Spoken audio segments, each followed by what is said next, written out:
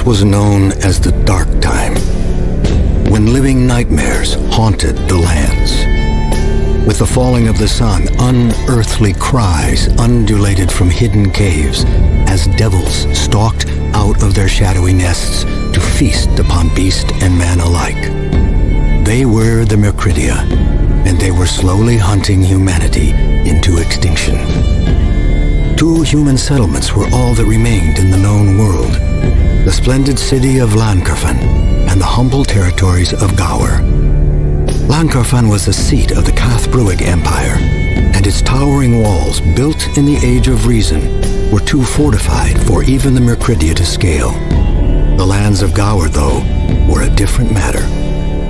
The clansmen of Gower were hardy people who worked a hostile and unforgiving land at the edge of the world. For hundreds of years, the Myrgridian devils made prey of the peoples of Gower, stalking from the dire marsh to raid their homes and villages. Although many stands were made against the Myrgridia, not a single town was saved. The devils were unstoppable. On this day, the Myrgridian horde had slaughtered their way to the outskirts of the town of Yursgrad, the oldest and mightiest town in the territories. During the forenight, unholy wails drifted from the hills outlying the city. Yursgrad was surrounded. Its doom appeared imminent. Clansmen who could fight gathered the people to the center of the town, making preparations for their last stand, all the while watching the descending sun and waiting for the darkness to bring their doom.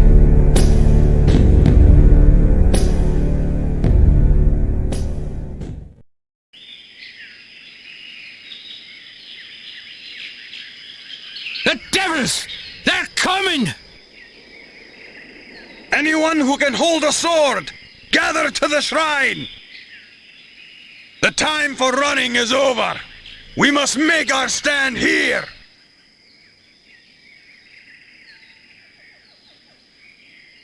Let's go!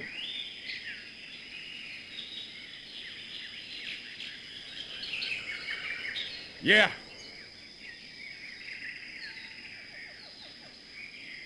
We move! Got it! Got it.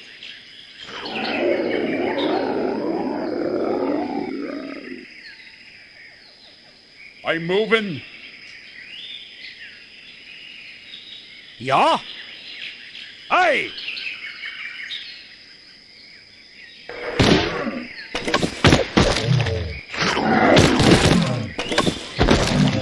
Move, you fool! Move it! Sorry? Yes.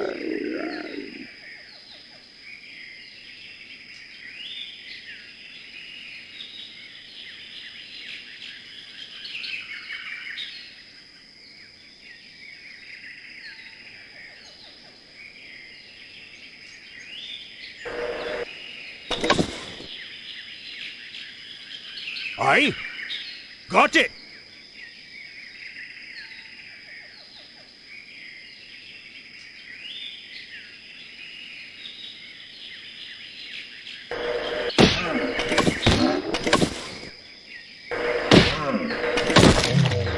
Order, sir. Right.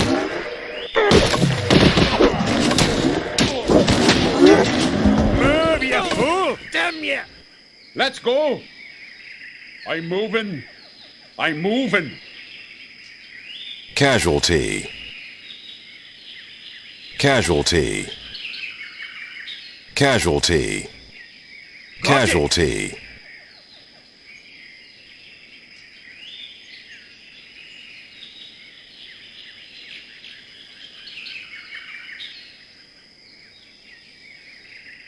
Yeah.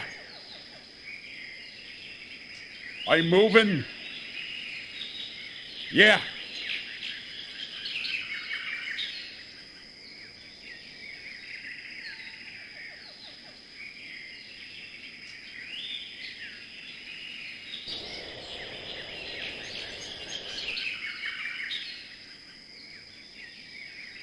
Let's go. Yeah.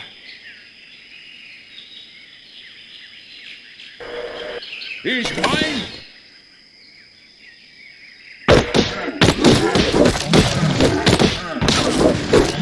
Move it!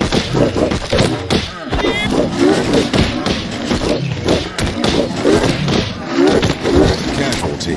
Move your ass! Casualty.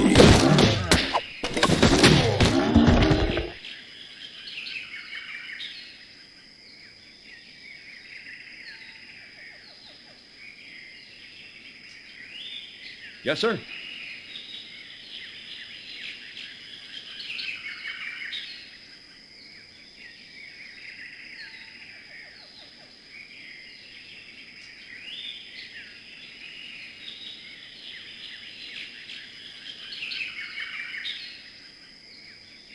Got it!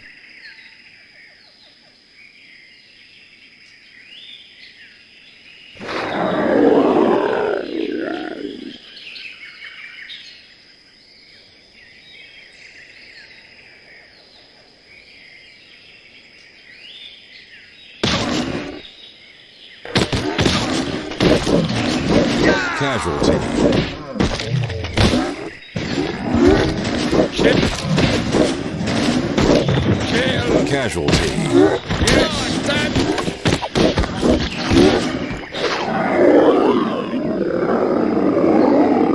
I'm moving.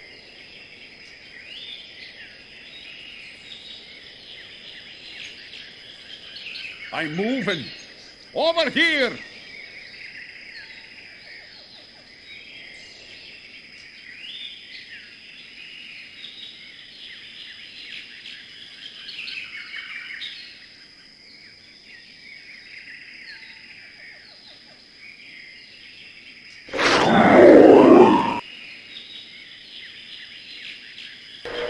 We'll do it!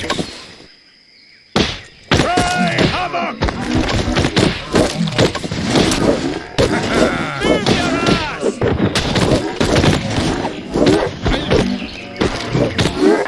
Move, you fool! Move, you fool! Move it! Let's go! I'm moving. Yeah.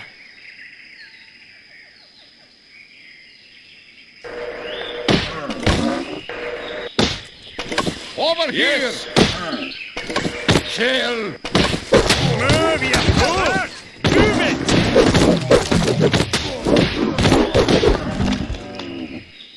I'm moving. Let's go!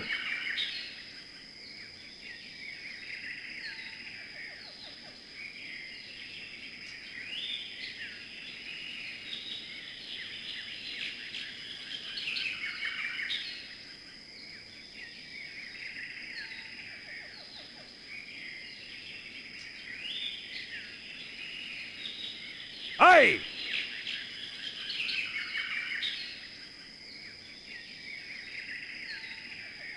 I'm moving.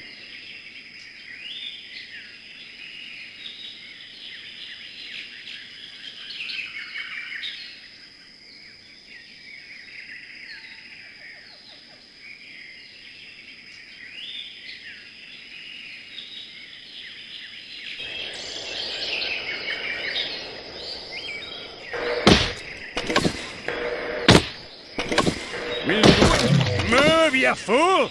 Tell me! Move it! Move it! Shame to me! Move your ass! Move it! Move it! Move it!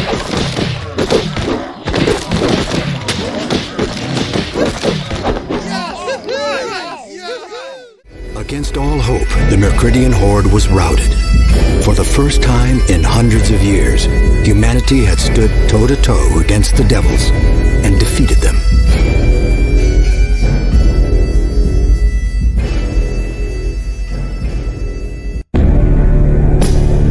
The story of Yursgrad spread throughout the Gower townships, and the bells of victory were sounded.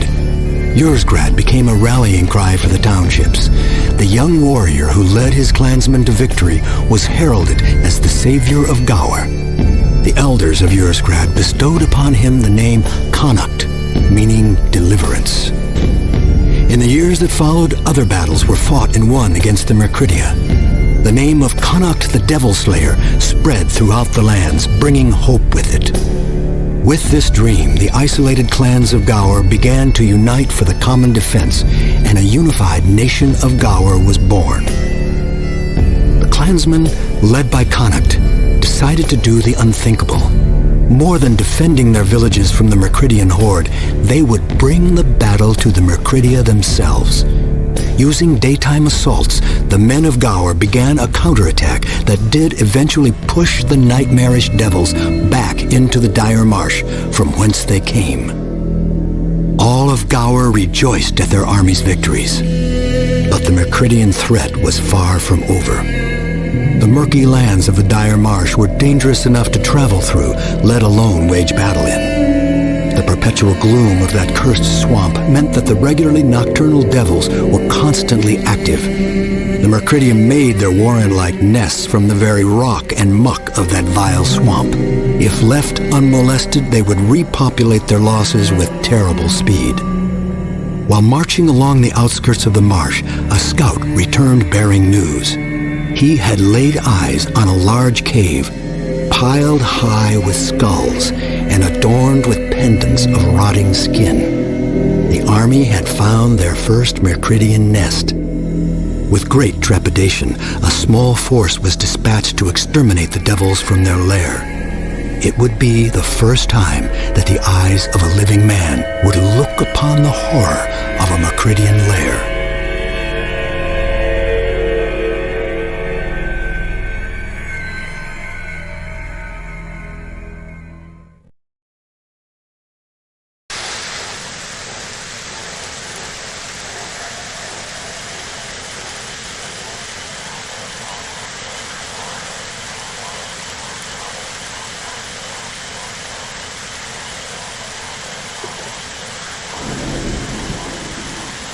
Watch it!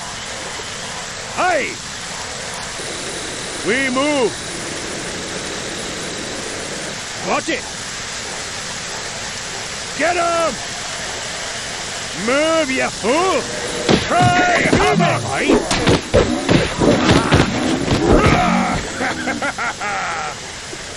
We move! Hey!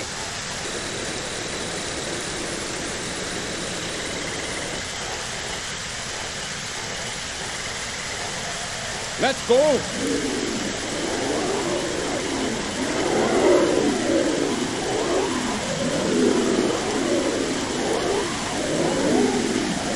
I'm moving. Watch it! Watch it! I'm moving.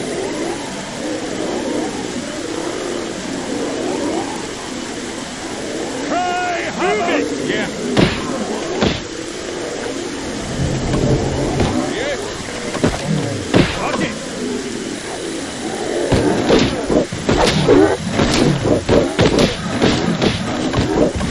Casualty. Move your ass! Move, you fool!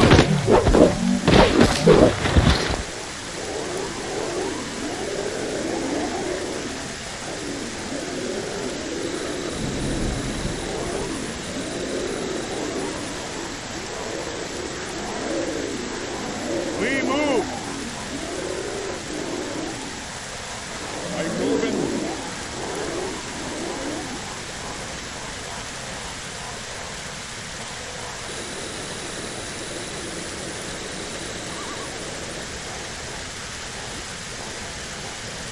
Watch it! We move! I found the lair!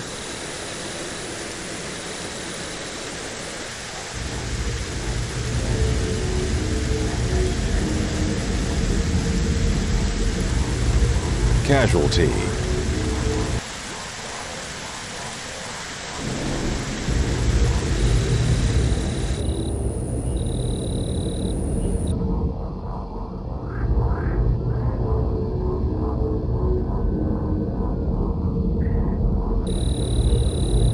Hey!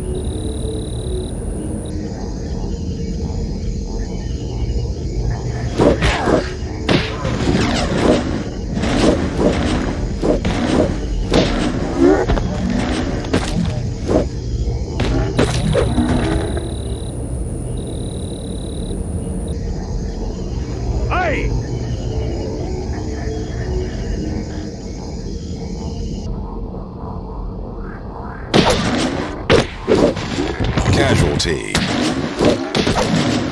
Casualty.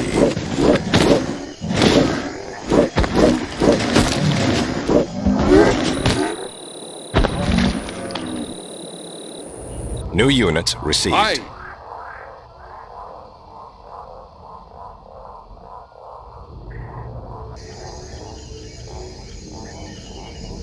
Yes, sir. Yes.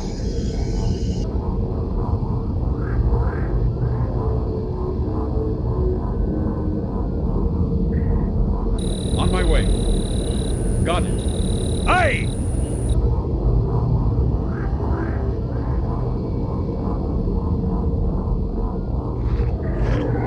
Got it!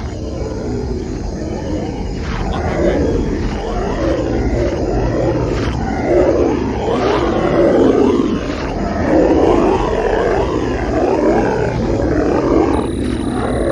We move!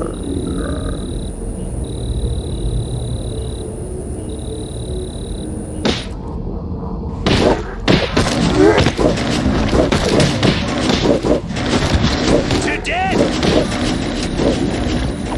Casualty. Move, you fool! Move your ass! Move, you fool! New units received.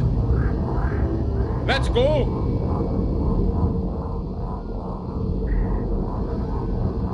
We move!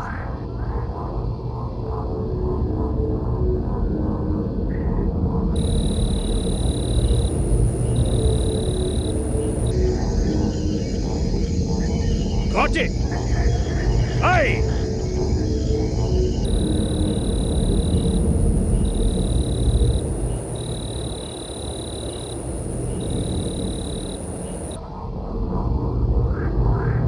We move! We move!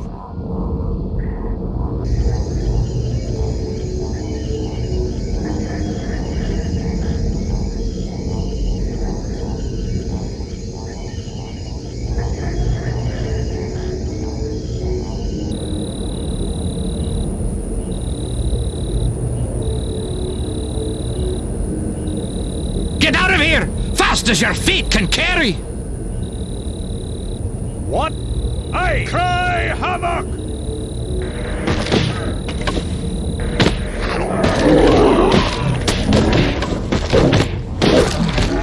Get back up. Got it! We move! Got it!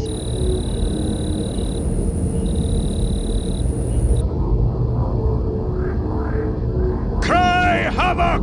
To death! Cry havoc! Oh!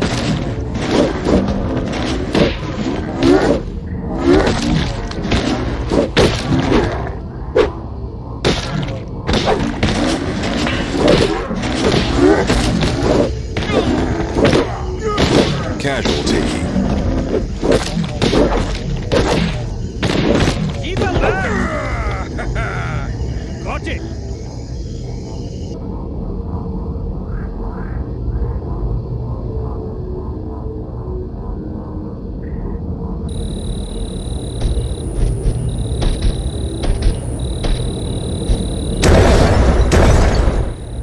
They die!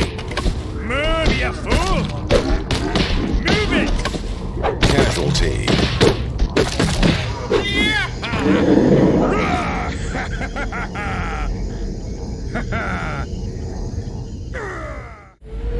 The Mercridian nest was put to the torch. A triumphant cry bellowed from the Gower army as they marched deeper into the murky swamps, searching for other nests to raise.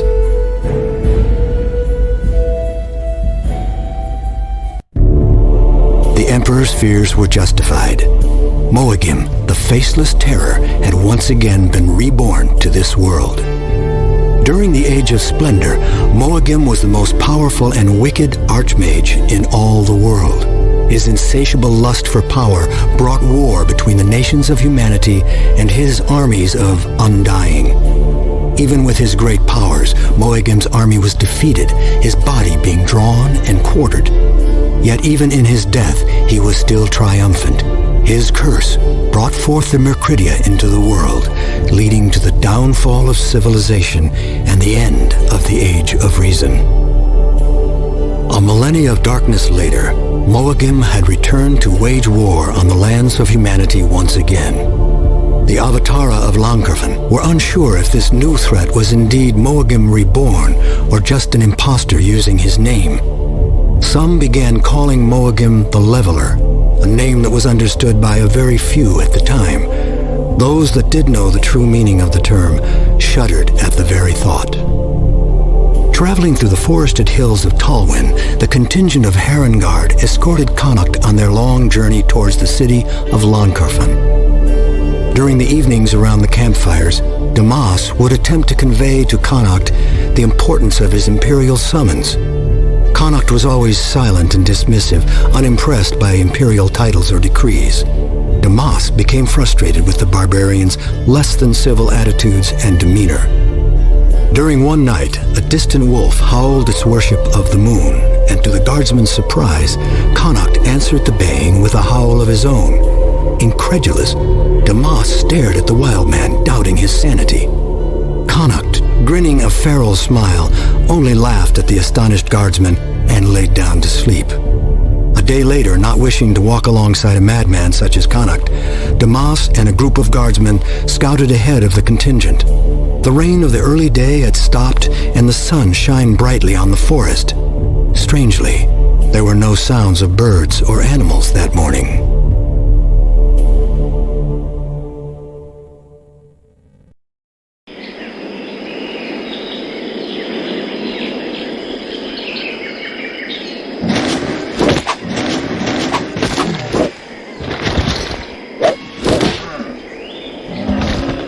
Thank you, my friend. You fight like a wolf. No time to speak. More devils approach.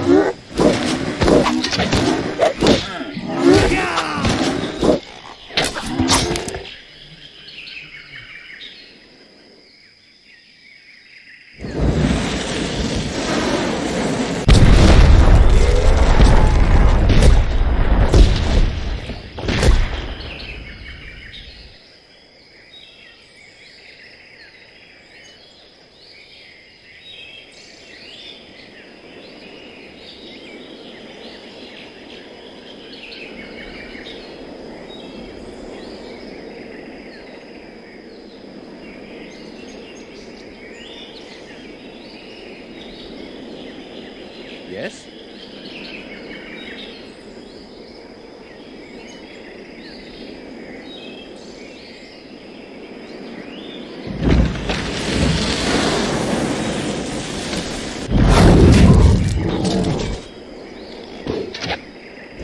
Go.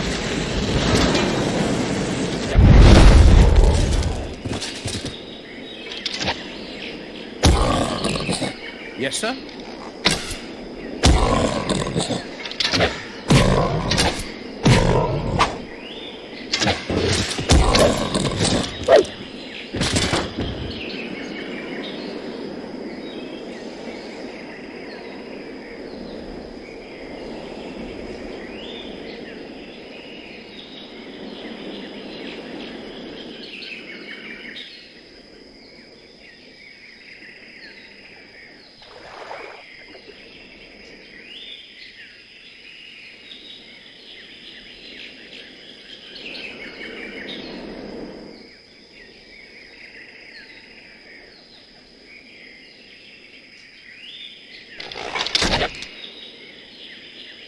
sir.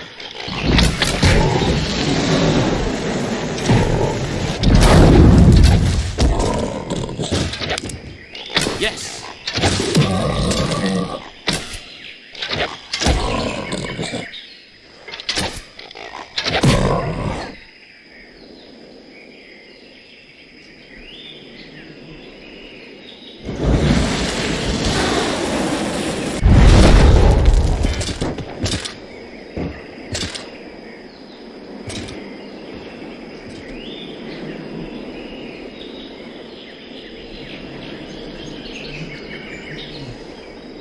Ready.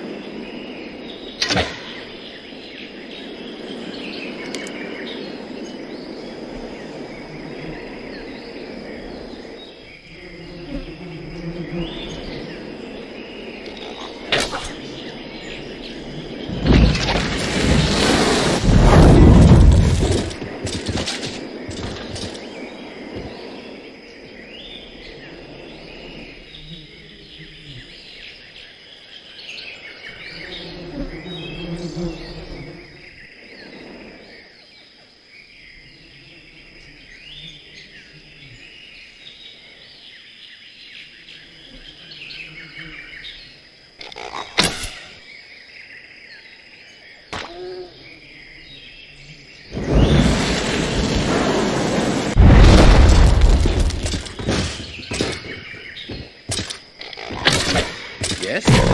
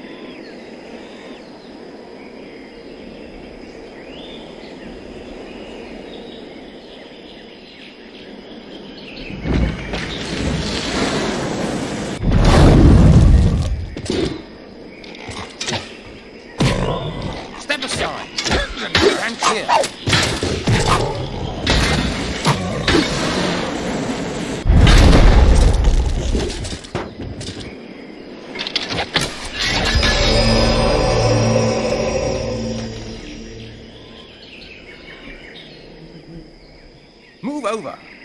Stand clear. Stand clear. Casualty.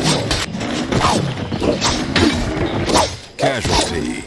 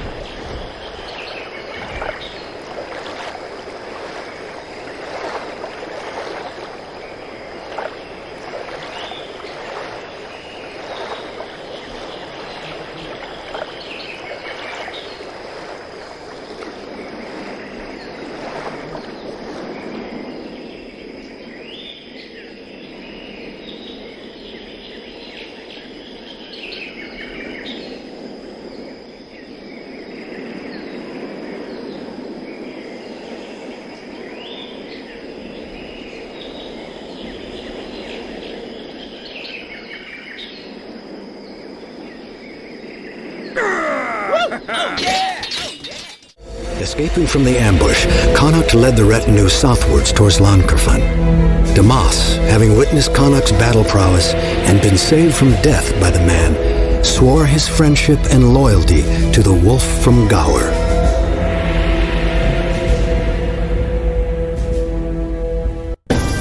Connacht shaved his head entirely. While this complied with the Emperor's command, Connacht remained stubbornly defiant to his new liege. Yet, true to his word, Emperor Leitrim granted him charge of a company of Llancarfan soldiers 200 strong. For 3 long months, Connacht trained his men. Not a day went by that the company did not conduct their grueling exercises. When a soldier questioned why they trained on mental and physical conditioning over swordsmanship, Connacht merely uttered, "When you fear death, your sword becomes useless. When you fear nothing, the world fears you." During marching drills outside the city walls, a fellow company was surprised by a horde of Myrcridia lurking about in the dusk. Panic-stricken, the company dropped arms and fled. Hearing their cries, Connacht and his company raced to their aid, laying into the Myrcridia with fearless abandon. When the sword blows stopped falling, the field was littered with dead Myrcridia, and not one of Connacht's men had fallen. The word of their achievement spread, and the so-called Devil Slayers were toasted by the Emperor at their imperial feast. By grant of the Emperor, the Avatara Enclave appointed one of their own as an observer to the Devil Slayers. His name was Myrgard.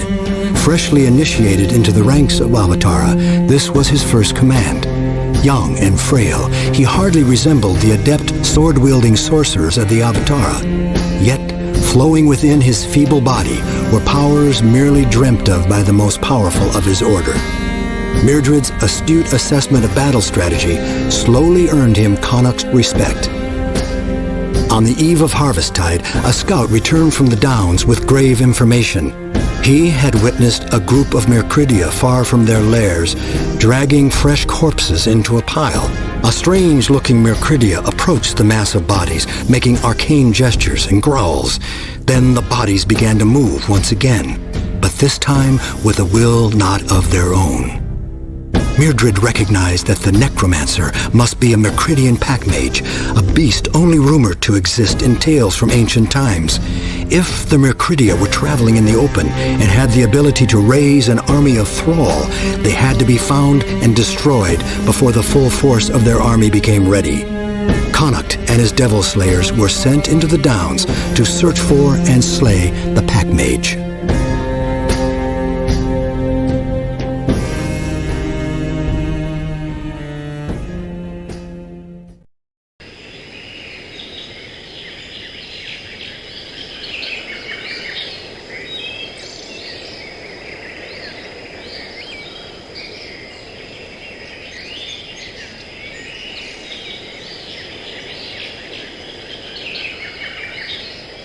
Yes, sir.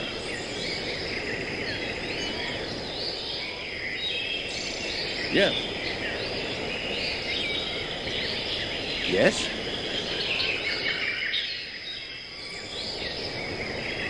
We're moving.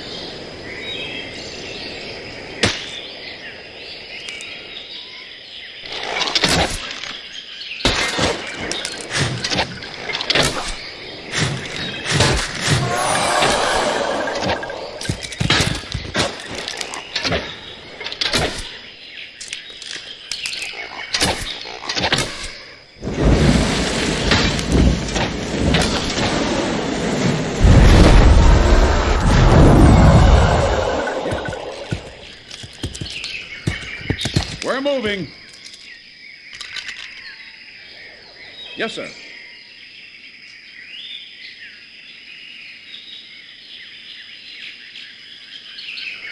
Got it.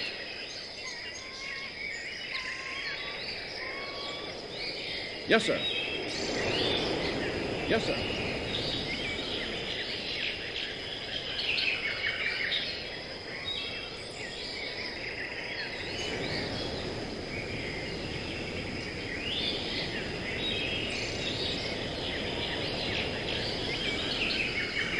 Yes, let's get them.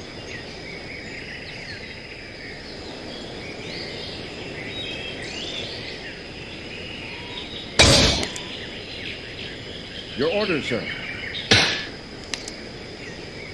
Right.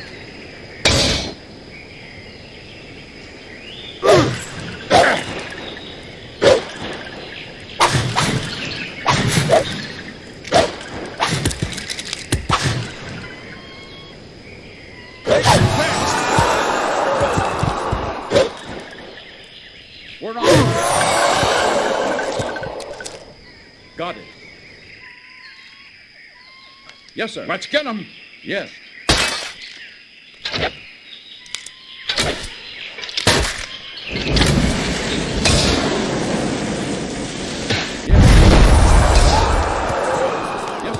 Yes, sir.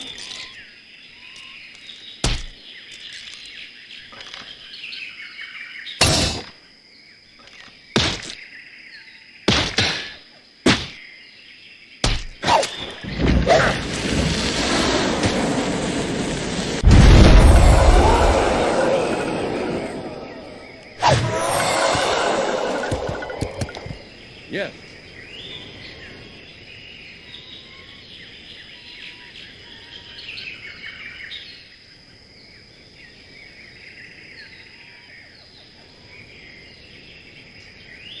Yes, sir.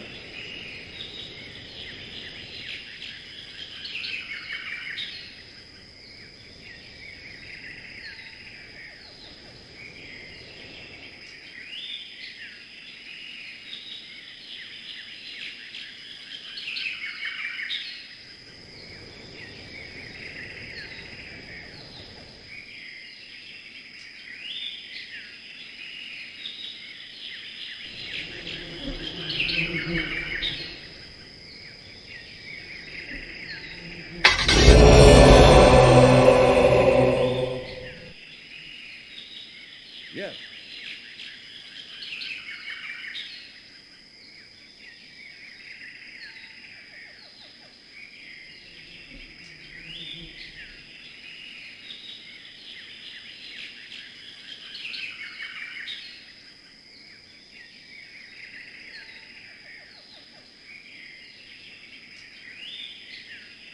Yes, sir.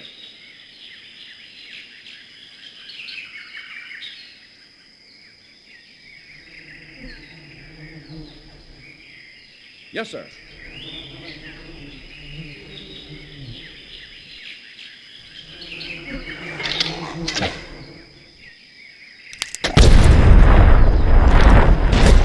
Got it.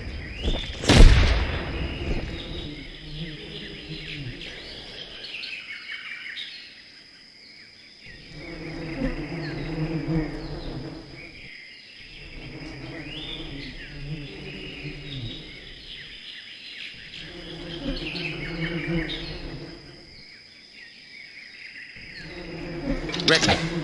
Got it.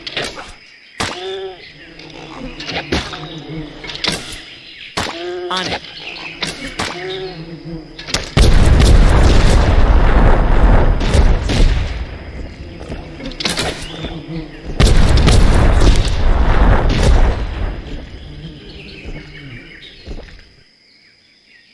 Yes.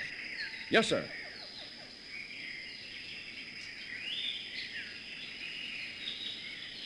Got it.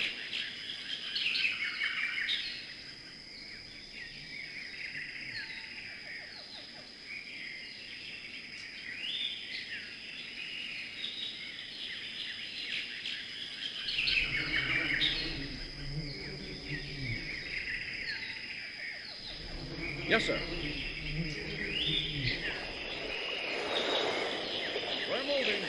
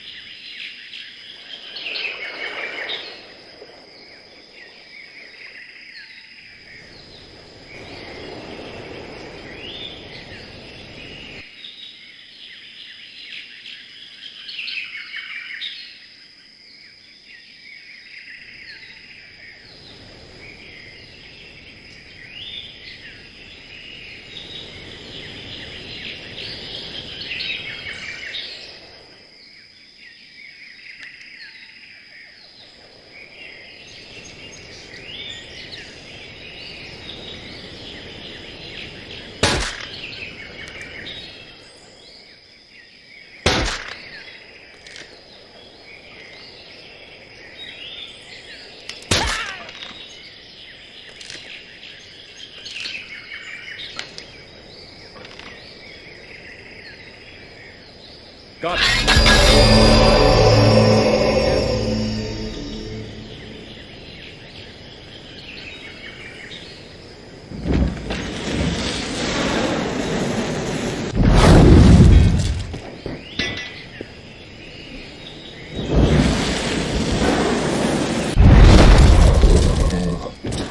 We're on it.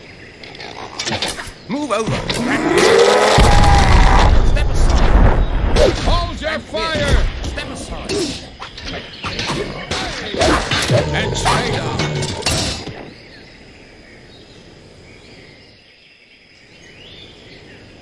Yes.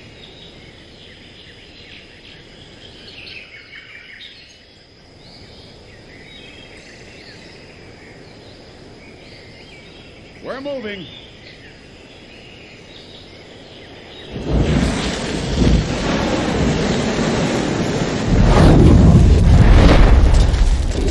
Move over. Stand clear.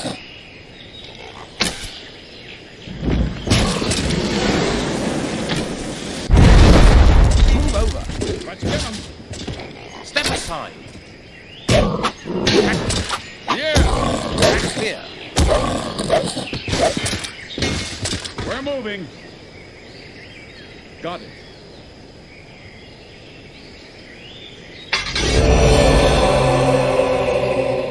Yes. Got it.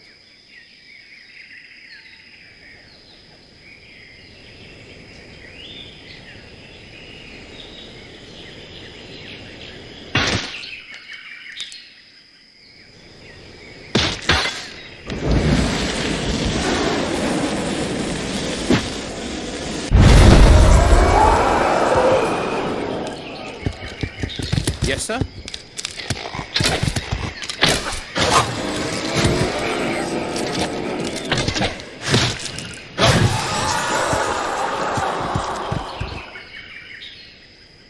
Moving.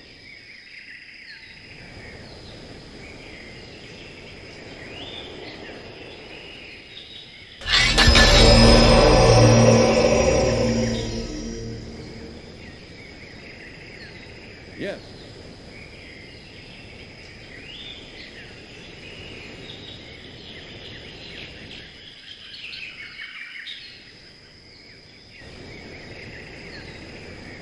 Right away.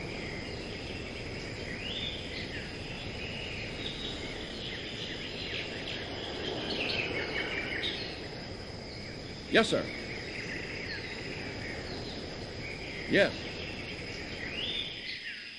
Yes. We're moving.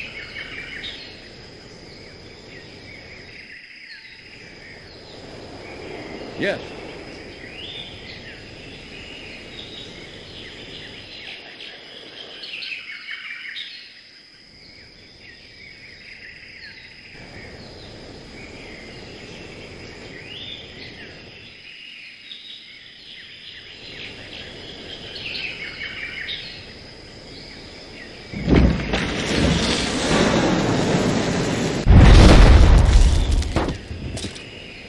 All right.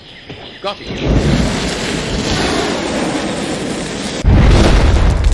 Yes.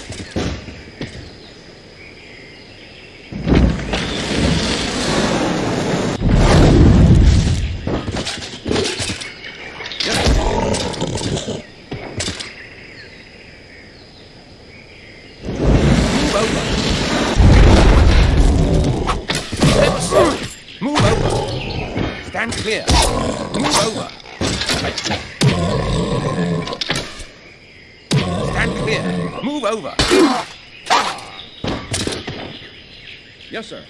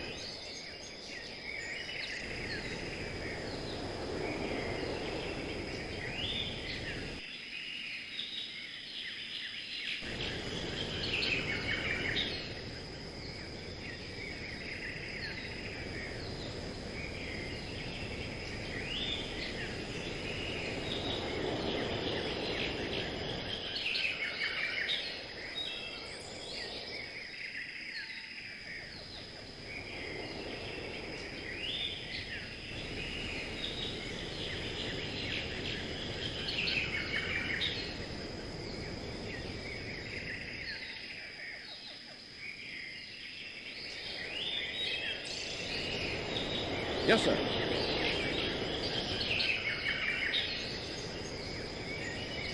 Got it.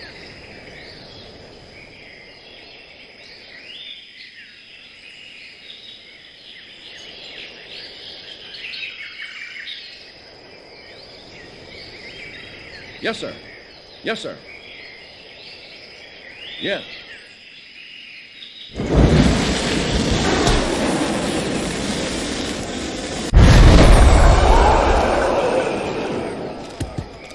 Yes, sir.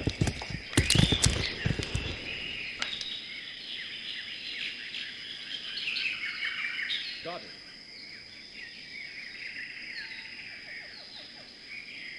Yes, sir.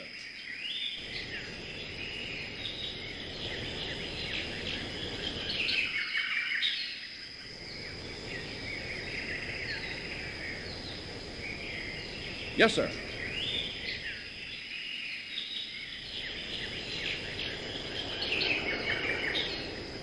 Yes.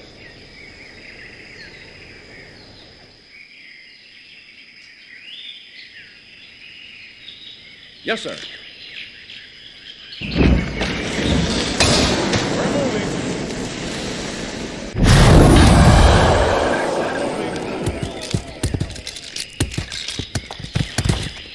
Yes.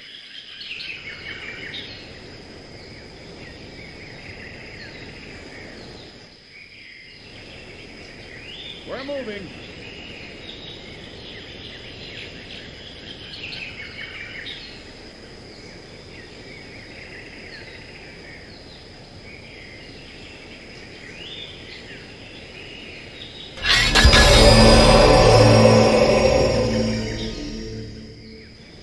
We're moving.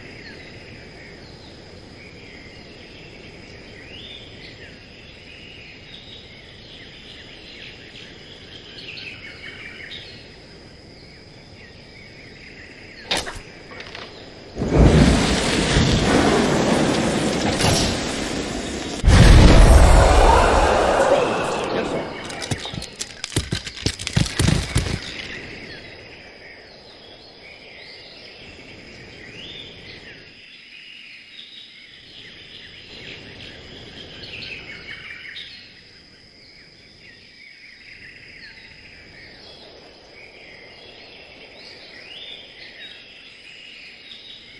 Yes, sir.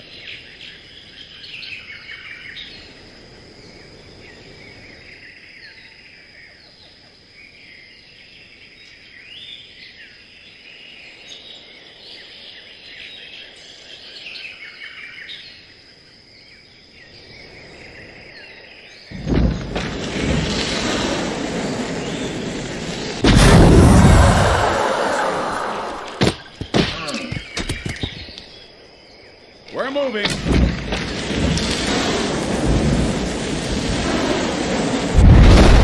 Casualty. Got it.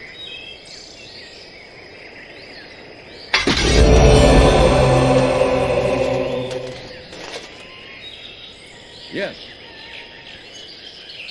Yes.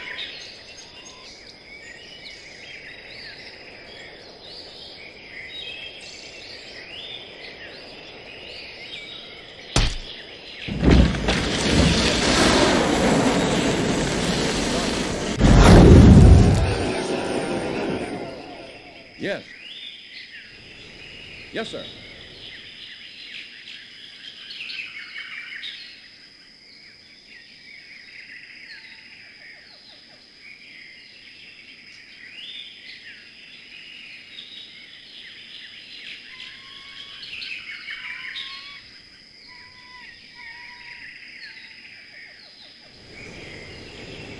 Yes, sir.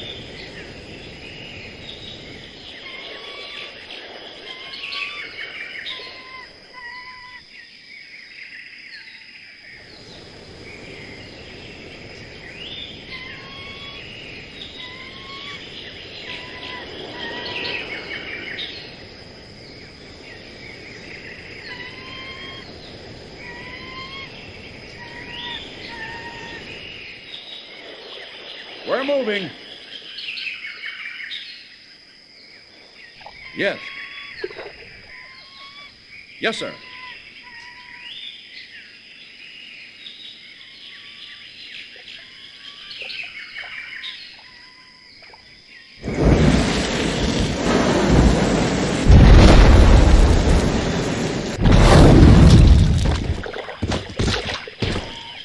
Let's get him! Stand clear!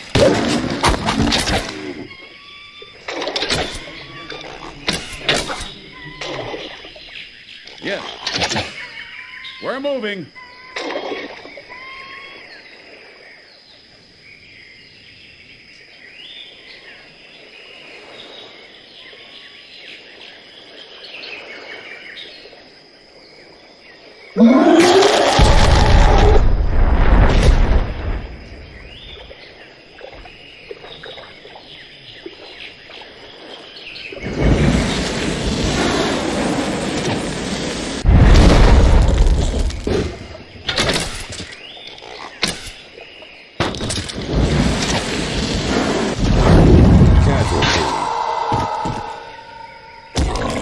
Move over. We're on it.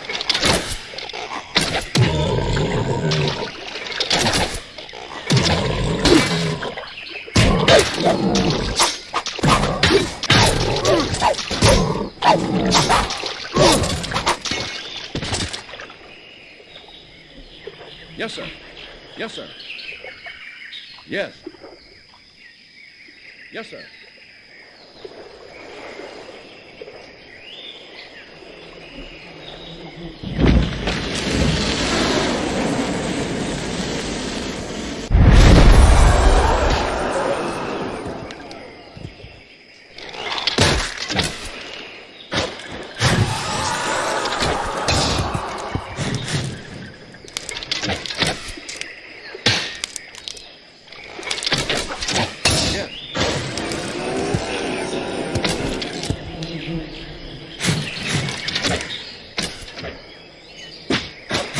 We're moving.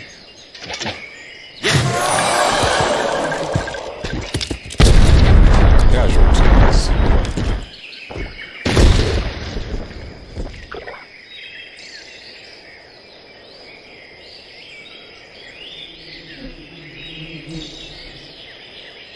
All right.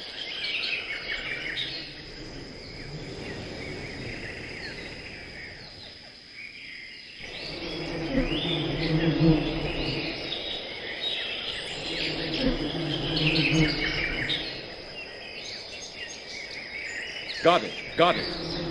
We're on it.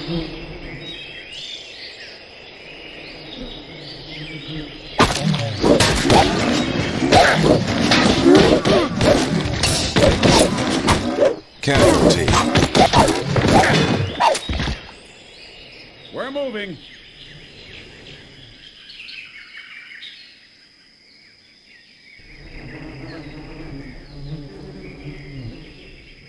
We're moving.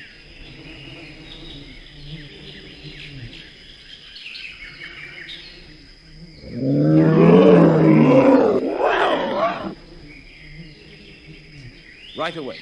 Got it.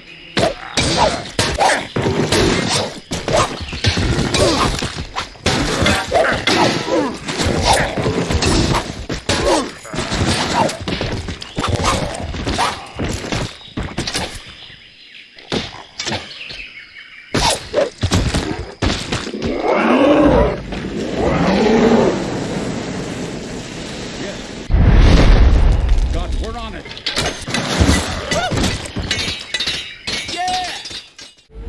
With the death of the Pack-Mage, the Myrcridia fled their lairs for the safety of their vile swamps. In the den of the Pack-Mage itself, a large tome was found amidst the foul rubbish.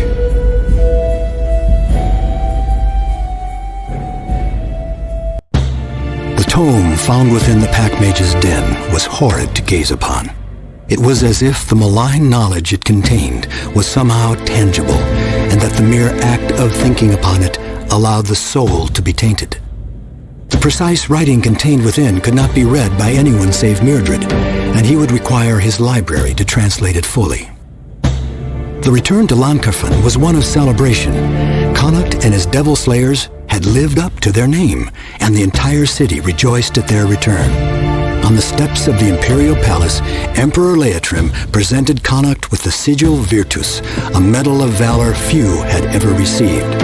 All of Llancarfan knew the name of Connacht and praised their new hero. Even Mazzarin was silently complacent. As the city held its festivities, Myrgard locked himself away in his dark study and pored over the Pack-Mage's tome. So intense was his research, he refused to be disturbed or even eat. After several days, Myrgard emerged from his study with a dead pallor about him, but bearing an exhausted smile. Immediately, Connacht, the Emperor, and the War Council were gathered at the Imperial War Room. Myrgard feverishly told them about his translation of the tome. The book was written by none other than Morgrim himself. Its pages told of the blackest of necromantic sorceries, and it was intended to teach the Myrcridia these magics. It seemed that Morgrim, the one responsible for bringing the Myrcridia into this world 1,000 years previous, still held some sway over them, and he planned to use them to attack Llancarfan. As the commanders began preparations for defense, Myrgard spoke of one other piece of information the book provided: the location of Morgrim's main encampment along the shores of the deep. Connacht, realizing the potential for that information, boldly addressed the Emperor. An army of Llancarfan soldiers could march on Morgrim's encampment and attack him by surprise before he or his army could reach the city walls. After long hours of discussion and planning, the Emperor finally agreed to give Connacht charge of a regiment of the Empire's finest soldiers. They would march north along the Dire Marsh to the shores of the deep and attack Morgrim by surprise. They hoped that a strike to Morgrim's heart would stop his evil plans before they could be started.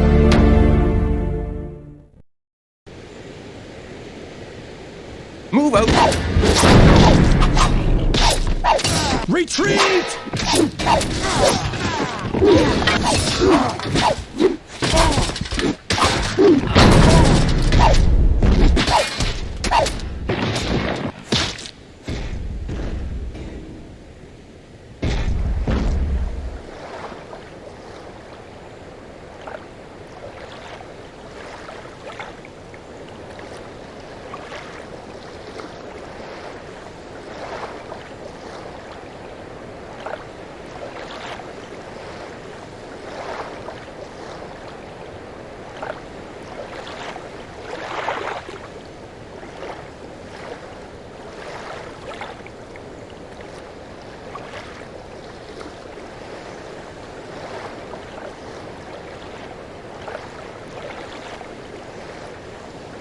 Yes.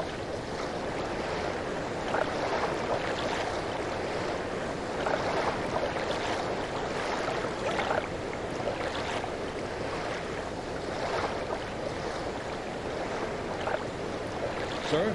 Yes, sir.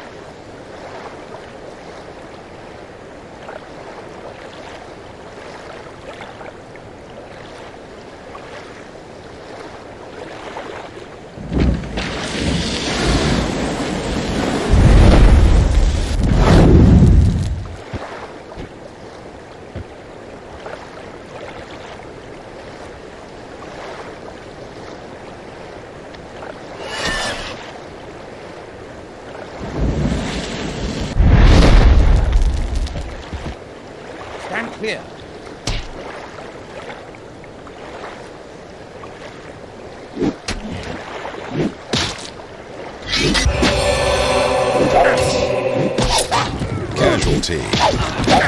Casualties.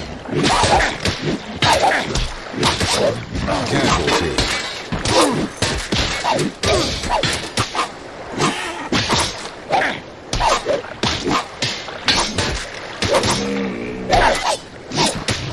Casualty.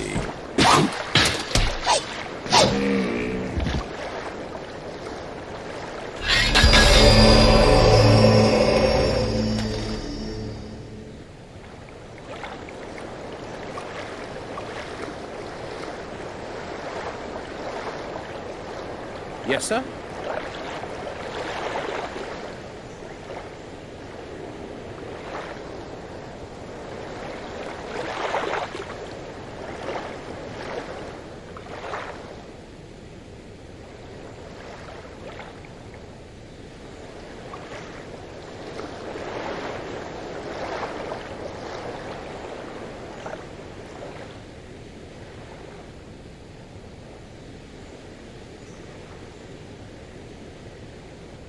Stand clear.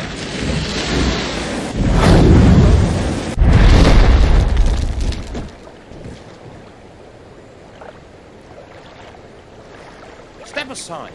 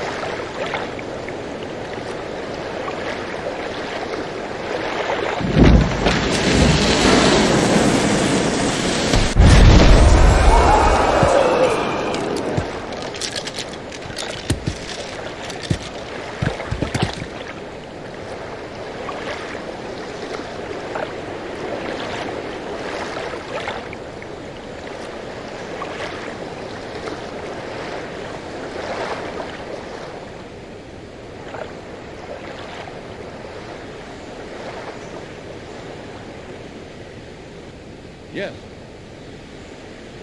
Got it.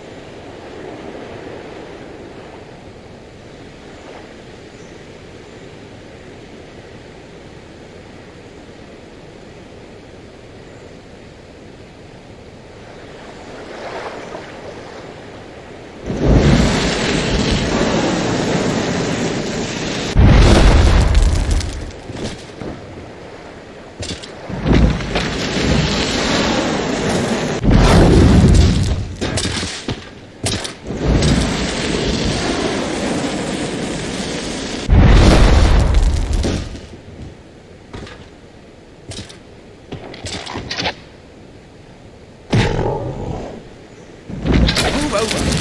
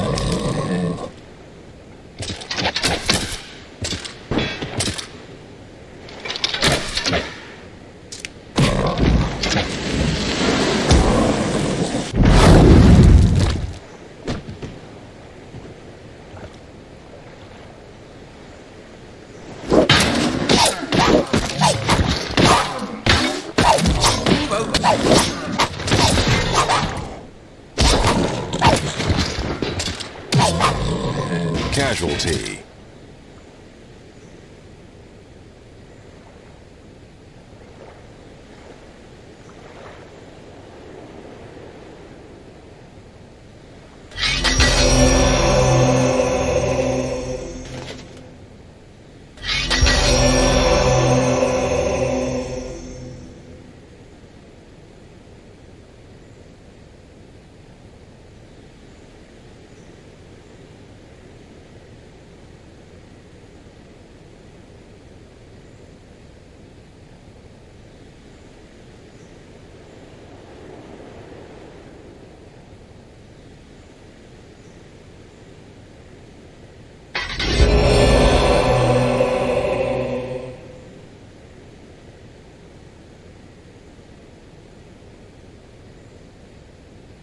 Yes, sir.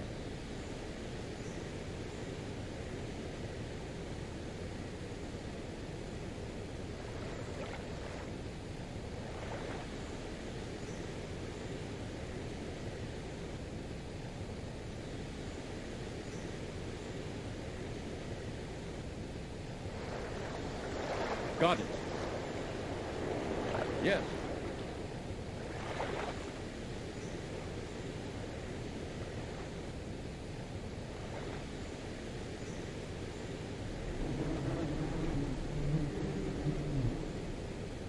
Your orders, sir. Yes.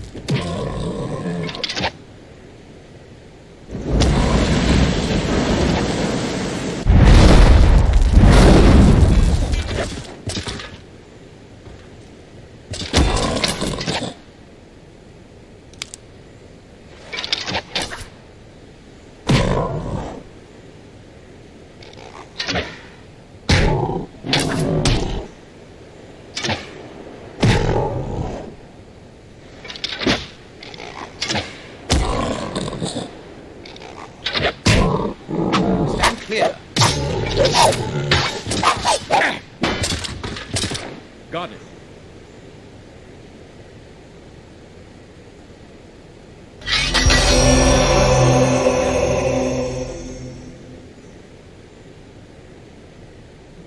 Yes, sir.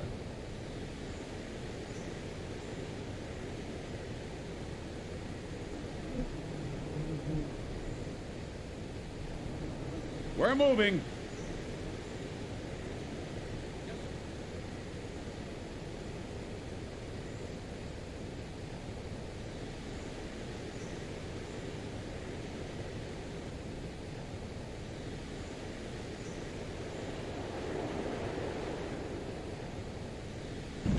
Quick, we must seal the canyon.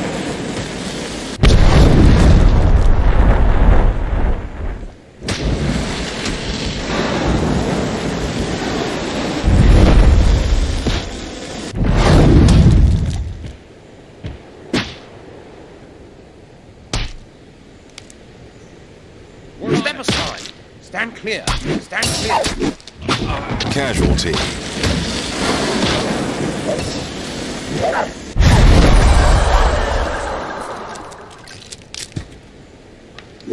Stand clear. Casualty.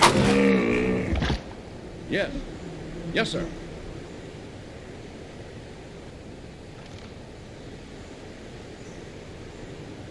We're moving.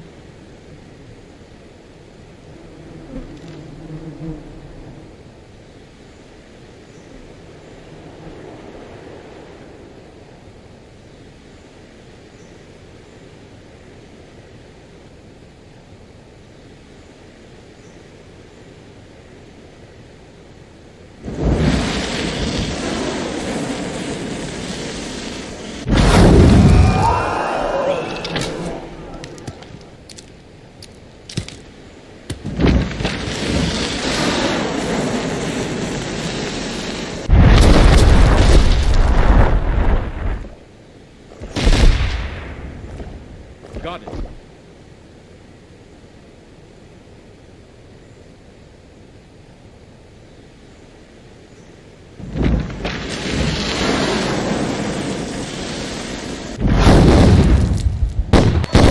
Casualty.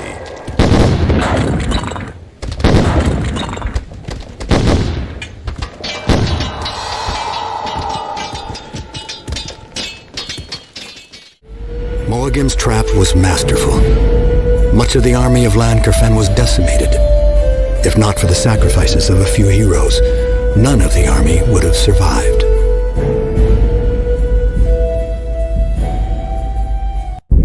Myrgrad's plan was an improbable one, finding the most powerful archmage to ever live and coerce him to join their forces. Improbable, if not desperate. After a week of researching dozens of musty tomes, all claiming to be records of Mazzarin's life, Myrgard narrowed his search to one fascinating book. Myrgard was assured that it was genuine. On the last page in its leather-bound volume was a short, scribbled passage.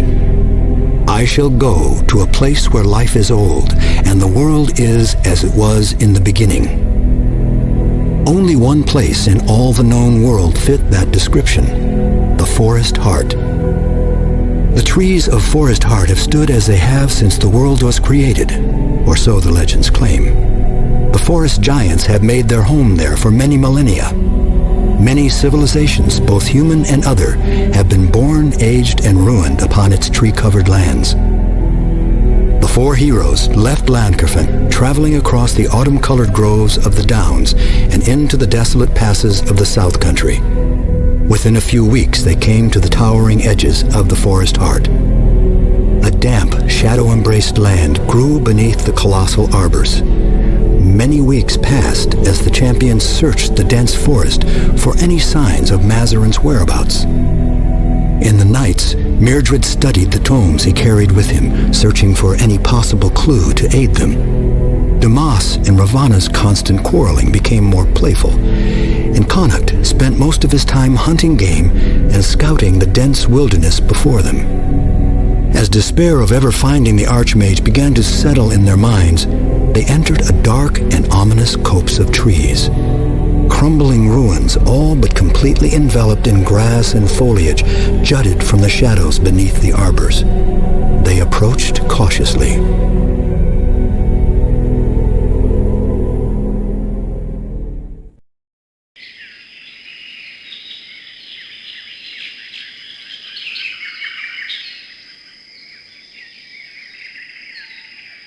These writings, they are ancient. Pre-Cath Bruig. We may have found something.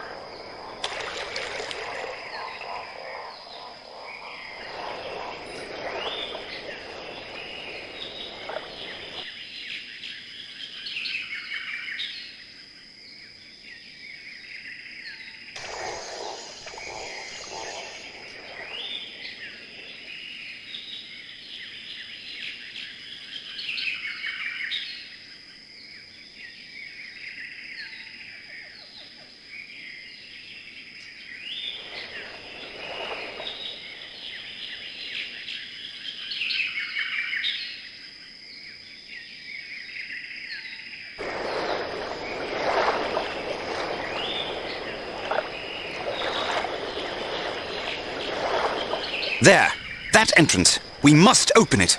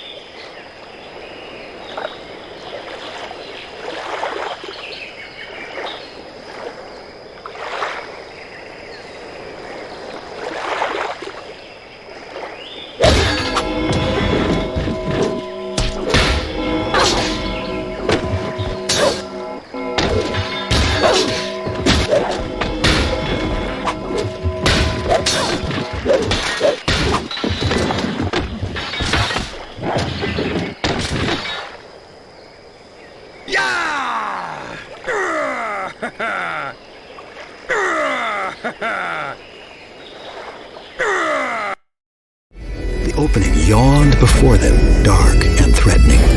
A loathsome air rolled out from the catacombs, like a breath of ill omen.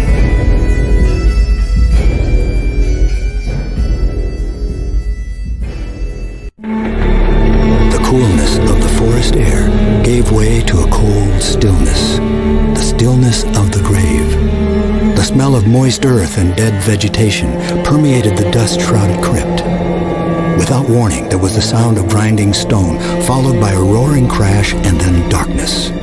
The doors to the crypt had shut behind them. Damas and Connacht put their strength to the stone doors, but to no avail.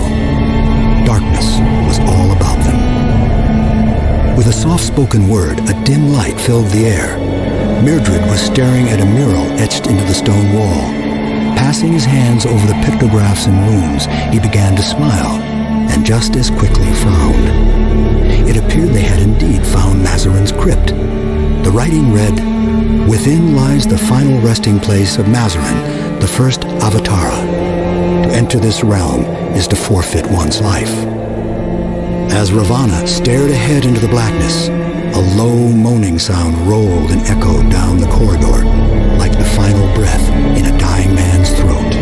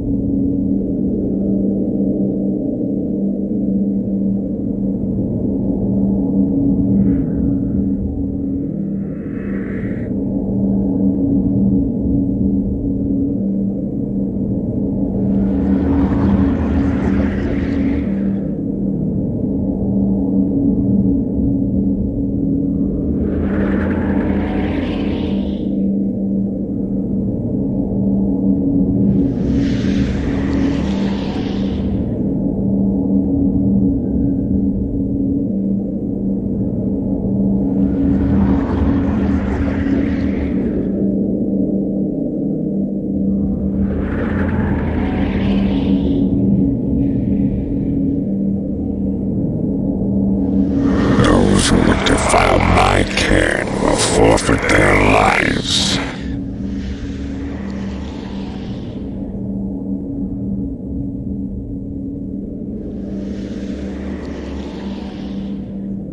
Mazzarin, first to the Avatara, master of the Codex, slain by Bahl'al, but undying in the light. We are your disciples, and wish no harm unto you.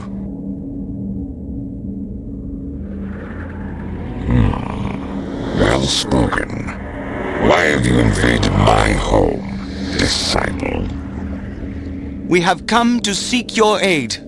The faceless terror Myrgard is reborn once again. His armies Threaten your empire? Do you think I am unaware of the world above? I have read the Total Codex. I know what the Anvil of Fate forges for us. Then you will help us? I will not. Great One, we ask your aid in the battle against the dark. That battle is over for me. I am no longer a slave to the tides of the light and the dark. This battle is yours to fight. Coward. Have you no soul left in that dried corpse of yours? Have you lost all concern for humankind? The concerns of your world are no longer mine, child. Then it seems as if the Watcher truly has taken your life. I should rend your flesh for mentioning that name in my presence!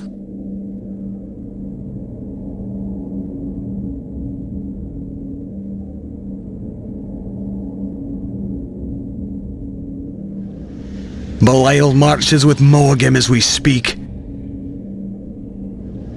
And yet you stay here in your filthy grave while he destroys the world. You are a fool. But a powerful fool.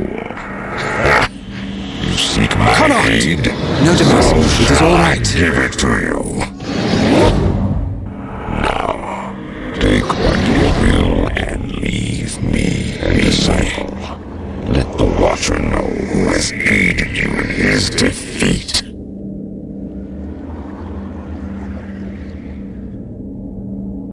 Connacht awoke several hours later. He was a changed man. All the strength and sorrow of ultimate knowledge burned in his eyes. He would hold the scars of Mazzarin's fiery grip for the rest of his life.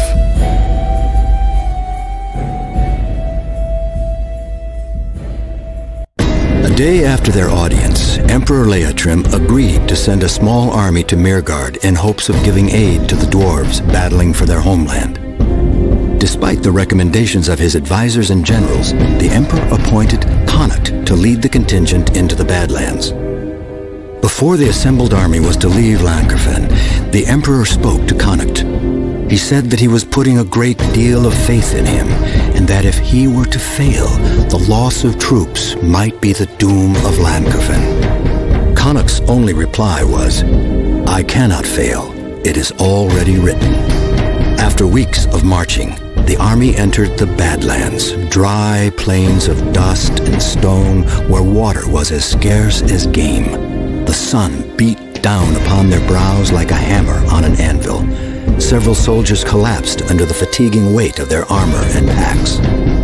A distance ahead of the army, footprints were found in the soft sand. Gold footprints. They numbered in the thousands, and by their direction, they were headed for Myrgard. Connacht ordered his contingent to march at double time in pursuit of the Gold army. Although many thought him mad to rush headlong towards a vast army, they followed him with bleak resolution. After more than 4 days of strenuous marching, the army crested a rise overlooking a sunlit valley, and there they saw the enemy. A horde of ghouls, at least 1,000 strong, sprawled out before them.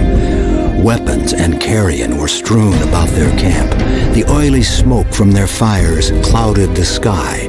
Fences of sharpened palisades formed pens for the hundreds of wights that lumbered and shuffled in the heat. In the center of the host, a great black boulder dominated the valley floor. Rounded and shaped vaguely like a ghoul's head, it was being worshipped by the mass of feral creatures. They were making preparations for war. Connacht immediately formed a plan for a surprise attack. A small group would attack and get the Ghoul army to give chase. Then the remainder of the Llancarfan army would split, one half to attack the advancing Ghouls and the other to attack their flanks, crushing the beastly army from two sides. It was a sound plan. They just hoped that it would stand the test of battle.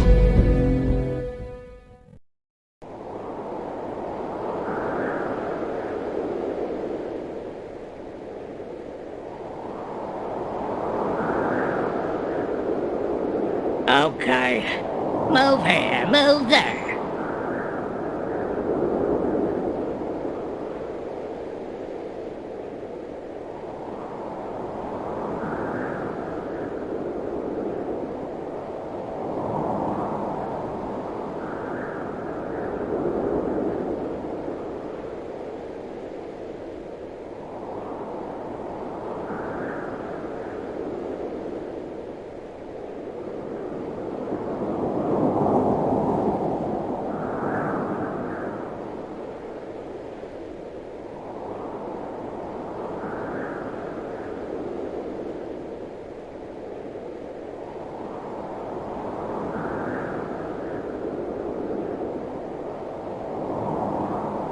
Catch!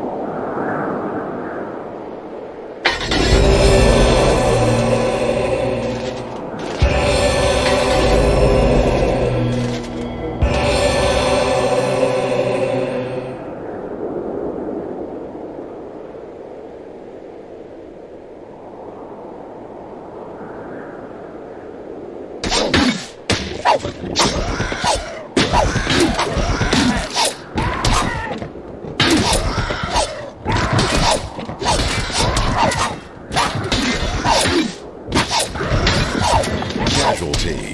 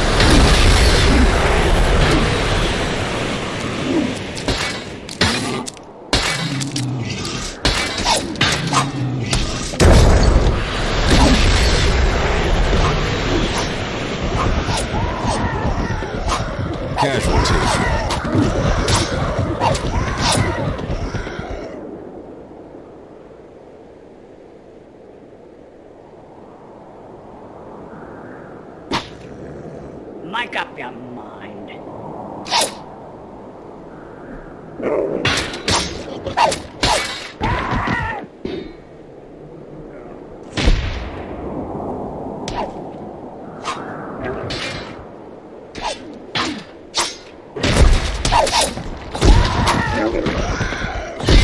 Casualty.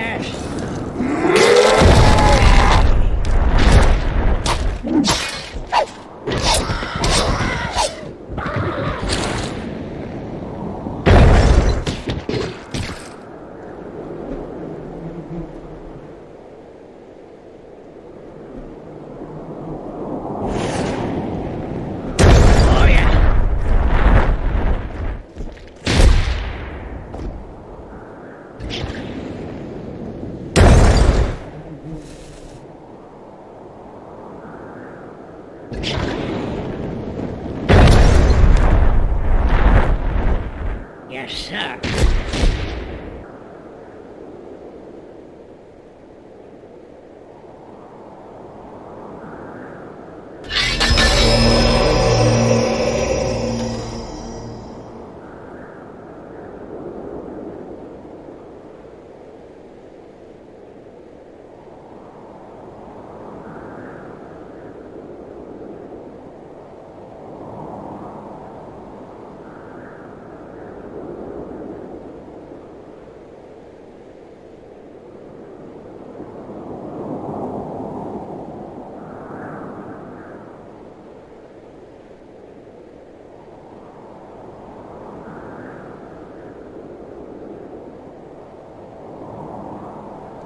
New units received.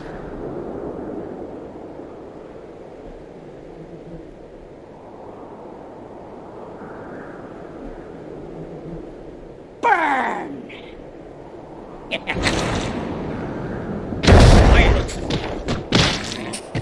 Burn!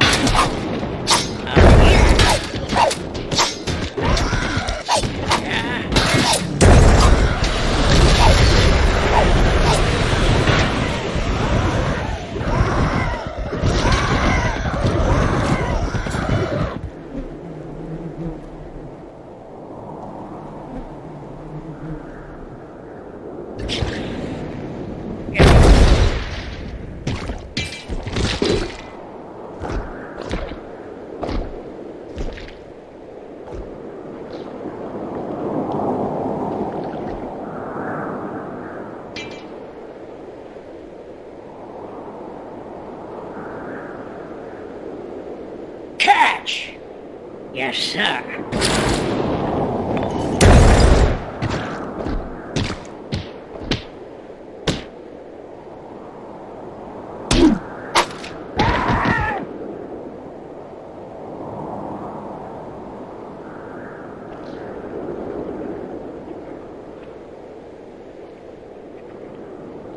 Let's get him! Take that!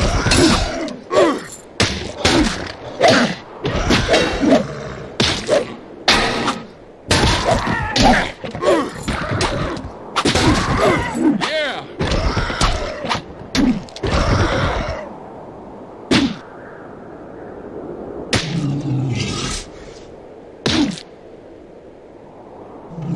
Casualty. Got it. Yes, sir.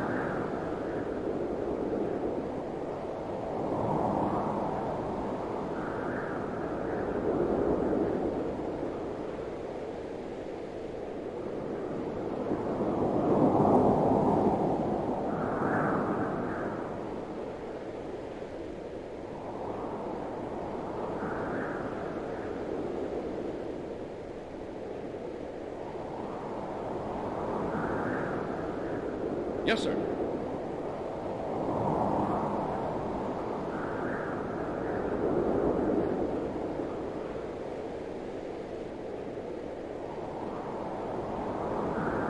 Yes.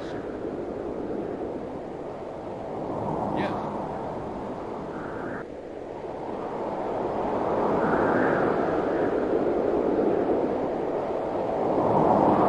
Yes.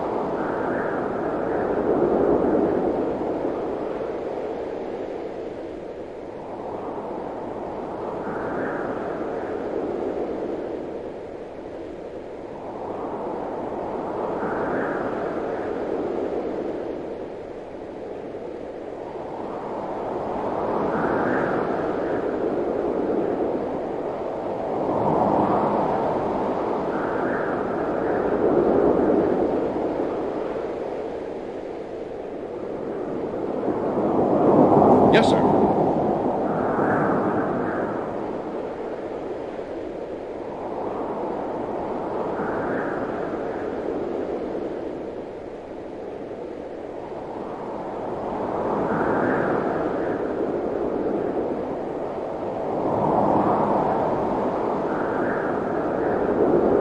Yes.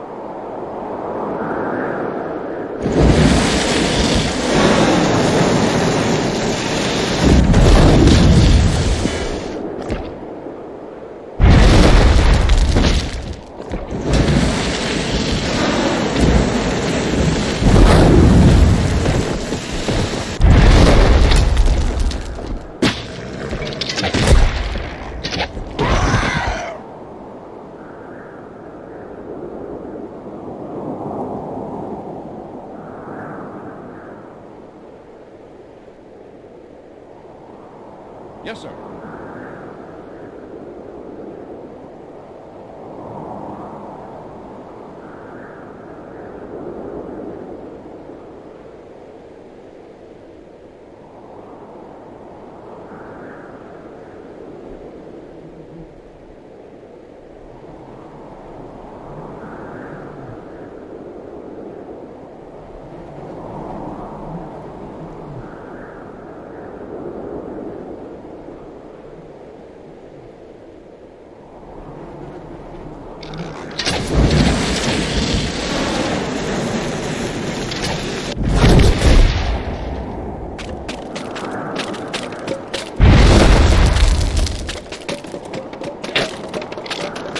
Yes.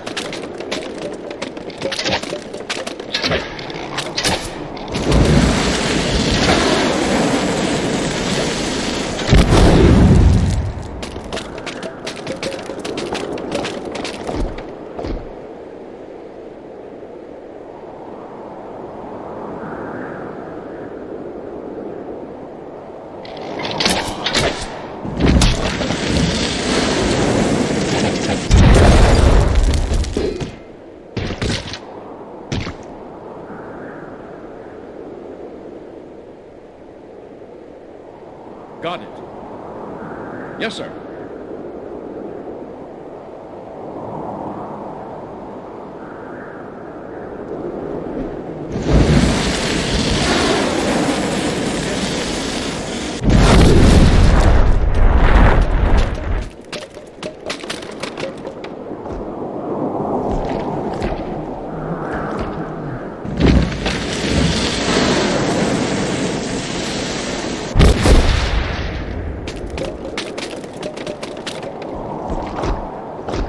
Yes, sir.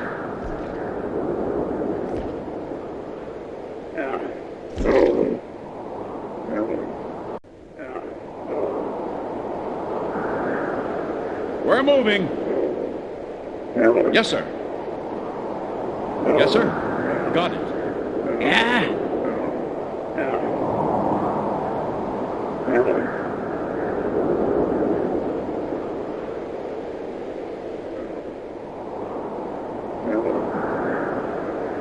Okay.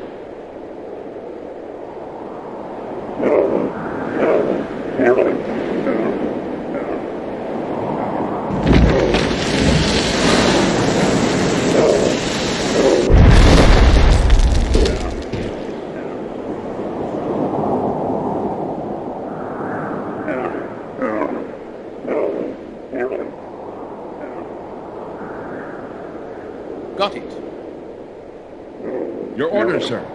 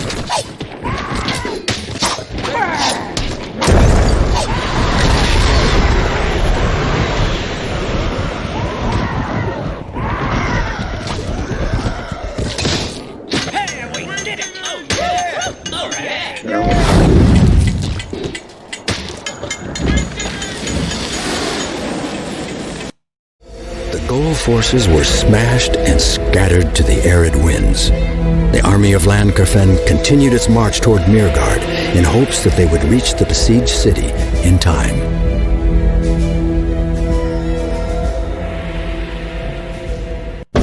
With the Goal army defeated, the cowardly beasts abandoned their leaders and fled into the Badlands steppes. The main force of the Goal army had been routed, but valuable time had been spent in doing so. As soon as the wounded could walk, Connacht's army was marching again towards Myrgard. They all hoped they would reach the dwarves in time. Had Connacht known of the dire situation that befell the city of Myrgard, even he might have lost hope. For 13 days, the Goal hordes had attacked the very gates leading into the dwarves' subterranean city. Hundreds of dwarves had given their lives in its defense, and 5 times as many Goal had spilt their blood upon its steps. Halfgrim, son of Horik, 12th Ifor of Myrgard, had that morning looked out over the lands that his people once held. Now only weeds grew in the dry soil between the bits of bone and iron and the blackened craters of earth. 12 generations had his people roamed the above world. Now they stood on the cusp of retreating back into their stone-carved chambers, not to see the light of the sun for many long years, if ever. Galarek, first chosen of the Khagar axemen, approached his Ifor. His news was grim. The demolitionists had scraped together the last of their explosive powders. After this day, they would have to rely on their axes alone. Our axes and our bodies, was the Ifor's reply. A horn trumpeted in the distance, echoing across the scarred plain. The Goal horde was upon them again. With grim determination, the dwarves made ready for the final defense of their kingdom.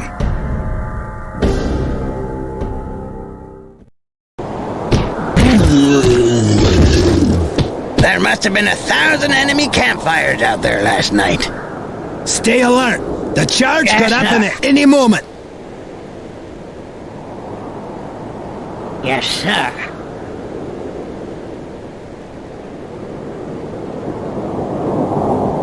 Go!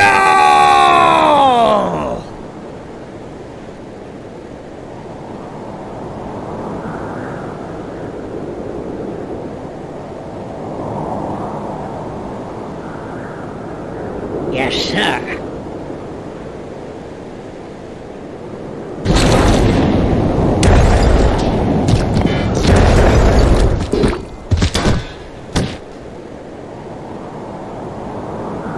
Make up your mind. Look out! Yeah!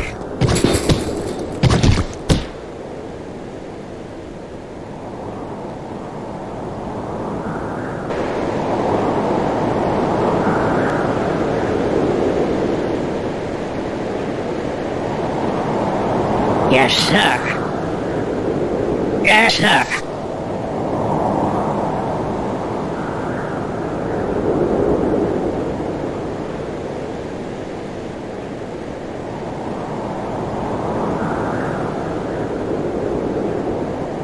Yes, sir. Yes, sir. Yes, sir.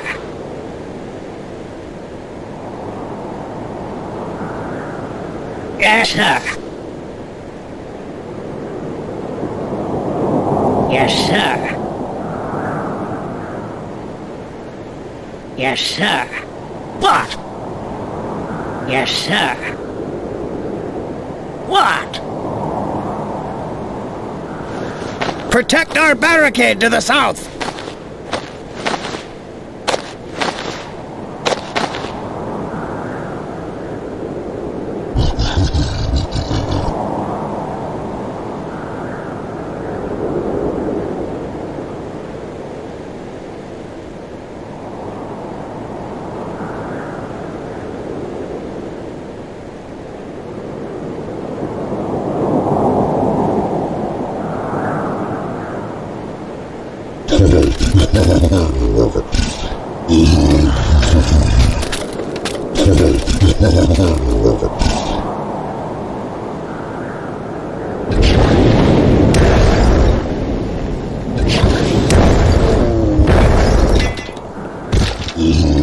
Get out of the way. Yeah. Look out. Yeah. They've broken through the north wall.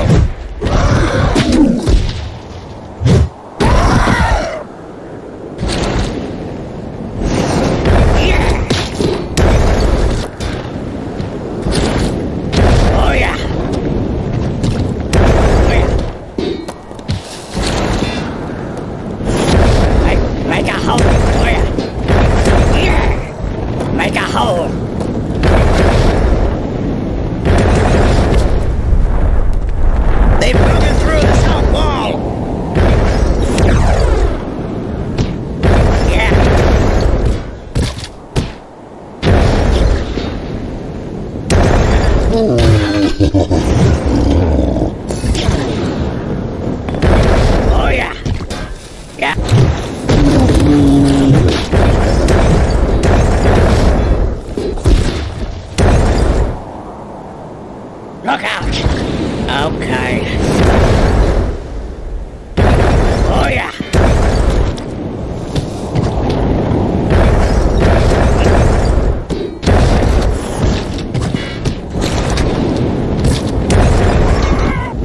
Oh yeah! Get out of the way!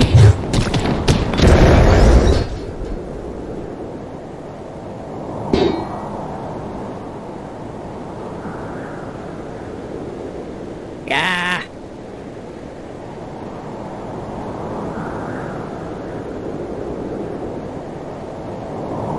Yes, sir.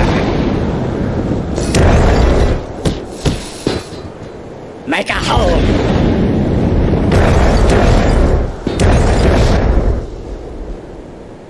Yes, sir.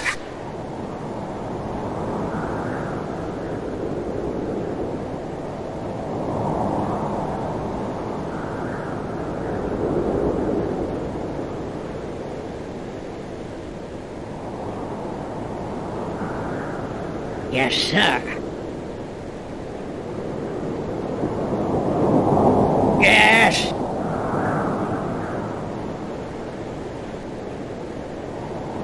Okay. What now?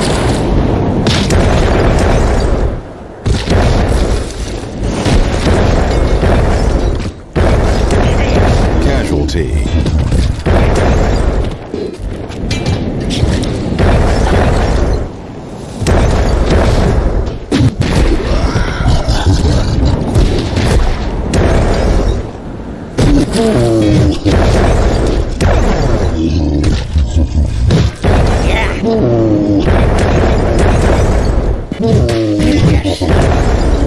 Yes, sir.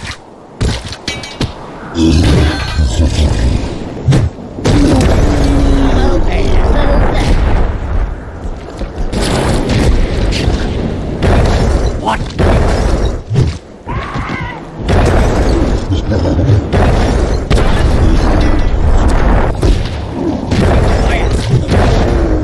Casualty. Yes, sir. What? Maybe.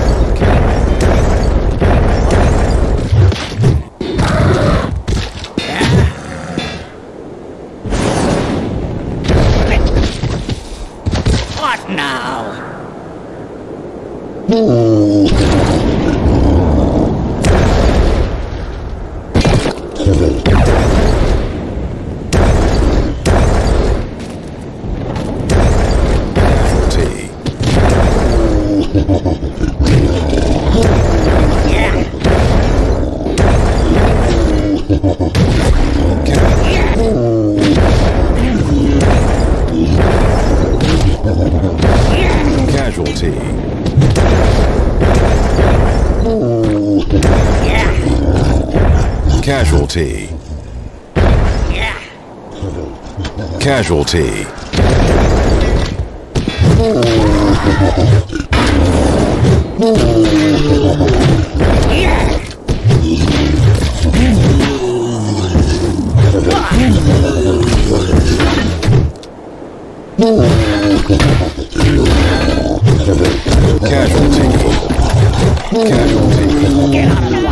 Casualty. Casualty.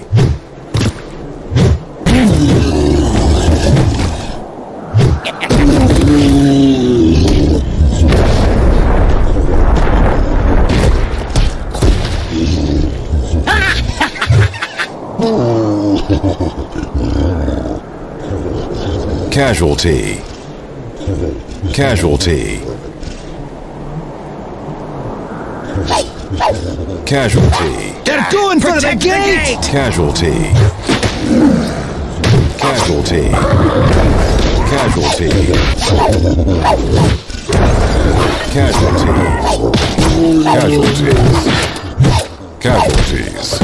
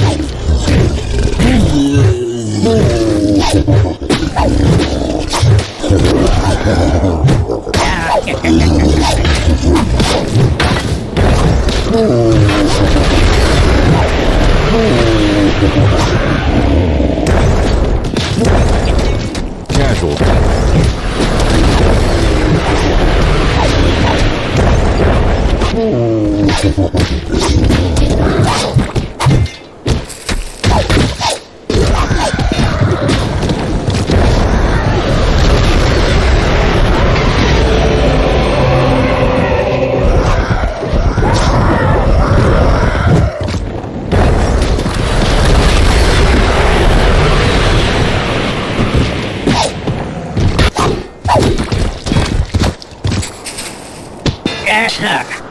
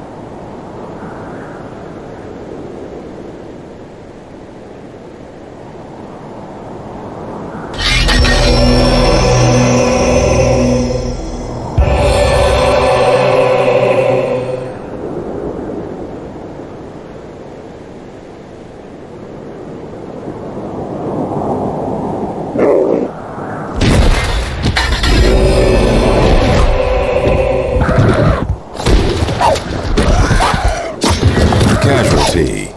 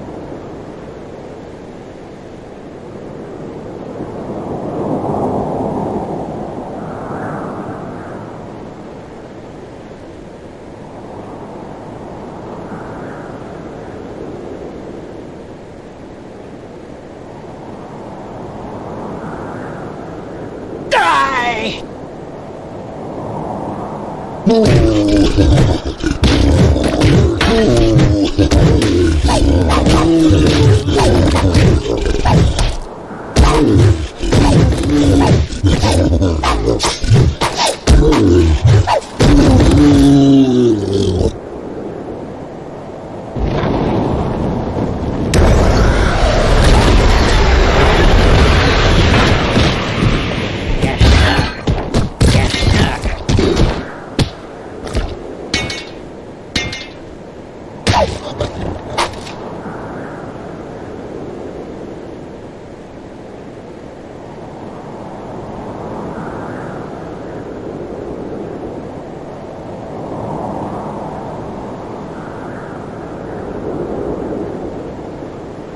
Yes, sir.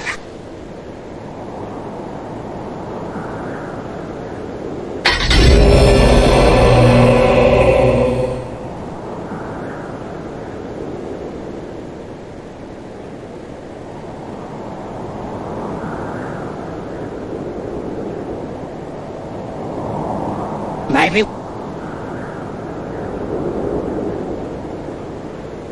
Good. Yes, sir.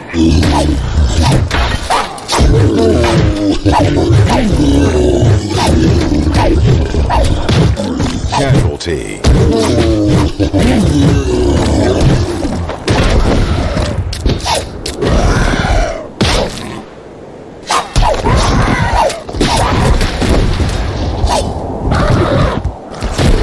Casualty. Good. Yeah?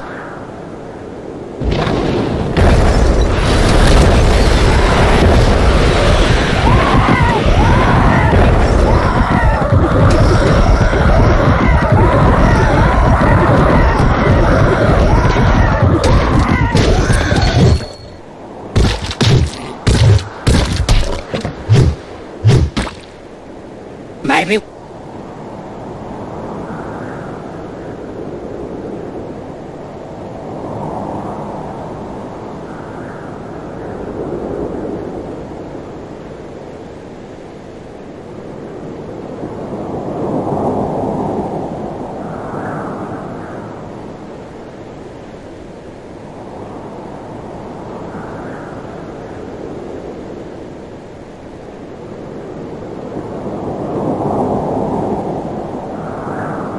Yeah.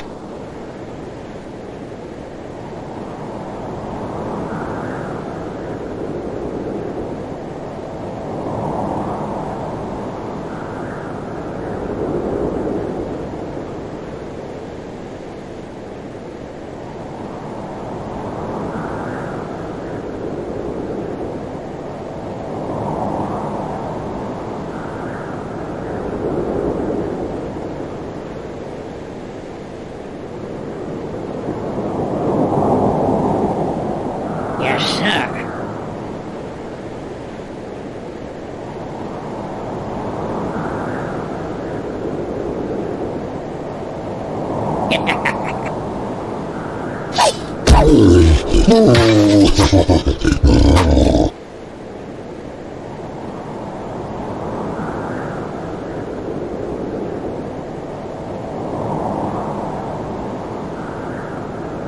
Yes, sir.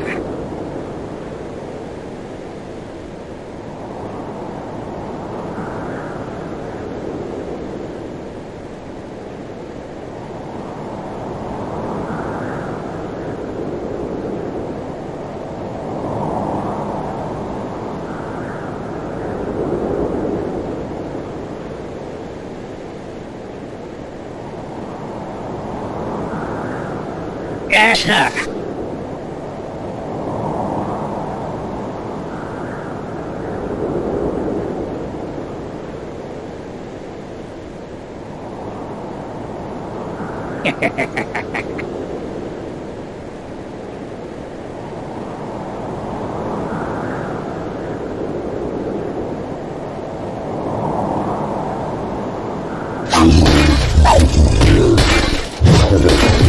Casualty.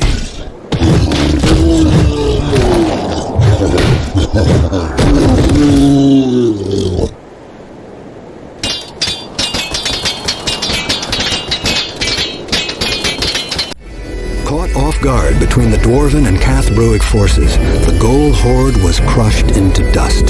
The few Ghouls that remained after the massacre fled to the south, swearing eternal revenge upon their ancient Dwarven enemies.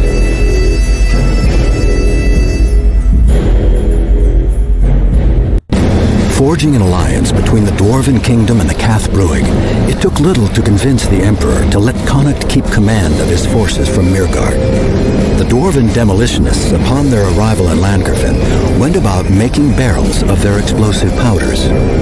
Disaster was narrowly avoided one night when a messenger entered the Dwarven camp carrying a lit torch. Soon after, the potency of the dwarven satchel charges were demonstrated before the Llancarfan troops.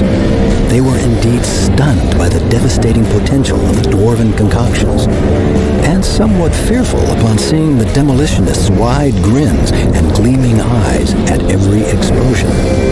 Upon completion of the Tain, Connacht gathered his forces and made haste north into the dire marsh.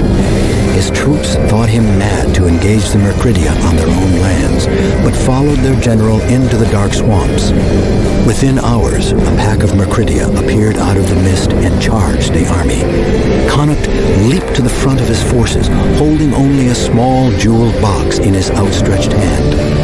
With the salivating Myrgridia only yards away from the army, a bright flash lit the haze and enveloped the devils. And then, the light was gone, taking the Myrgridia with it. The army stood staring, dumbfounded. Connacht held aloft the device and spoke to his troops. "This is a Tain, and with it we will wipe the Myrgridia from the face of the world." With the power of the Tain, Connacht's forces became unstoppable. Legions of the devil beasts were imprisoned within the Tain's hungry maw. Those few Myrgridia that escaped being trapped within the magical oubliette were hunted down and slain. As the army approached the northern extents of the marsh, they spied a black spire jutting from the marshy landscape.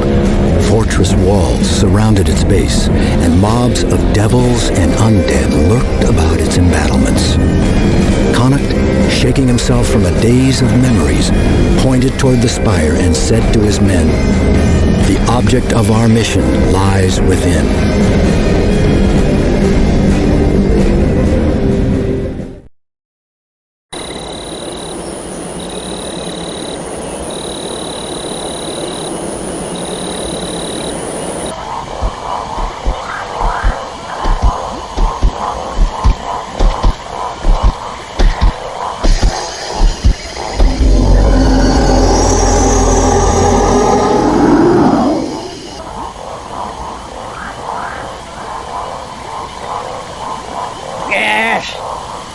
Move here, move there. Yes, sir. Sir?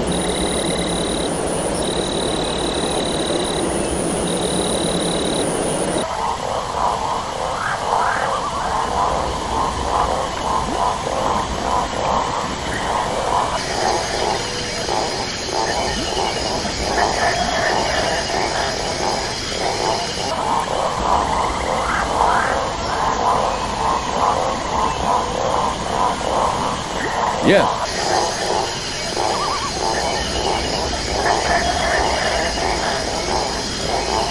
Yes, sir.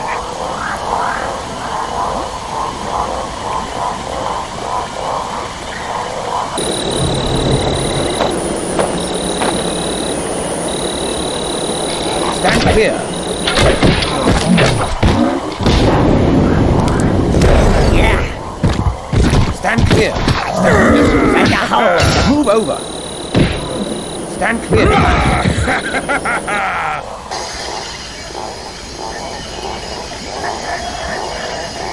We're moving. Yes. We're moving. Yes, sir. Yes.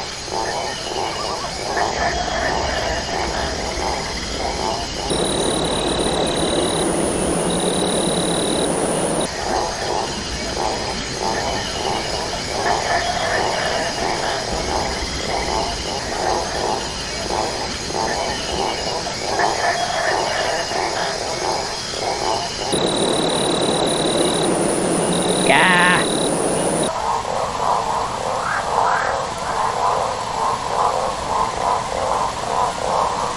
Yes, sir. Yes.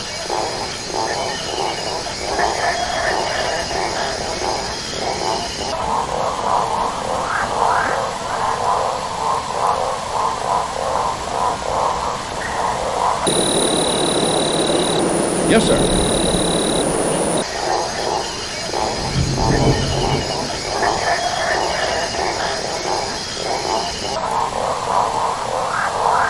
Yes, sir.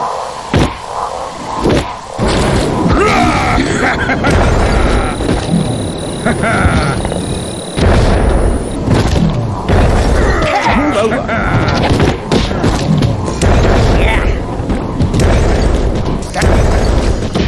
get him!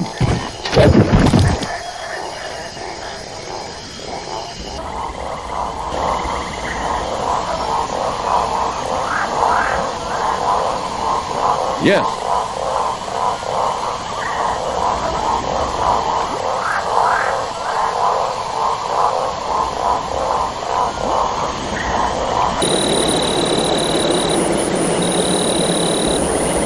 Yes, sir. Ready. Moving.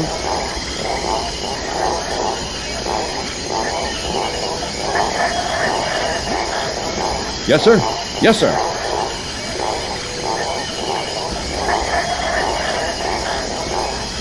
Yes.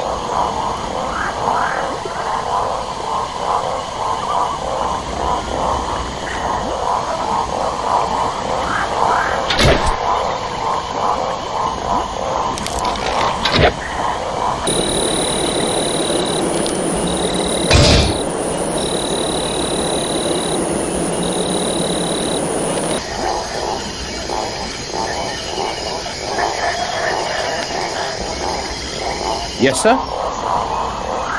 Move over. Step aside. Stand clear. Stand clear.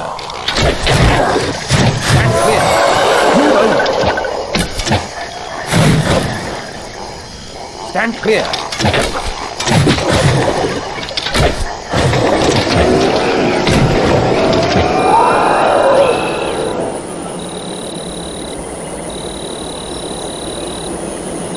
All right.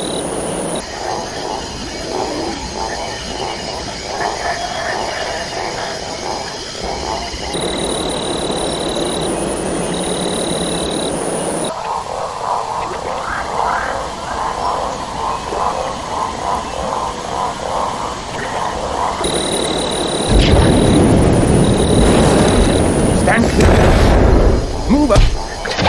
Stand clear. Let's get him! Stand clear. Move over. Let's get him!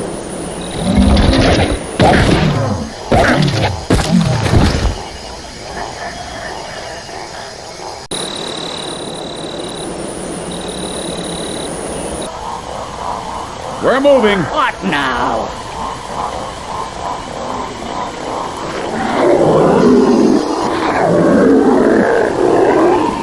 Sir?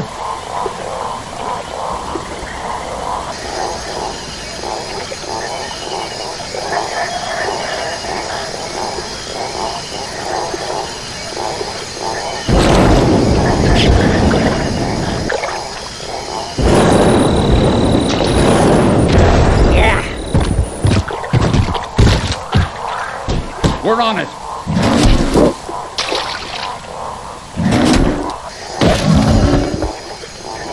Yes, sir.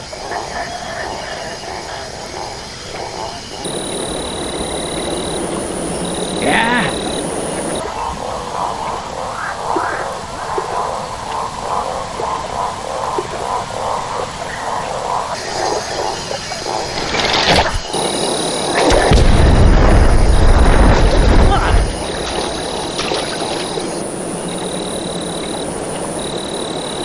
Yes. Yes, sir.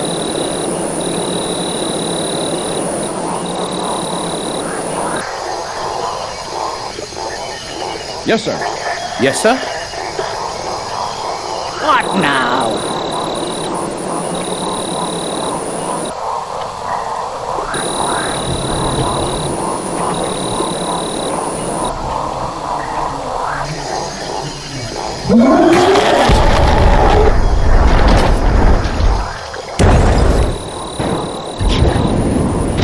Incoming!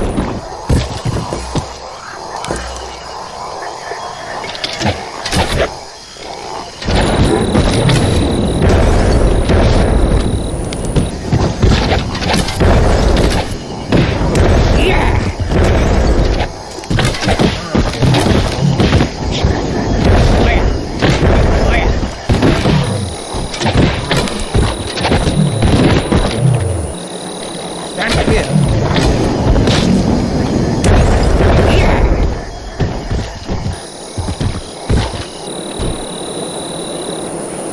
Let's get him!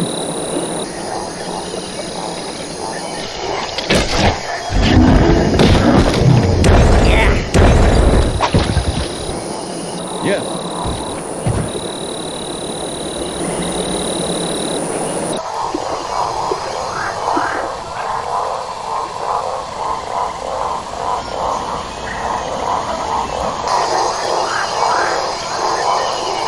Got it.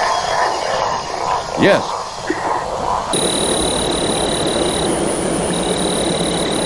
We're moving.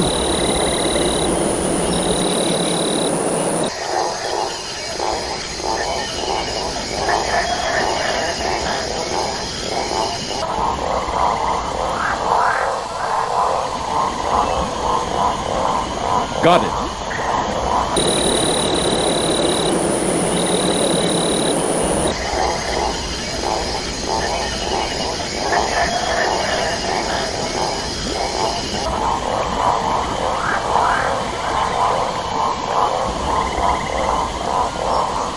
We're moving.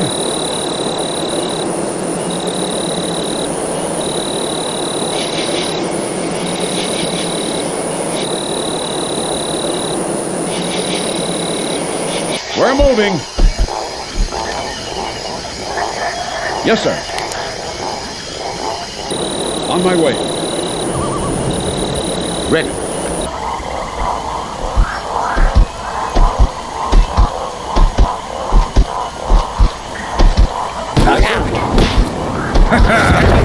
Stand clear.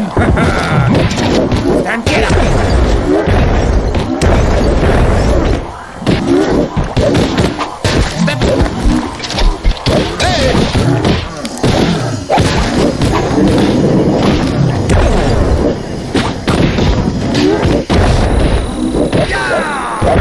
Oh yeah. Casualty.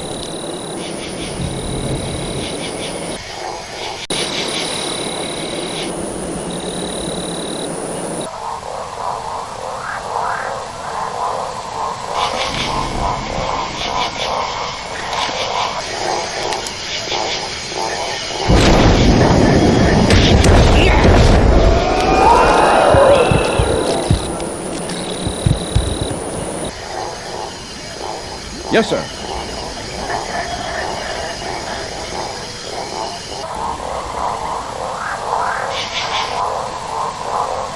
Yes.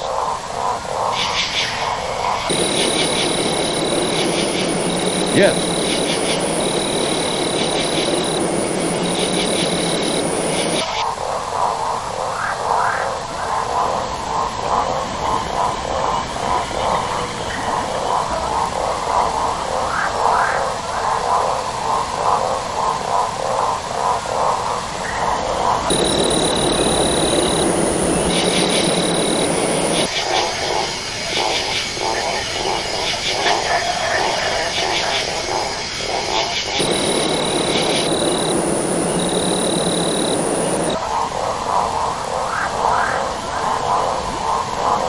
Yes.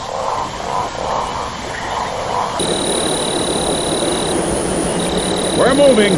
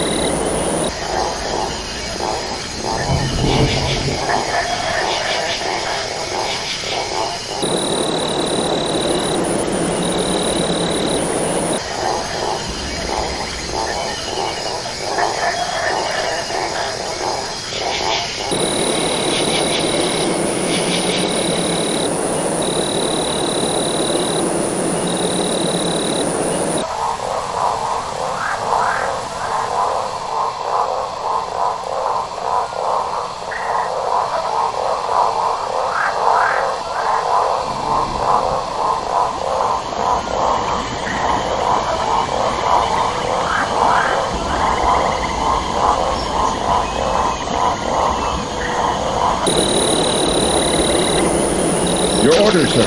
Yes, sir. We're on it.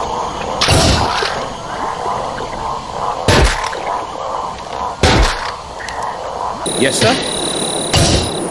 Move over. Stand clear. Yes.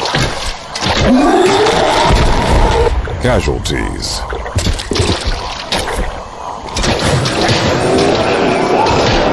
Casualty.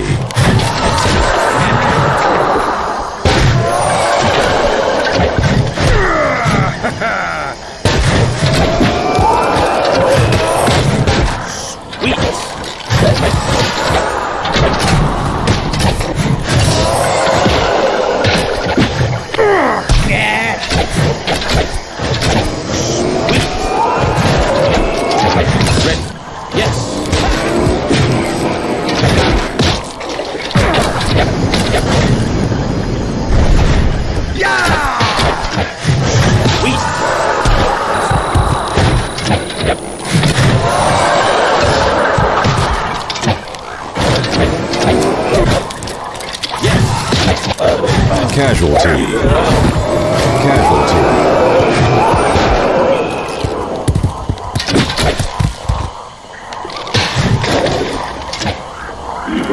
Casualty.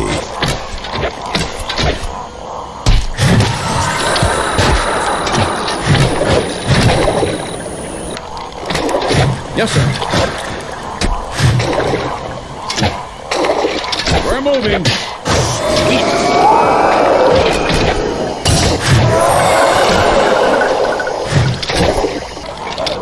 Casualty.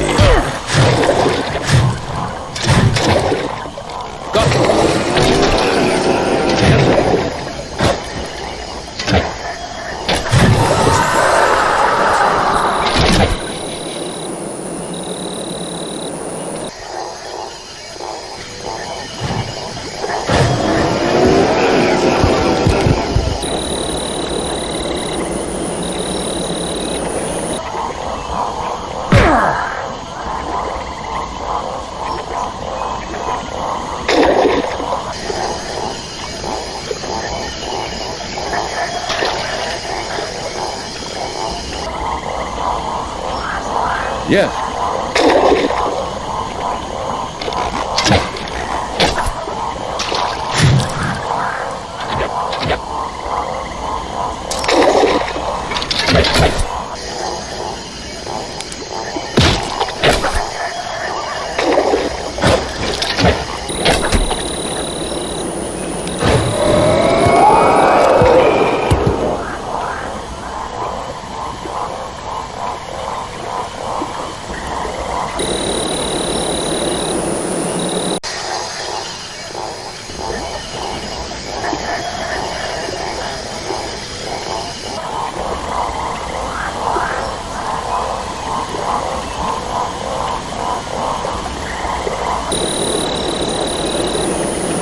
Got it.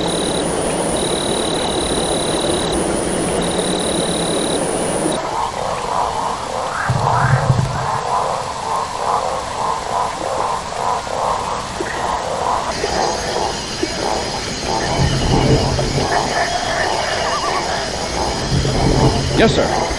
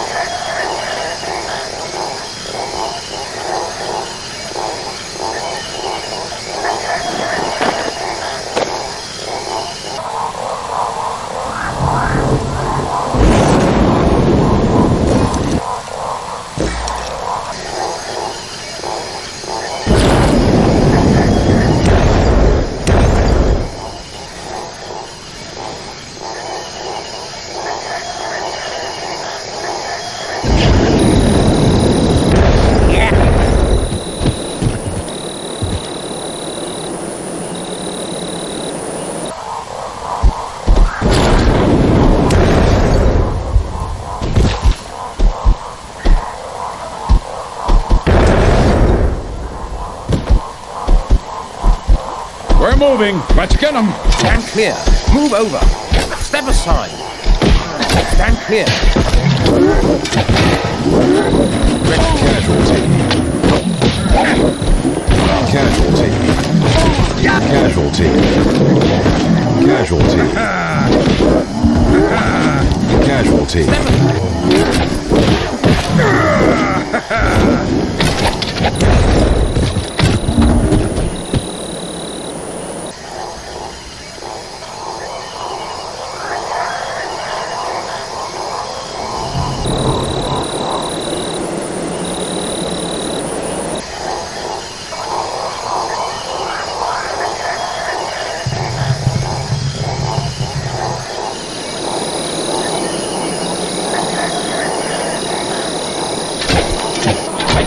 sign.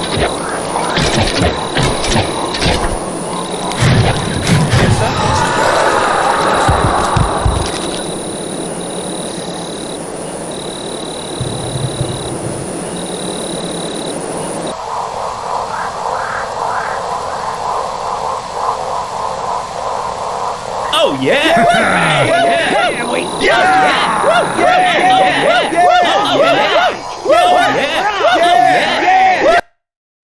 The walls of the ancient spire were breached. Connacht and his forces swept into the fortress, slaying the last of its defenders. The Pack-Mage, however, was nowhere to be found.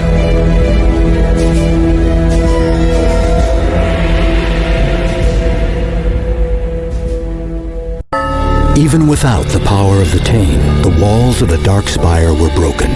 The forces of Llancarfan swept into the fortress, laying sword to bone against Myrgard and undead alike. Within minutes, the defenders of the keep lay dead or dying, and the army of Llancarfan stood victorious. Connacht and his men searched the corpses strewn about the courtyard, yet the Pack-Mage was not among them. An old and crumbling passage led into darkness beneath the spire. It was the only means of escape. Connacht gathered a small group of veterans at the archaic passage. They were to follow the Pack-Mage into the bowels of the keep and make certain it never drew another breath. A dwarf suggested that they should simply destroy the spire, bringing it down upon the beast's cowering head. Connacht replied that they must be absolutely sure that this Pack-Mage was slain, not just buried alive. One erudite scholar of the Heron Guard seemed to grasp Connacht's concern. He recalled an obscure legend dating back to the end of the Age of Reason. Mulligan, having brought the Myrgard into this world, began to teach them the ways of battle and of sorcery. The most learned and powerful of his students was a Myrgard who dubbed himself Thalor the Black. As the legend tells, so powerful were Thalor's sorcerous abilities that he could halt the workings of magical relics or even destroy them from afar.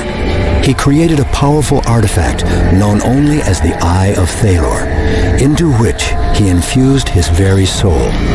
If his body were to meet death, the device could conjure a new body from his ashes, granting the fell beast life eternal. If the Pack-Mage that held this spire was indeed Thalor the Black, his death would be the end of the Myrgard.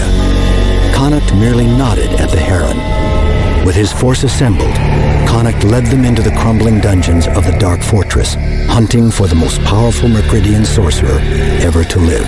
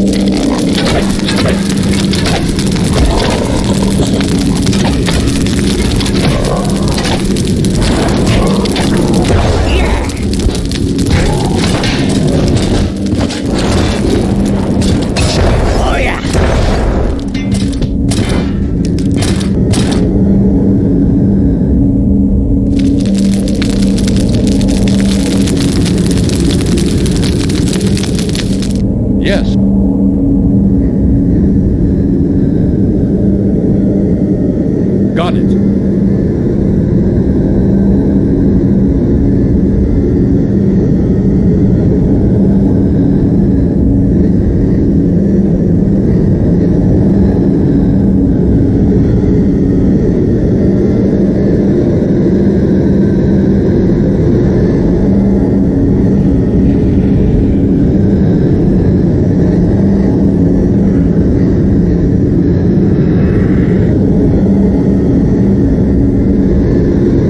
Yes, sir.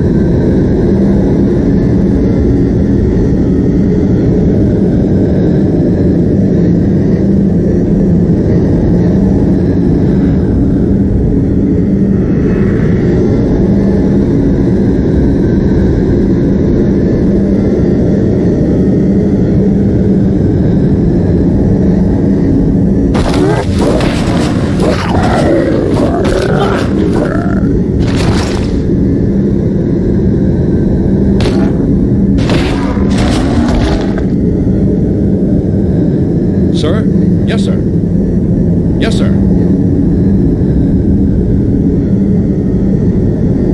Got it.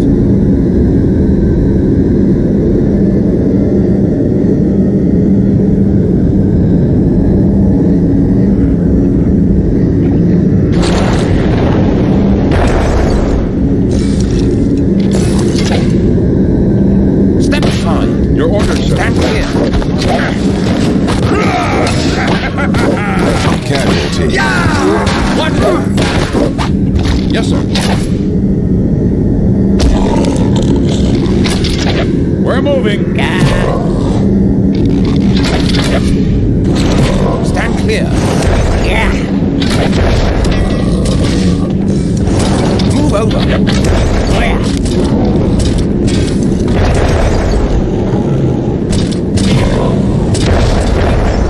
Yes, sir. We're moving. Yes. Yes, sir. Got it.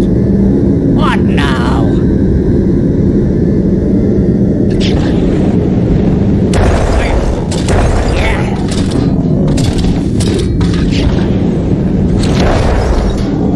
Oh yeah.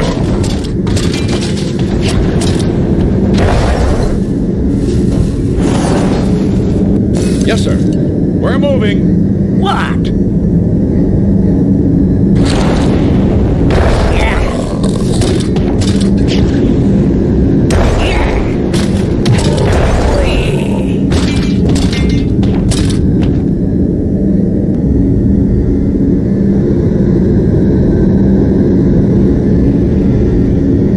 Got it. Got it.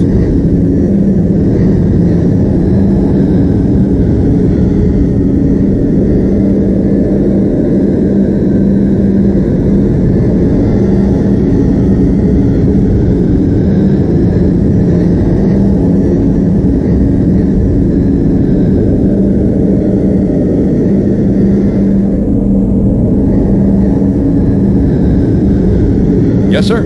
Yes, sir.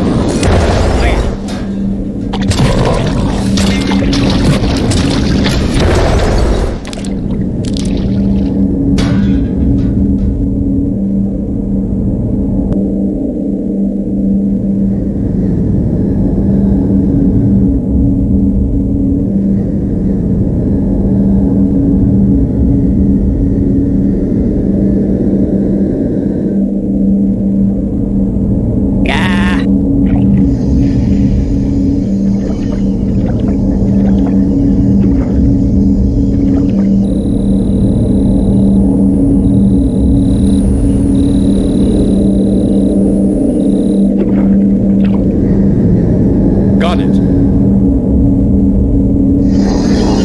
Yes.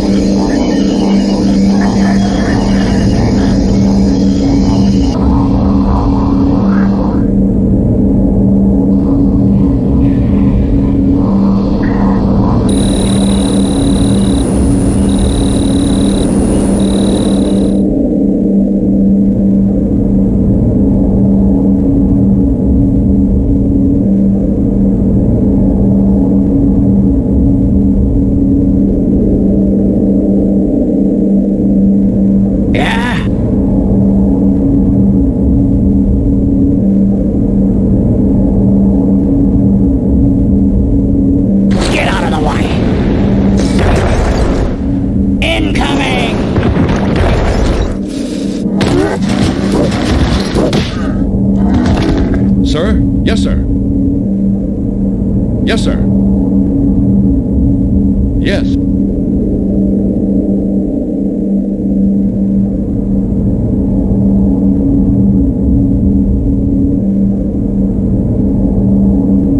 What now?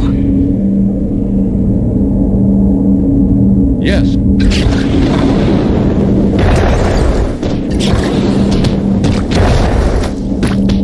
Yes, sir. We're on it. Casualty. Casualty.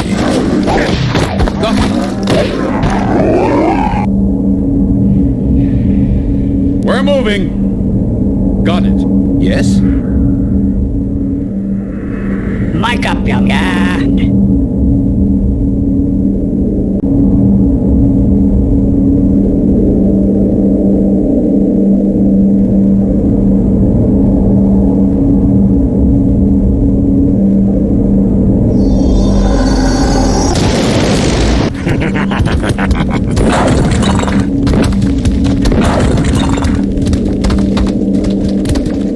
Got it.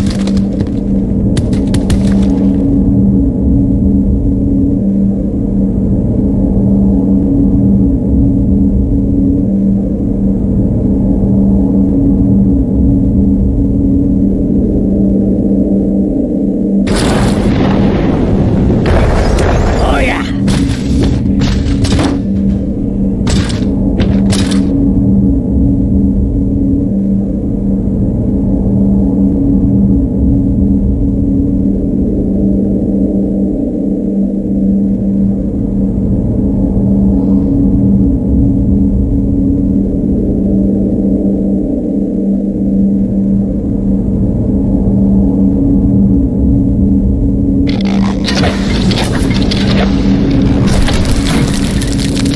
Stand clear.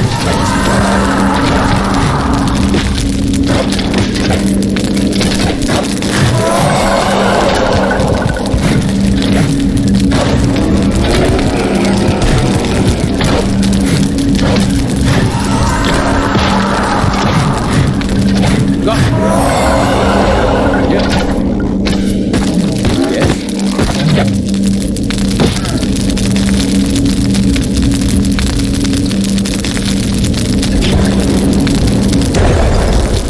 Oh, yeah. Stand Let's get 'em. Stand clear. Move over. Make a hole. Make way for the tool.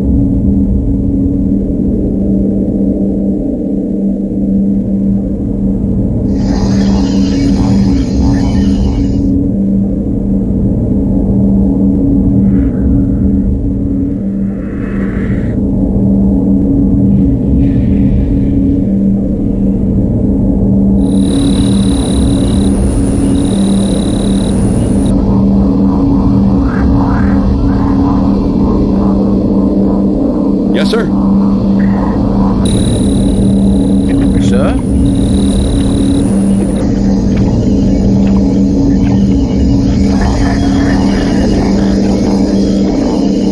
Yes, sir.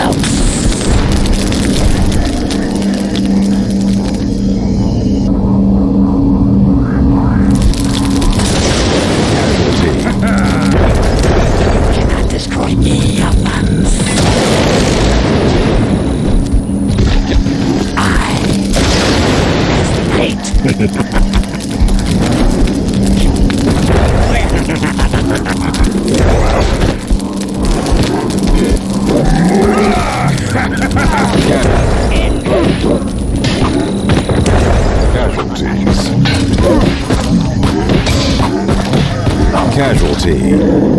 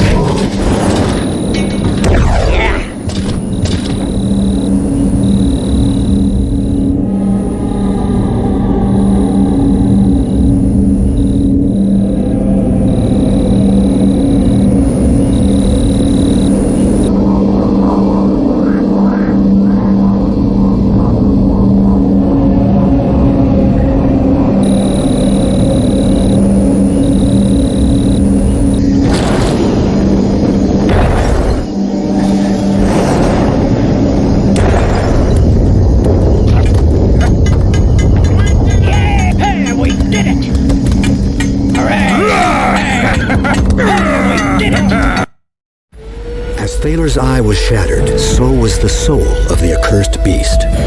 With the Tane functioning once more, Connacht and his men strode into the Black Spires and exterminated the Mercridia within.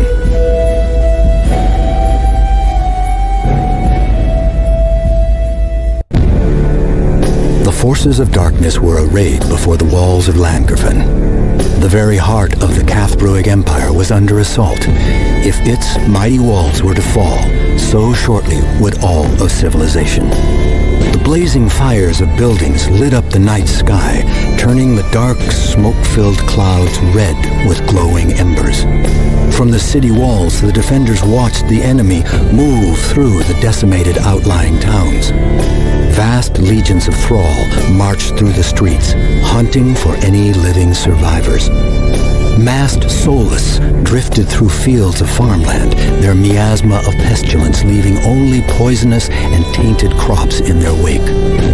Hundreds of Oghre slaves searched through the ruined remains for materials for building the massive thrones their trowel masters would sit upon as they waited for the attack. The corpses of the townsfolk who did not reach the safety of the Llancarfan gates were raised into Bahl'al's ever-growing army of undead. Throughout the night, the defenders stood at vigilance upon the walls of Llancarfan, waiting for the inevitable attack. Archers and dwarves arrayed on the tops of the walls readied their bows and their explosives. Soldiers and Heron Guard waited by the city gates, ready to give their lives to prevent the enemy from entering the city. At the first rays of dawn, a panicked horn sounded. It was soon followed by another, and then a third. The siege of Llancarfan had begun.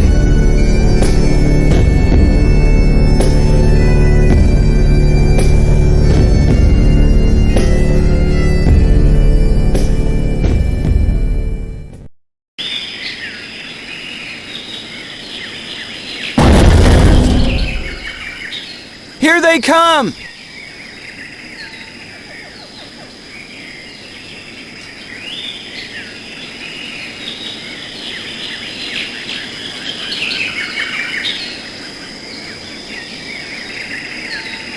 What now? Yeah?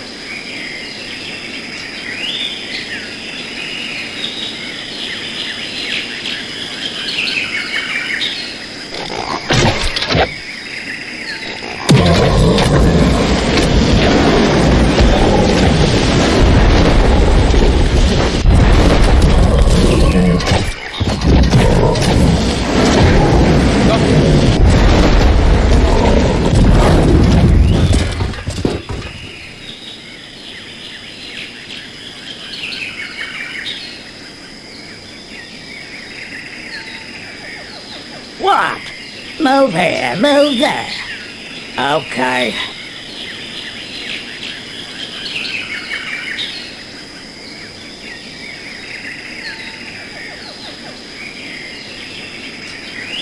Sir?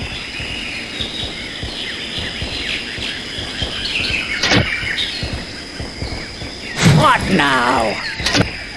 Yes, sir.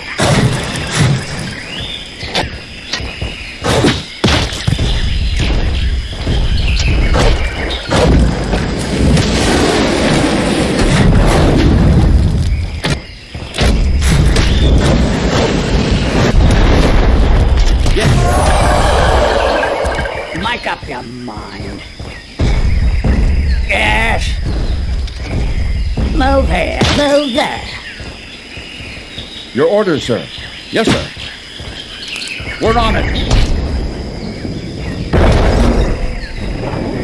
Yes, sir.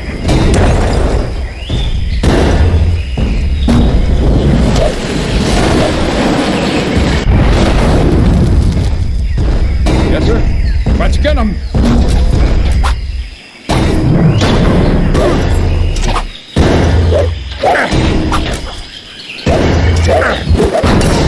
Casualties. Yes, sir. Hey, watch it!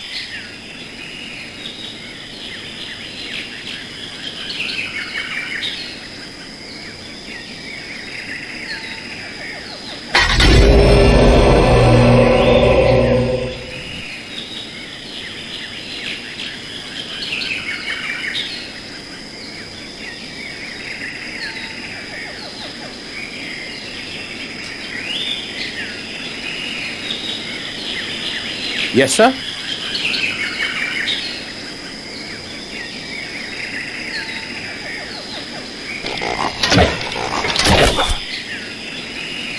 Okay.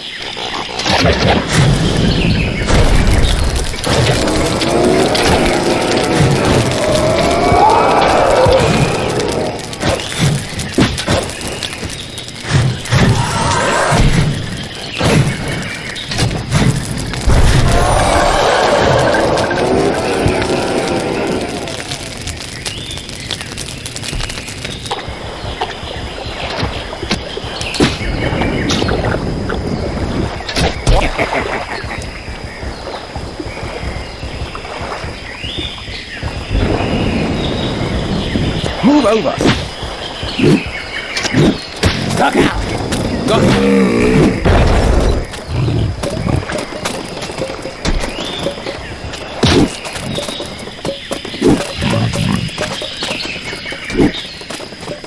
We're moving.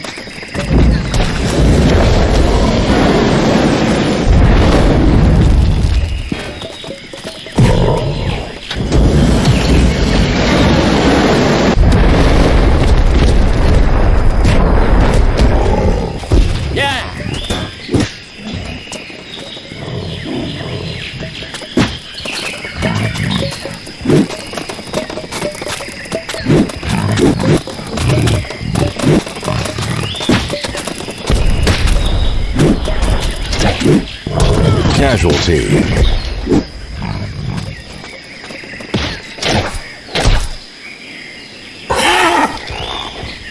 All right. Got it.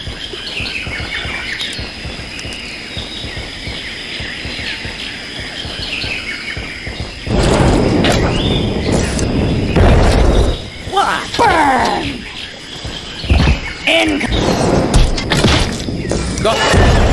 Casualty.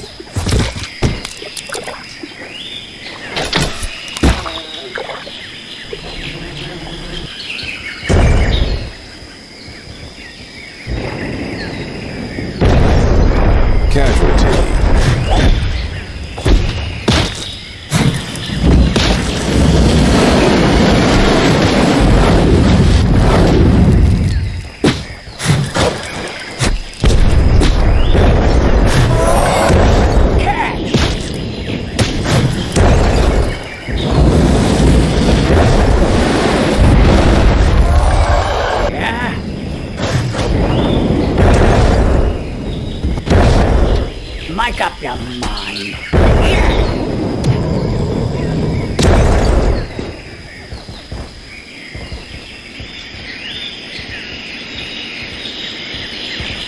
Let's get him.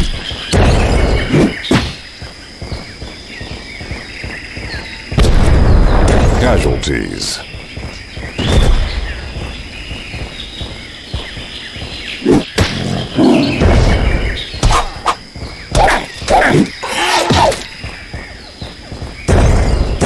Casualty.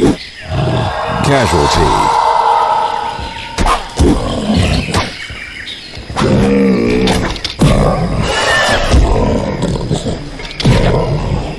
Yes.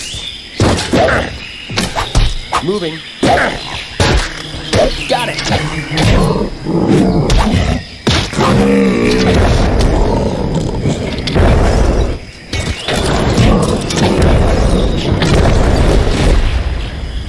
Oh yeah.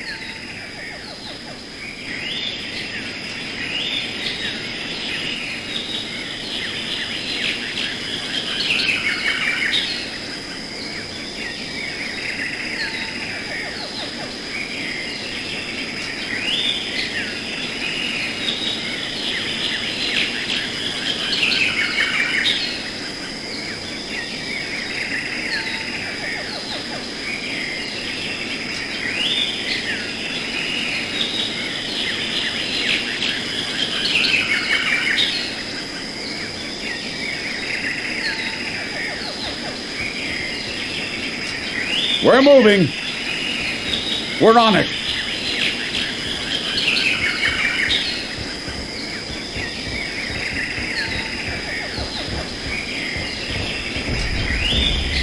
Yes, sir.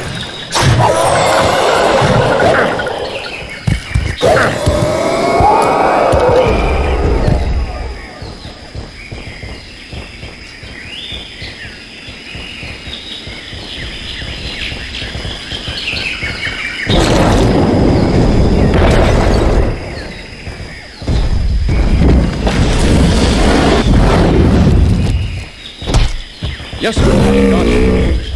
Yes.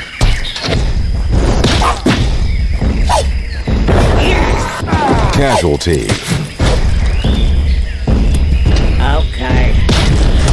Casualty.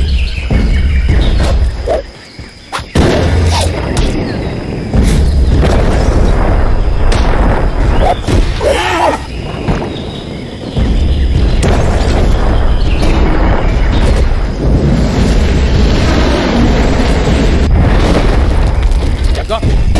Yes, sir.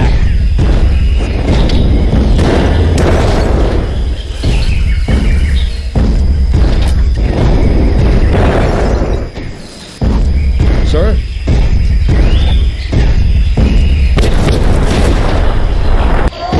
Casualty.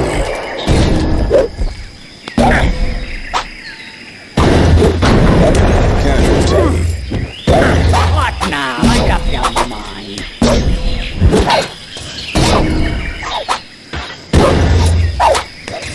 Okay. Casualties. Casualty.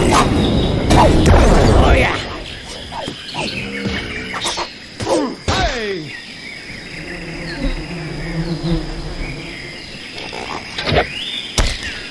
On it.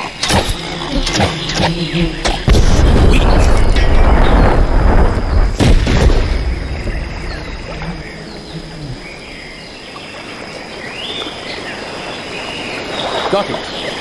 All right.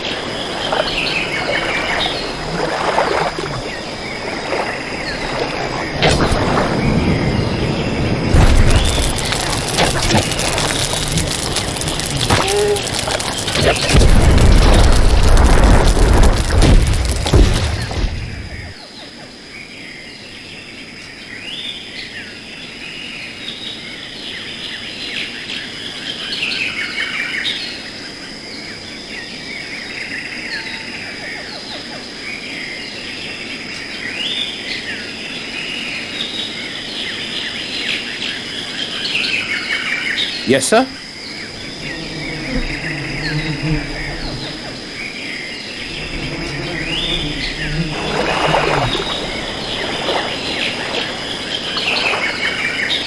Okay. Yeah.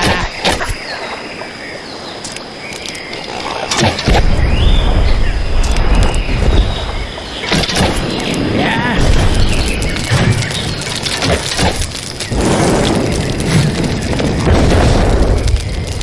Ready.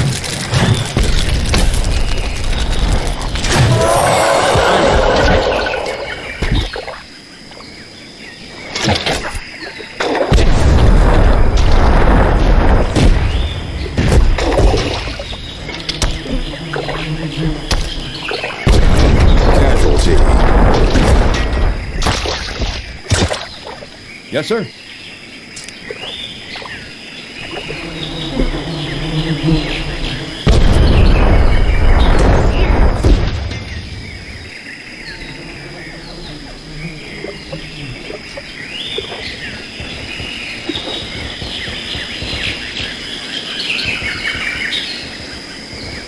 Yes.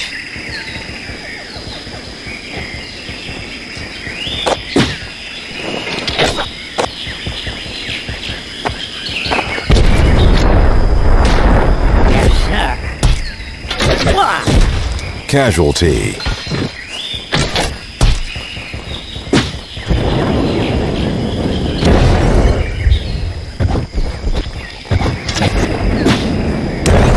Okay.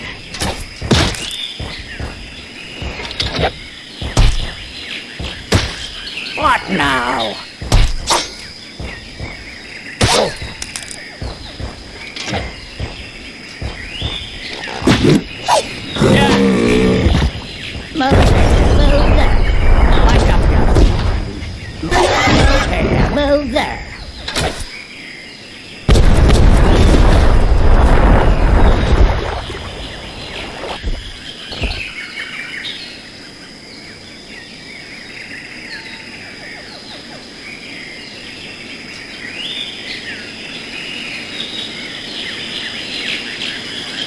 sir?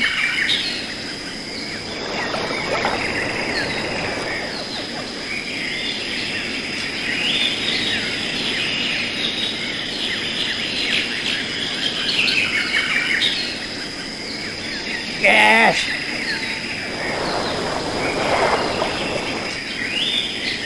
Okay. Yes, sir.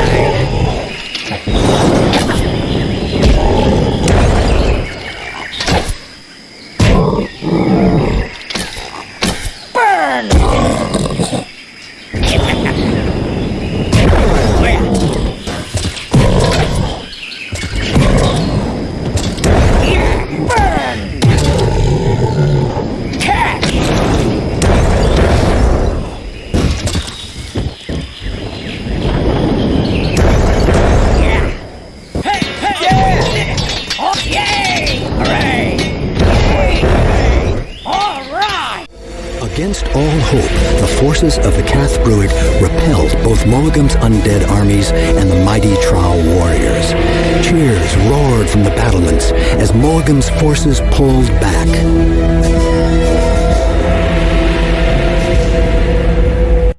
Llancarfan's victory over Morrigam's forces was short-lived. The army of the Dark had indeed retreated, but it was only a matter of time before they would return. During the battle, Morrigan himself appeared to command his forces at the besieged gates. Several times, a lone Heron guard fought his way to face Morrigan one-on-one. Each time, the swordsman was cut down by the fiend. Many sharp-eyed archers targeted the Dark One from their high perches, sending barrages of arrows into his armored form. Morrigan plucked the arrows from his body as if they were mere annoyances, and continued rallying his troops. This invincibility did not escape Connacht's keen perception. From the topmost battlement, Connacht used a spyglass to observe Morrigan's sinister form. Clutched in the fiend's hand was a small gilded scepter, which contained large gems on either of its ends. Connacht was suddenly overcome with a vision of the past, a history long before his birth, when a race of power incarnate walked the lands. The device held by Morrigan was none other than a rod of the Callieach. As Llancarfan worked into the night to repair its defenses and give aid to the wounded, Connacht, Myrgard, and Damas spoke upon the battlements. When Connacht told Myrgard of his finding, the Avatara was stunned. The Rod of Callieach was a legendary device, one that was thought to be mere fantasy. An elaborate ritual of great power was needed to attune the device to the user, but once so focused, the rod's power would render the user immune to all harm. No blade could cut him, no arrow pierce him, no spell affect him. With the rod in Morrigan's possession, he was literally immortal. The rod would have to be destroyed. Damas's scouts reported spotting Morrigan's camp 5 miles to the north of the walls. The Avatara knew of a thing called a world knot, a magical device that allowed one to move without actually moving. The knot was located less than a mile from Morrigan's encampment, and the odds were that he was unaware of its existence. Another knot was located inside the Avatara's citadel, under the heaviest of magical guard. The plan was a simple one, but one from which no one would likely return. Sardanak, one of the oldest Avatara in the citadel, chose to lead the mission. And with him, a group of the Empire's most elite forces were assembled at the World Knot under the Avatara's citadel. They knew they would not be returning to Llancarfan, but they carried no remorse. Only honor shone in their eyes as they stepped through the World Knot.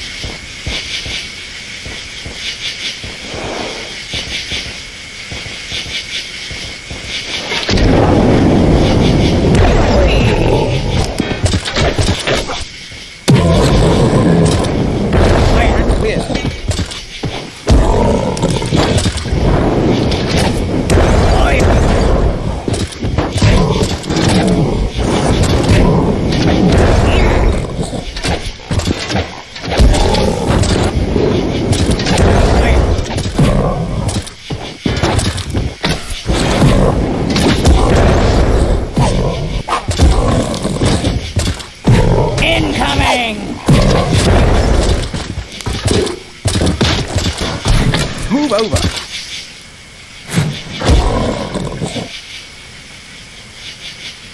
Yes, sir?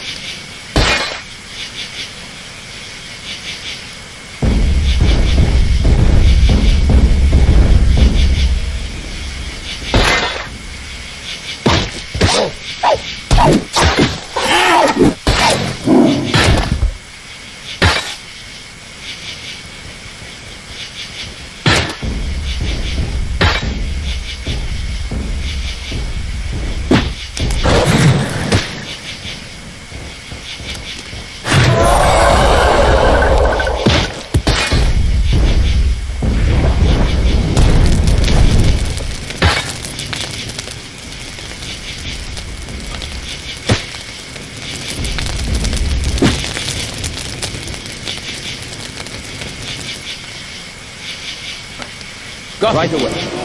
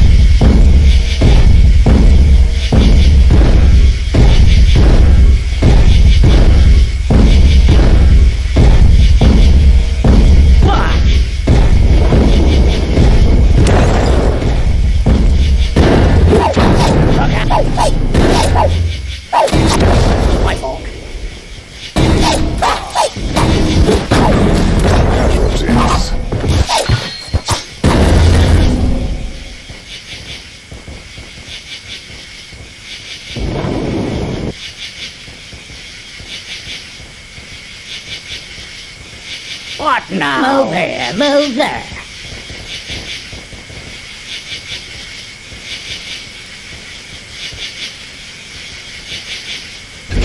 Make up your mind.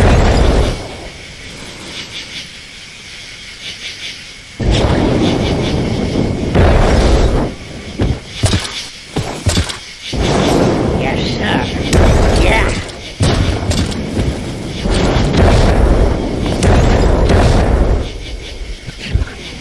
What? Oh, yeah.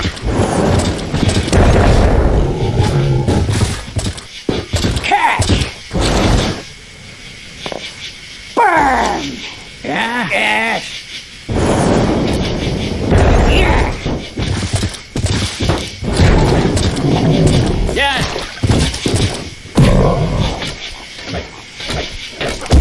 Move over.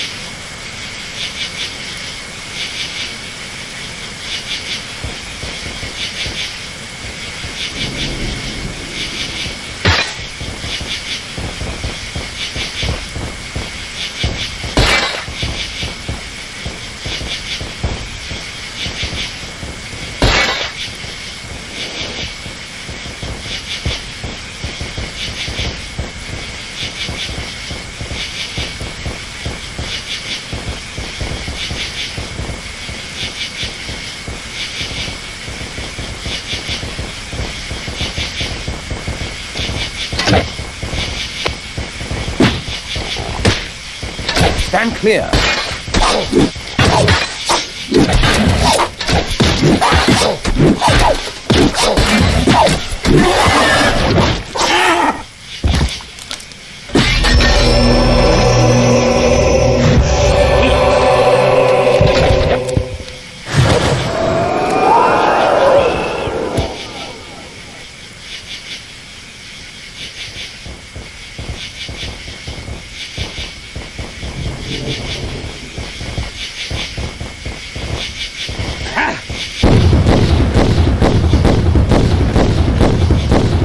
Move over.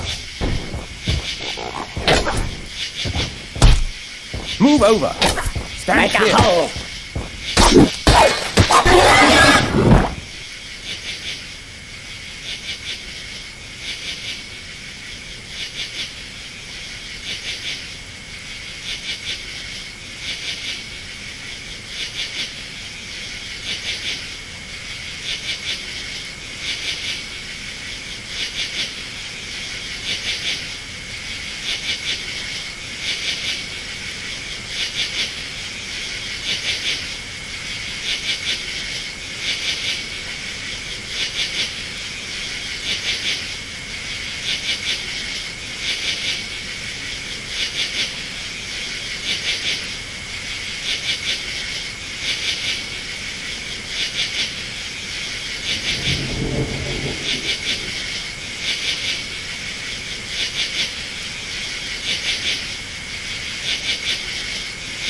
Moving.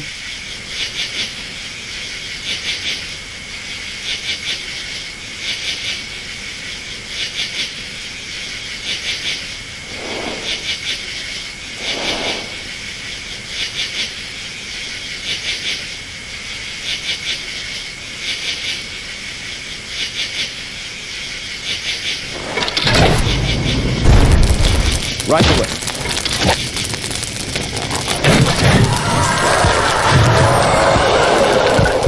Got it.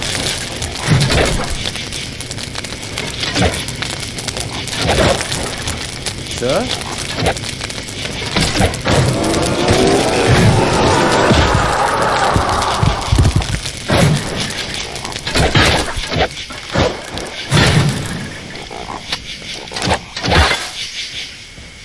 Move here, move there.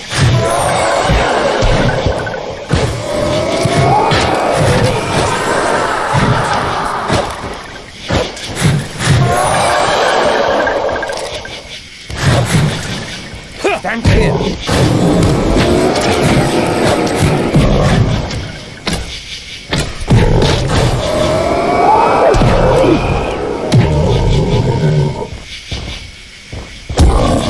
Got him.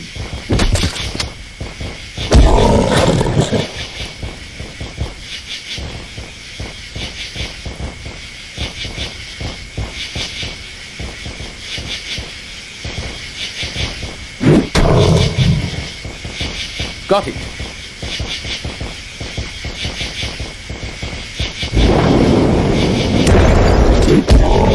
Casualty.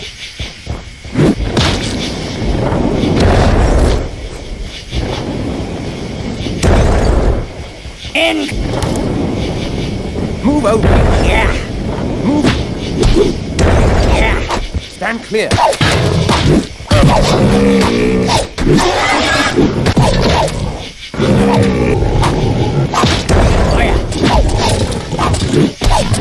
Casualty.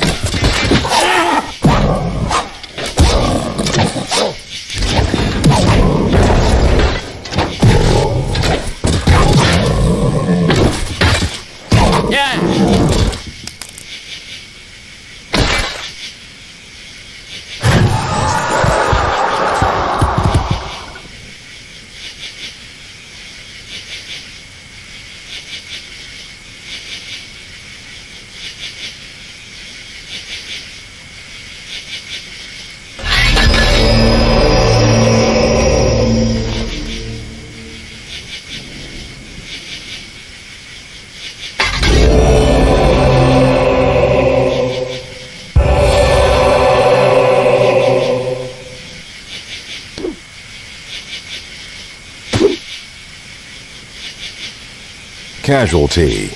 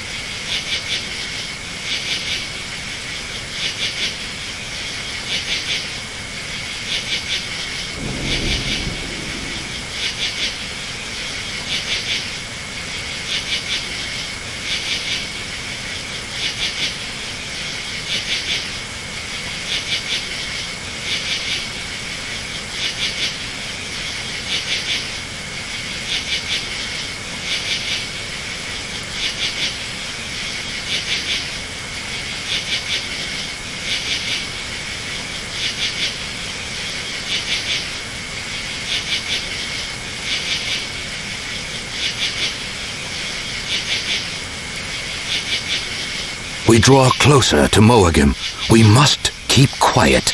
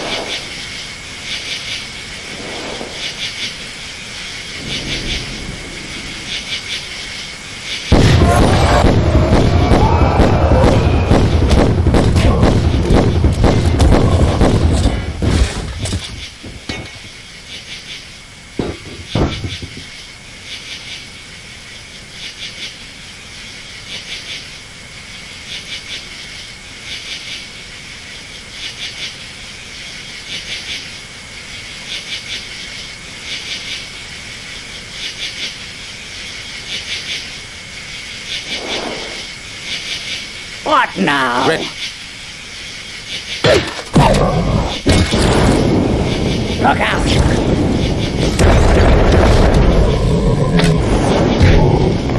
Yeah! Yeah!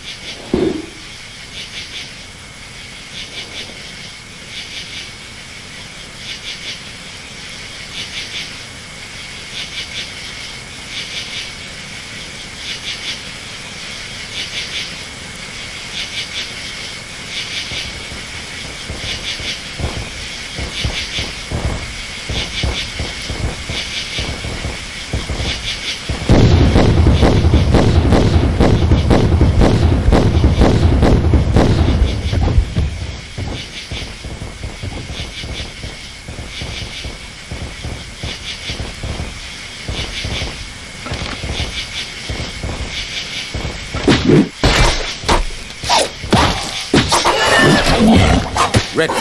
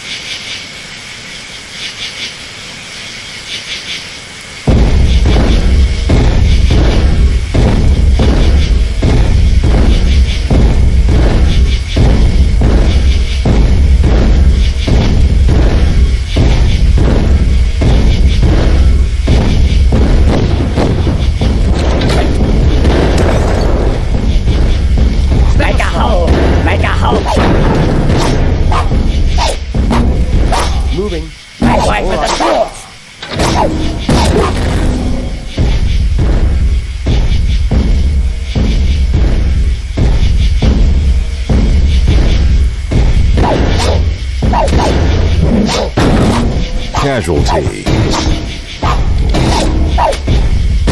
Get out of the way.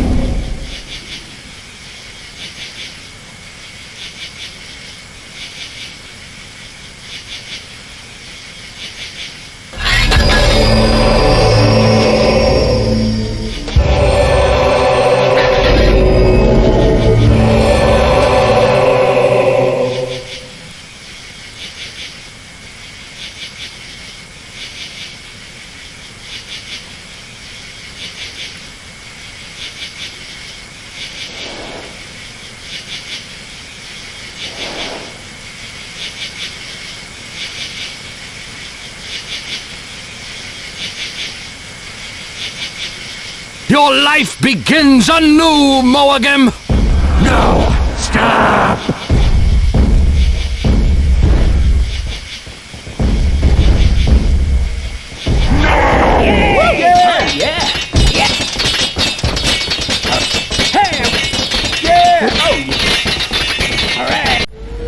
Sardanak gave his life to destroy the rod, but his sacrifice was not in vain.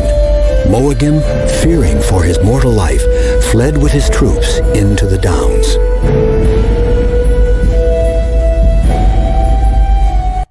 After a month of hard traveling, the small force from Llancarfan reached its destination. A few miles south of the Trow temples of Avernus, Connacht's troops made their way along the vast Gajol River. On the northern side of the river, a Trow iron temple stood as prodigious as a mountain. It was the first Trow settlement any of them had ever seen. It was as magnificent as it was ominous. Rusting towers of angular shapes stretched to the heavens. Solid iron statues depicting scenes of Trow glories loomed over canyon-like streets.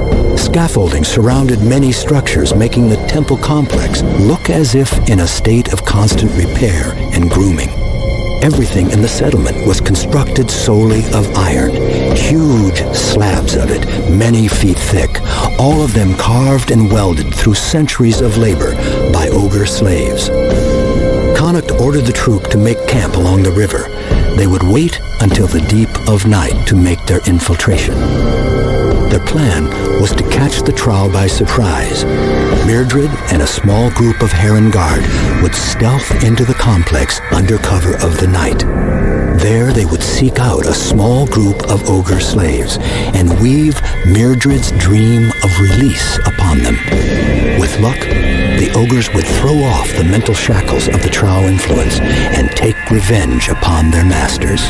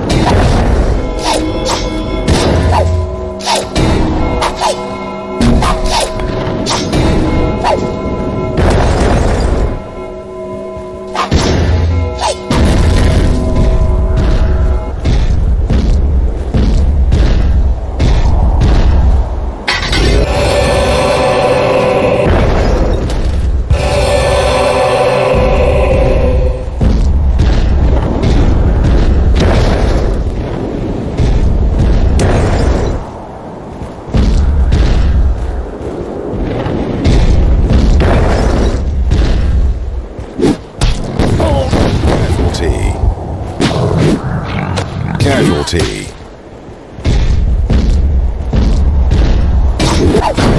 Casualties.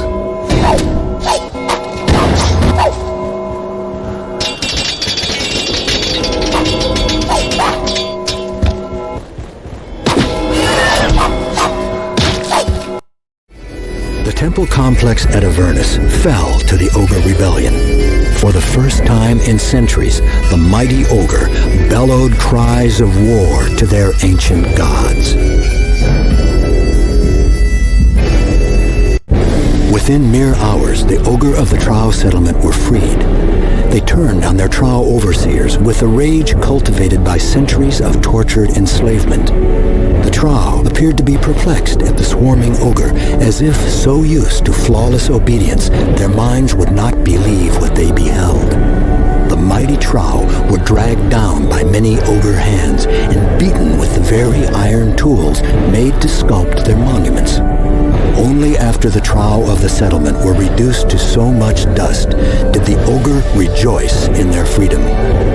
It took very little to persuade the Ogres to join their saviors. The fire for revenge burned as brightly as the desire to free the rest of their race. Led by Connacht's unfaltering visions, the Llancarfan force and the former slaves conquered several Trow temples, freeing the Oghre and leaving no Trow alive. The largest Oghre in the bunch, calling himself Magbraca, appeared to take charge of the ever-growing mass of followers. He bullied and intimidated, keeping the rabble disciplined and following orders. It was this Magbraca that suggested to Connacht their next target, the iron mines at Avernus. Following the Ogre's lead, the band made their way across the snow-covered landscape and into Avernus. The face of this vast plain was gouged with deep pits and chasms as the result of millennia of ceaseless mining. Just as Connacht's troops entered into the broken land, Damasa's keen eyes spotted groups of Trow amassing their slaves in battle formations. Their forces had either been spotted entering Avernus or anticipated.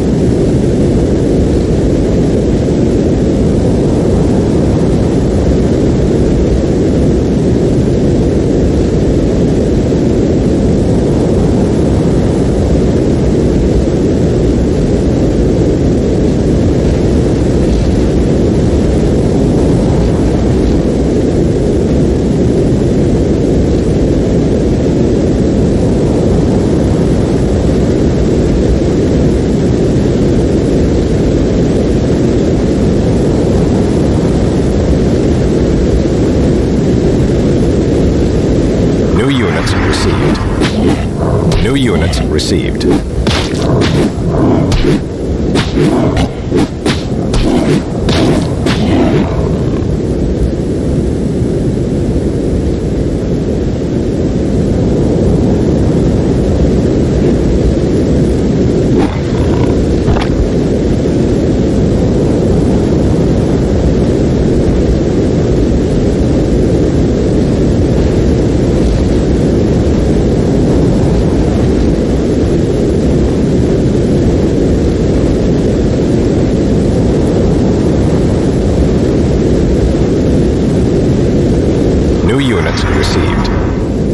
New units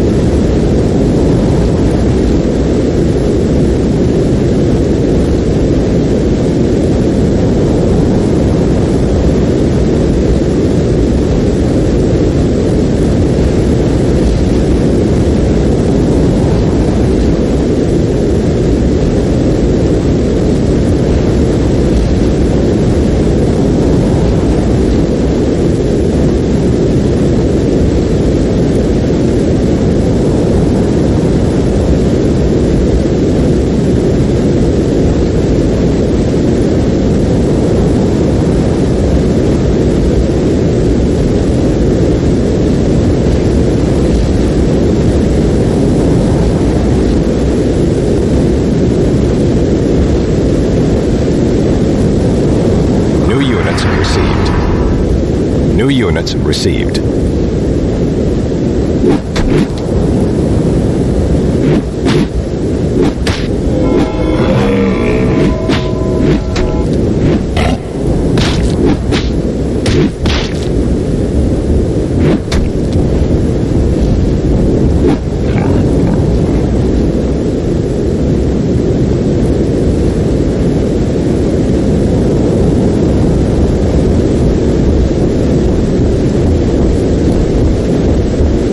New units received.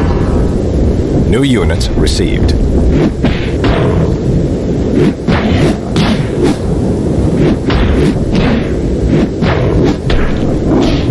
Casualty.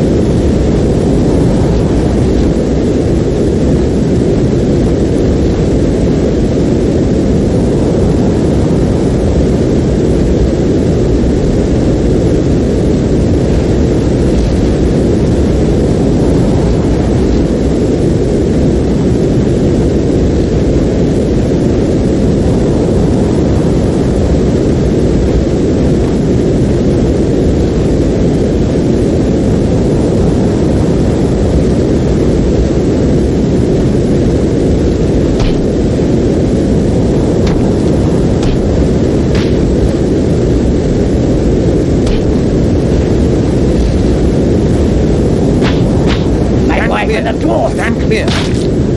Step aside. Move over. Make a hole. Get out of the way.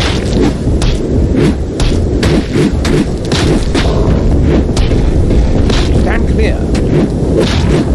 Stand clear. Get out of the way. Make way for the dwarf. Stand clear. Make a hole. Get out of the way. Casualty.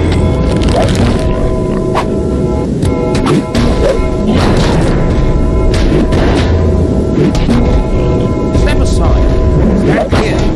Stand clear. Casualty.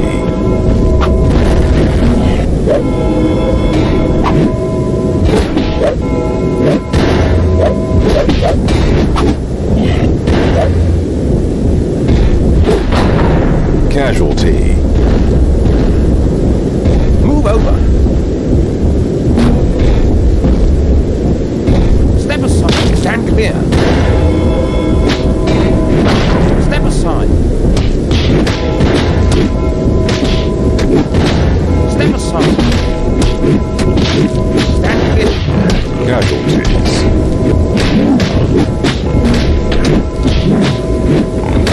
Casualty.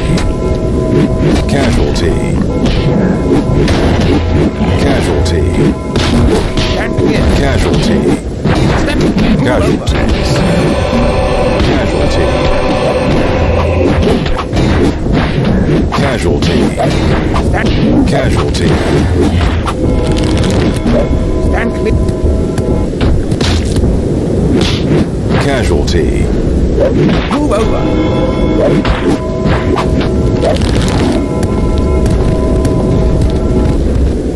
Make up your mind.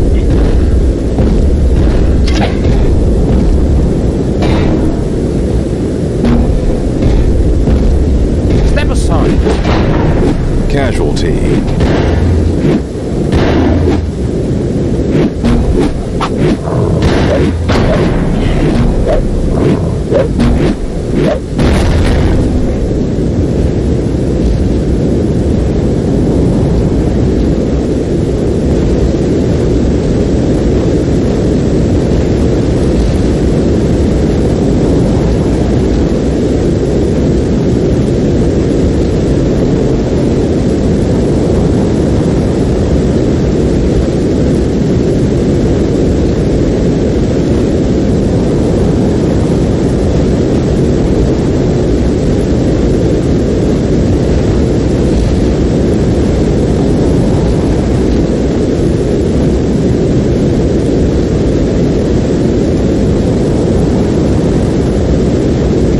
New units received.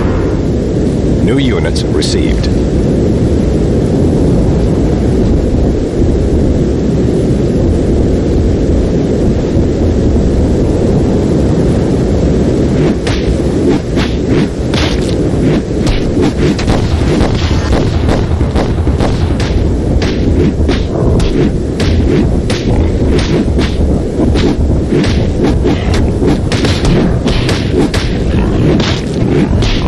Casualty. Casualty. Casualty. Casualty. Casualty. Casualty.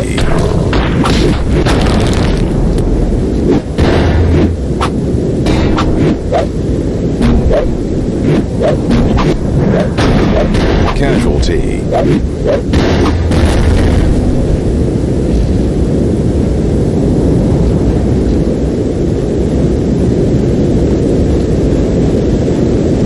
New units received. New units received.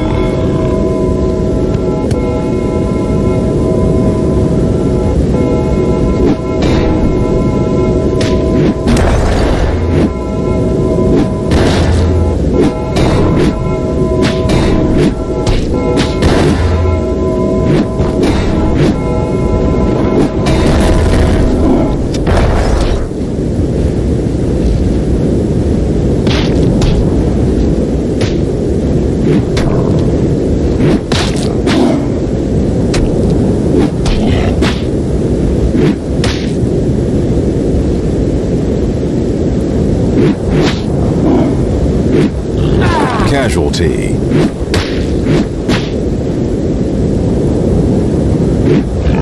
Casualty. Casualty. Casualty. Casualty. Casualty. Casualty. Yeah! All right!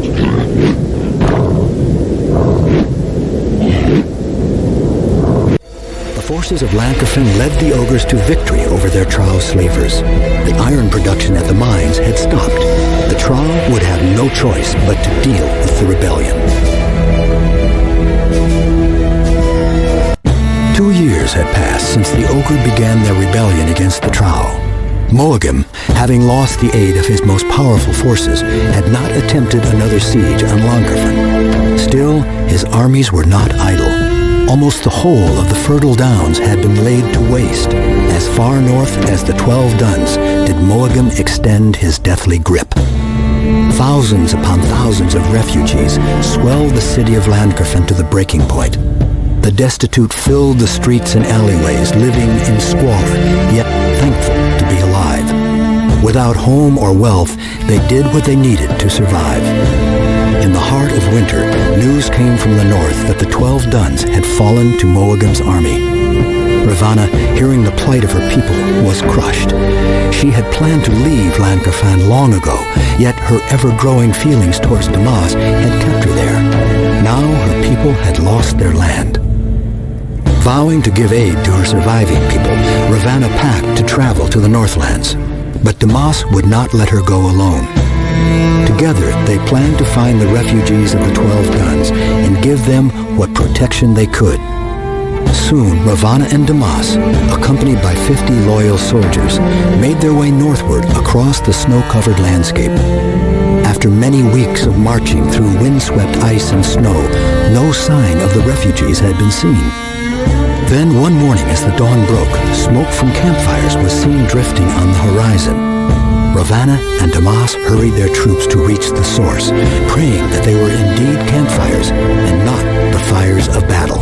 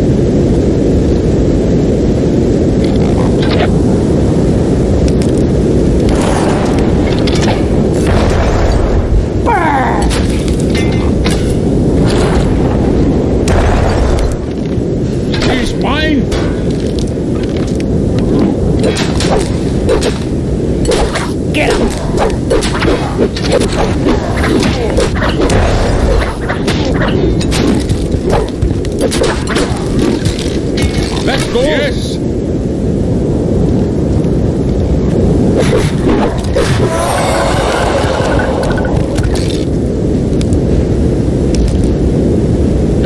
Yes! Okay.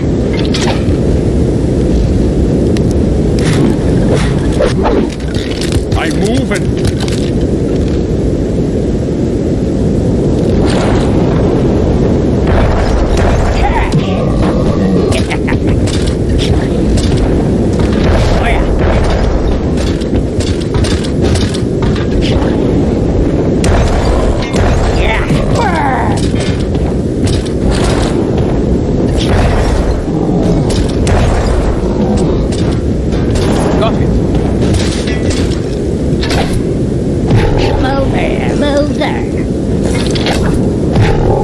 Yeah, over here! I'm moving.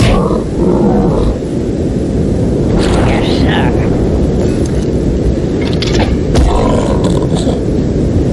Let's go! Yeah.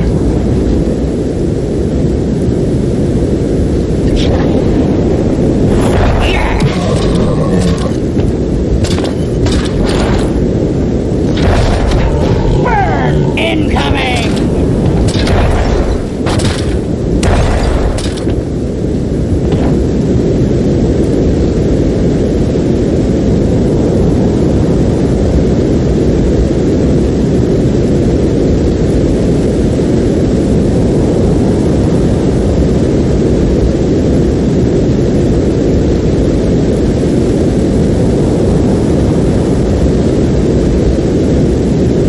I'm moving. Yeah.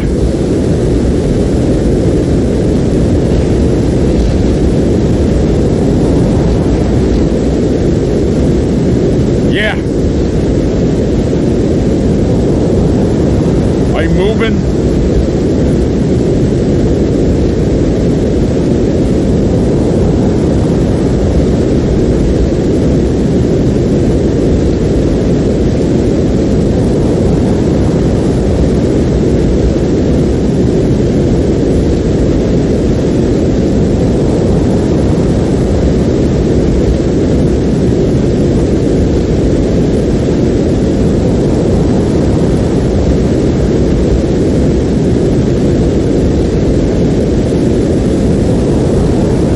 Yeah.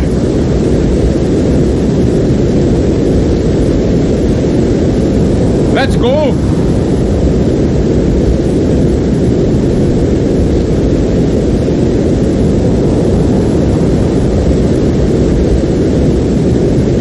Let's go. Let's go. Yeah.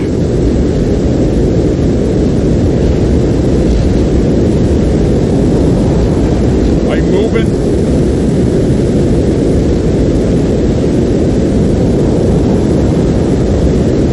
I'm moving.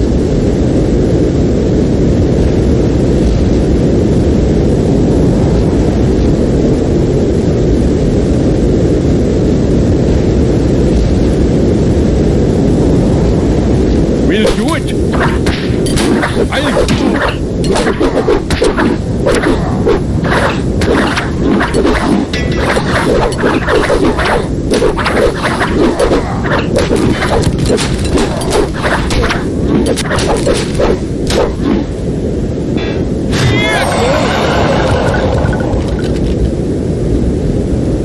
Yeah. Kill.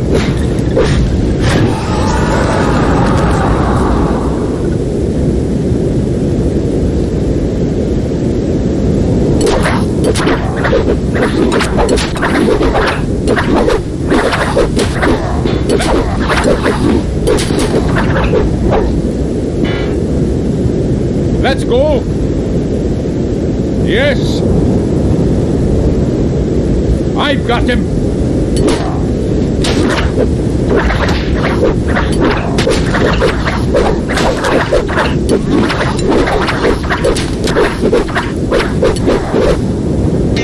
Yeah. I'm moving.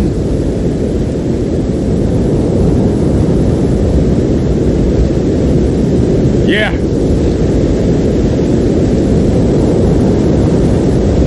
I'm moving.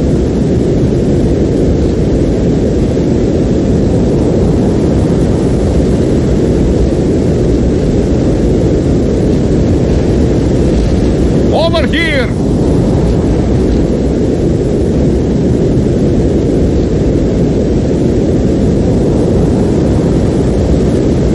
Yeah.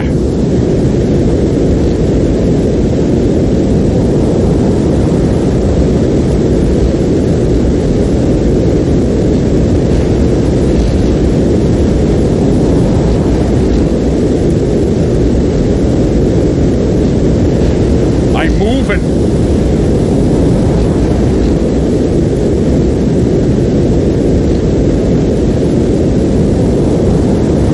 Over here!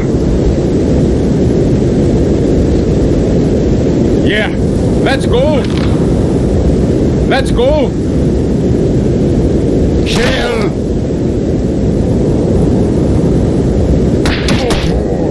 We'll do it!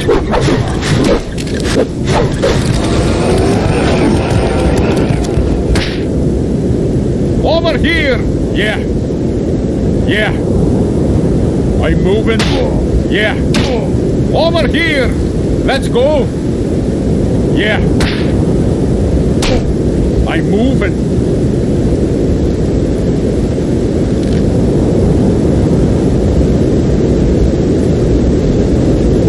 Over here. Yeah.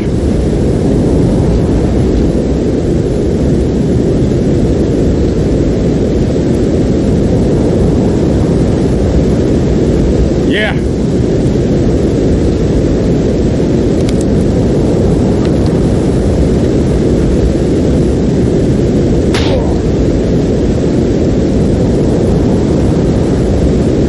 Over here.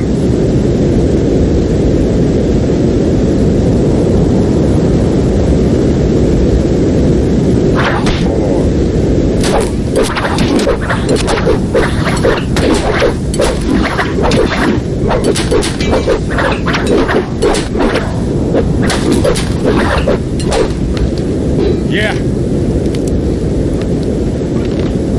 I'm moving. Over here. Yes. I'm moving. Over here. We'll do it.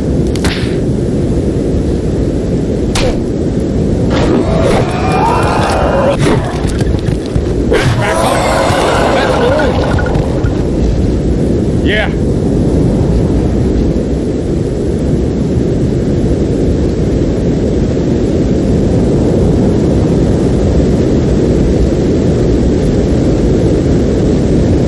Over here! I'm moving. Let's go. Yeah. Kill.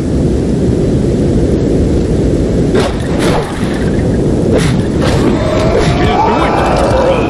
Yes. Over here. Let's go.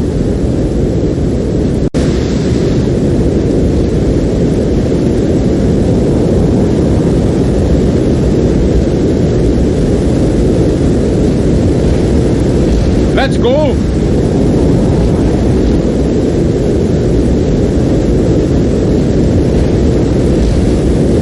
Okay.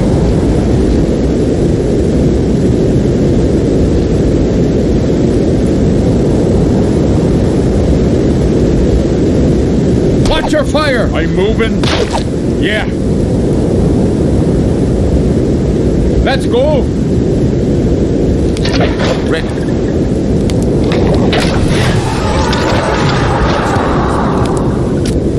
Make a hole. Burn! Burn! Incoming!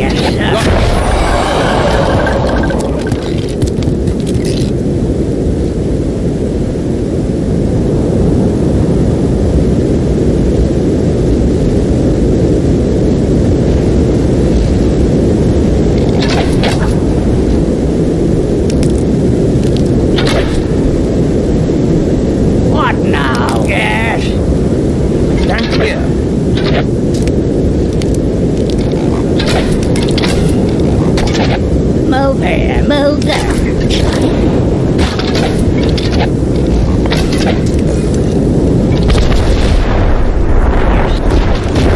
Like up your mind.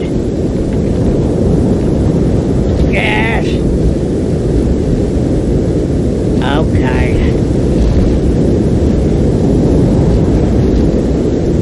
Move here, move there.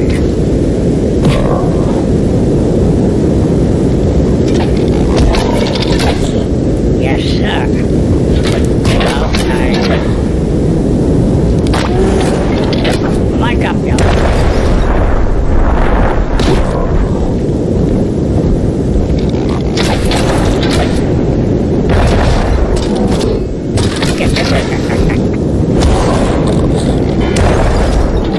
Catch! Yes!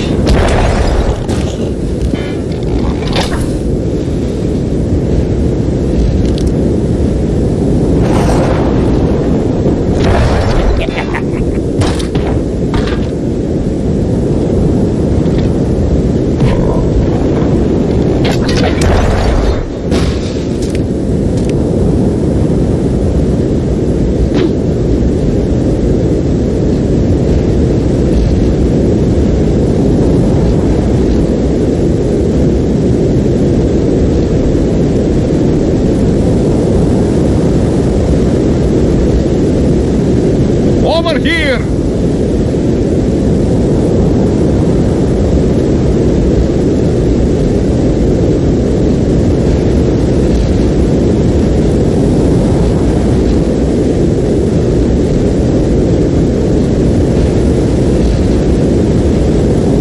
I'm moving. Yeah. I'm moving. Let's go. I'm moving. I'm moving.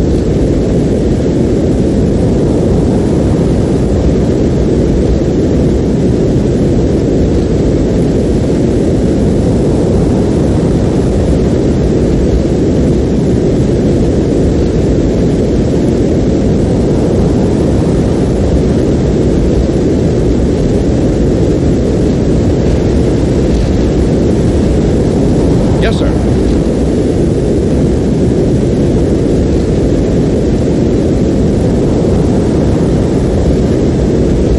Yes, sir.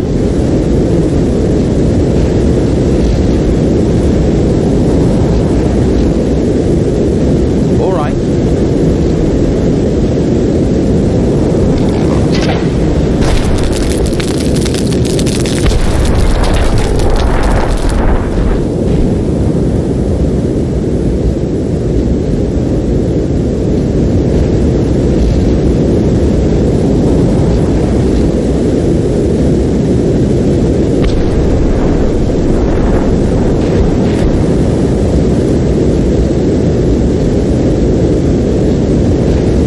Yes.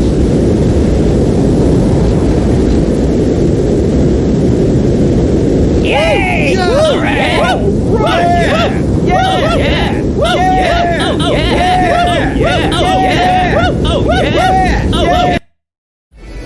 Ravana and the Llancarfan soldiers repelled the Watcher's forces, giving her clansmen time to flee southward.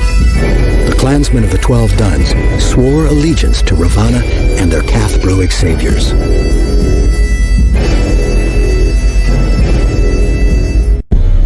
Slowly the harsh winds of winter began their change into warm spring breezes as the world began to awake from its icy slumber. Connacht was overseeing construction of the newest battlements along the city gates when he spied a small army approaching. As one soldier reached for his horn, Connacht steadied his hand. The army was not Moagim's. Damas and Ravana had returned, and with them hundreds upon hundreds of Northmen refugees from the 12 Duns. Connacht raced to greet his returning friends. Damas and Ravana told him of their journey and of their narrow escape from the Watcher. From the gate, Heron guards approached Damas, cutting their reunion short. The Emperor had demanded his presence. Damas was escorted to the Imperial Palace, followed by Connacht, Ravana, and his troop of soldiers. The Emperor was happy to see Damas return safely, yet he was outraged that he would abandon his charge and take a platoon of soldiers along with him. Damas merely held his head, bowed in silence, and stated that whatever punishment he was given, he would accept. Ravana and Connacht spoke in his defense, saying that by disregarding his charge, he had saved thousands of people and delivered over 100 fighting men to the Llancarfan army. The Emperor came to see the good that had come from such a reckless action and decided upon leniency. Mazzarin appeared angry at the Emperor's clemency, but even his scowls could not hinder the shouts of rejoicing from the soldiers. Damas and Ravana embraced in celebration. Connacht slipped away from the imperial chambers and made his way to the streets of Llancarfan. He had an appointment that nothing would keep him from. He had received a message from Travail of the Smiths of Myrthemne. The SunHammer was finally completed.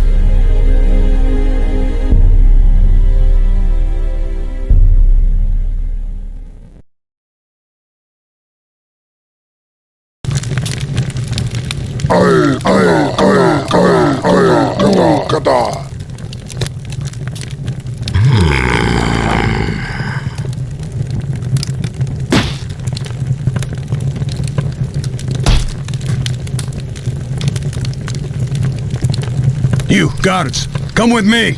Yes, sir.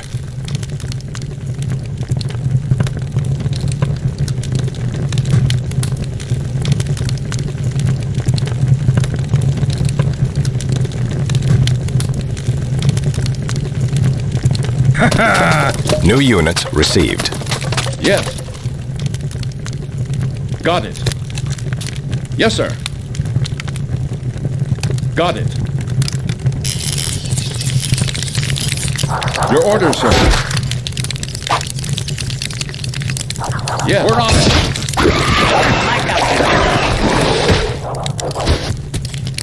Yes, sir. We're on it. We're moving. Yes.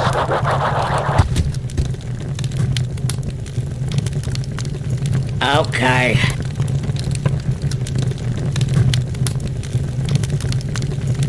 Burn!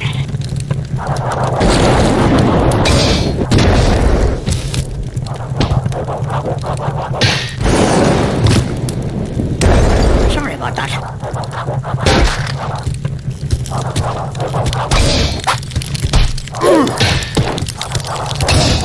Yes.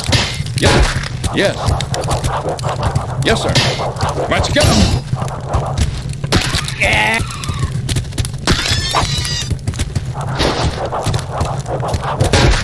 Yes, sir. Where? Mic up, you. Yeah, catch. Okay.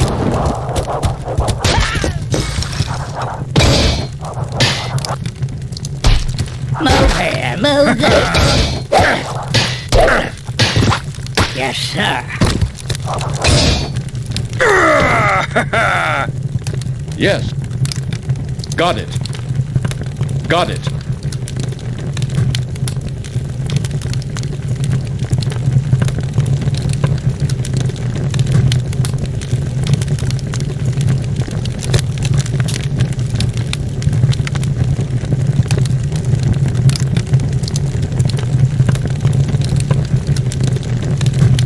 Yes. On my way. Yes. We're moving. Yes.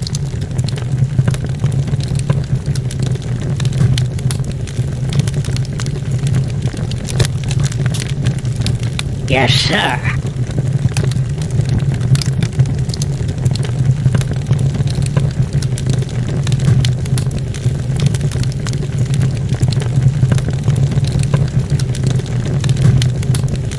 Yes. Got it. Got it. Got it.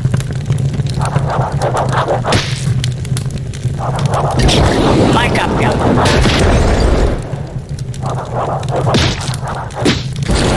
Okay.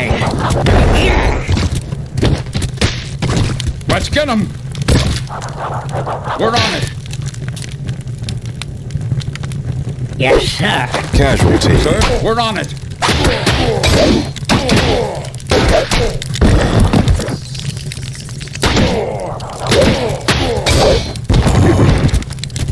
Yep. Yep.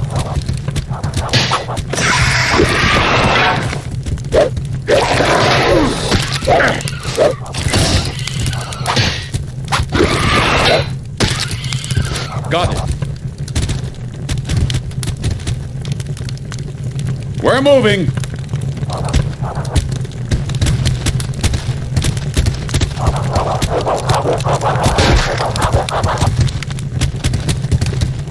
Got it.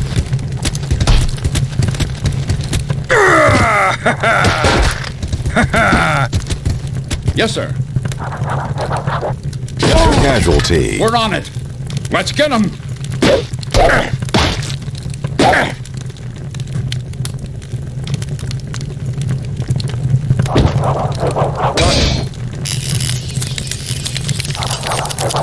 We're on it.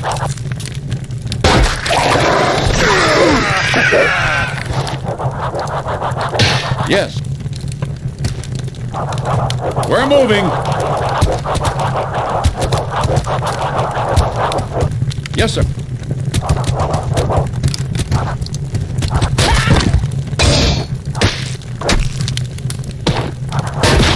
Let's get him.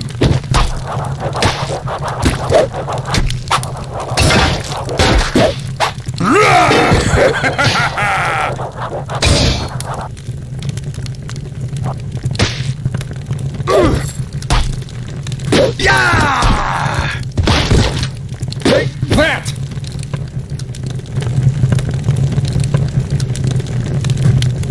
Yes, sir. Got it. Yes, sir.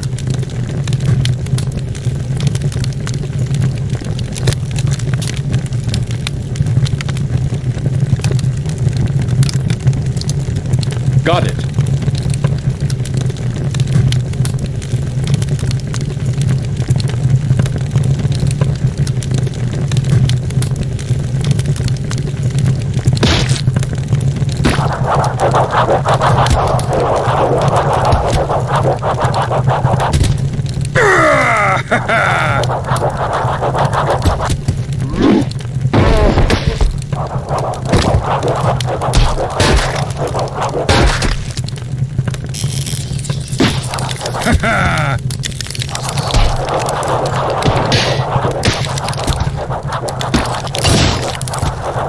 Got it.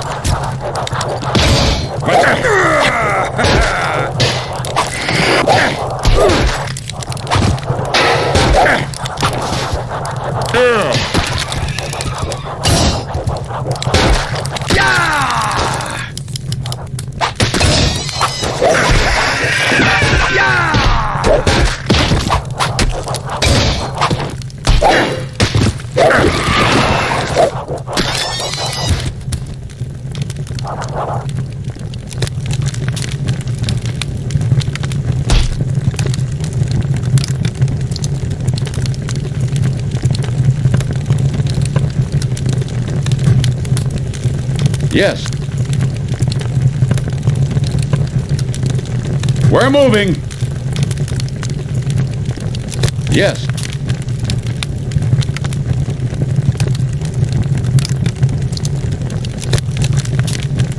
We're moving.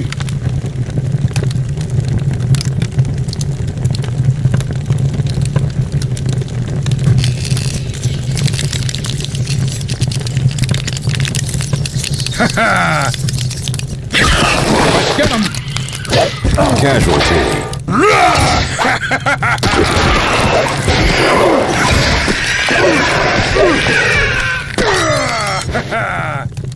Yes, sir.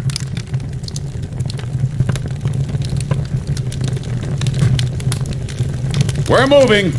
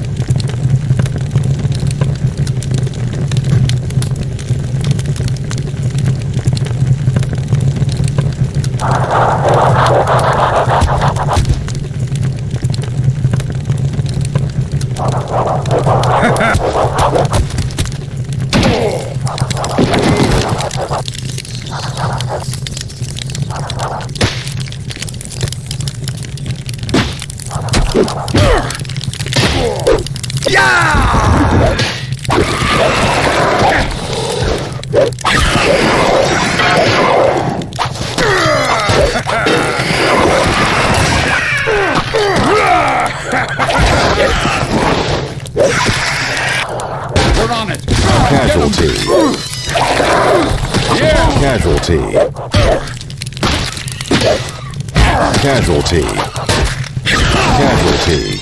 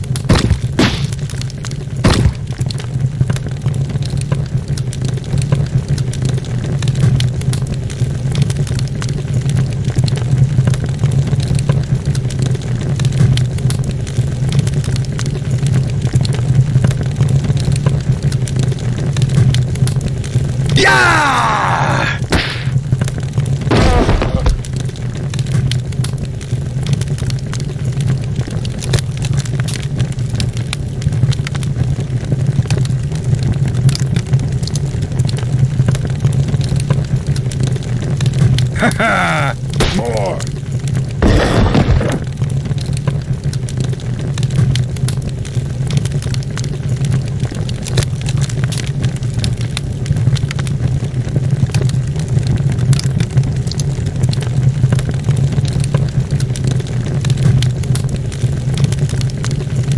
Oh, my aching head.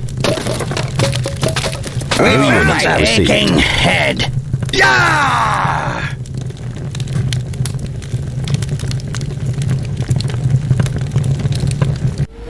Connacht and the dwarven smiths drove the remaining spider cultists from their forge. But they were too late. All of the forge's artifacts were missing.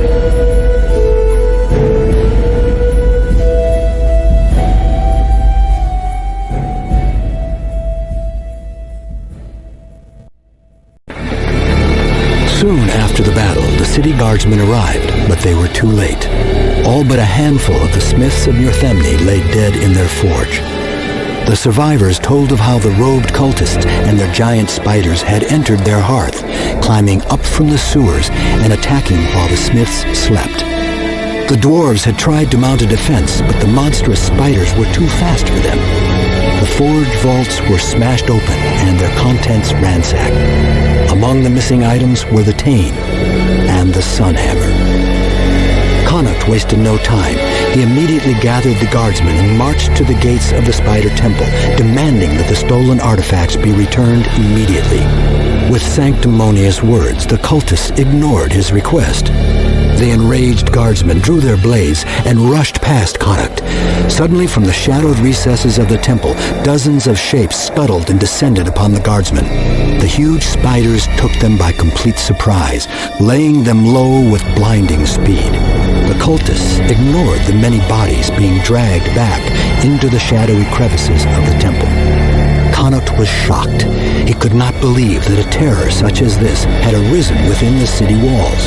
If the cultists realized the true powers of the artifacts stolen from the dwarves, the whole city could be devastated in the fiery holocaust. That night, hundreds of soldiers surrounded the temple grounds, letting nothing enter or leave. In the morning, Connacht planned to lead hundreds more soldiers into the Spider Temple, eradicating the malevolent cultists and their devil spiders therein. But Connacht was unaware that the surviving smiths of Myrthemne had plans of their own. Using the same route through the sewers the cultists had used to destroy their forge, the dwarves made their way into the depths of the Spider Temple.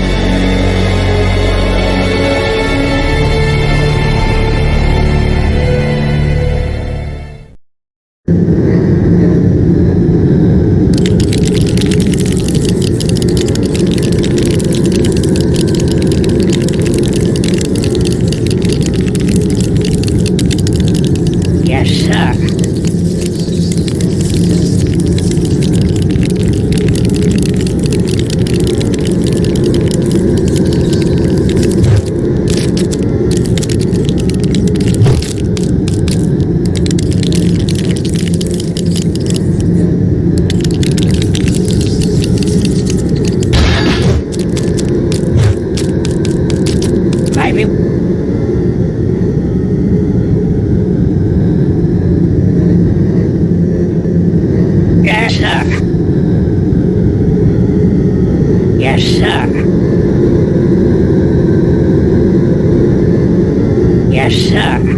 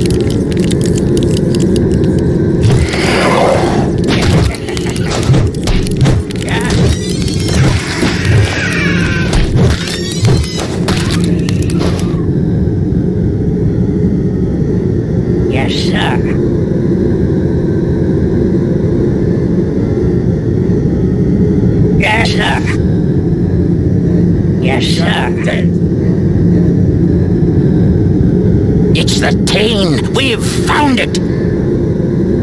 Die!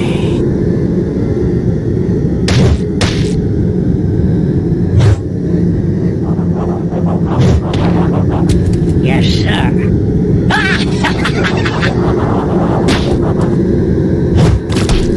Yes, sir. Yes, sir. Die! Hold your fire! Yes, sir. Die!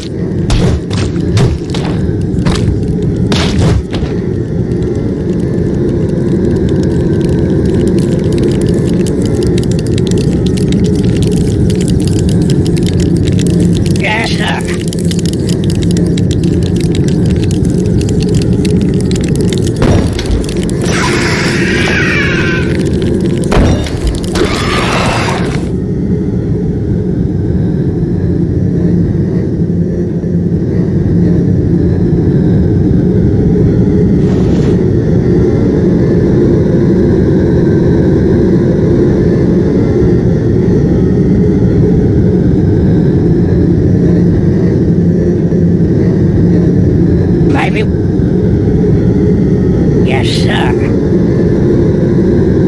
Yes, sir. Yes, sir. Yes, sir.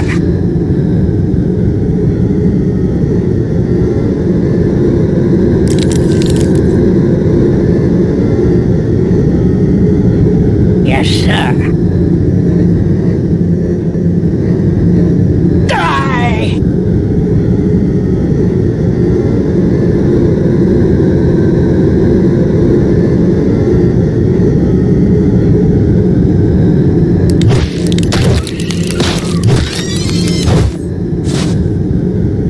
Yes, sir.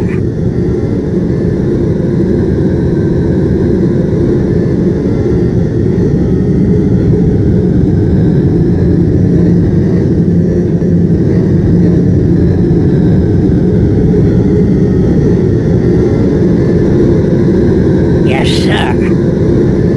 Yes, sir.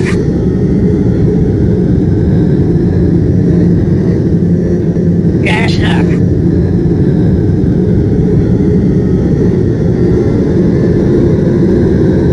Die!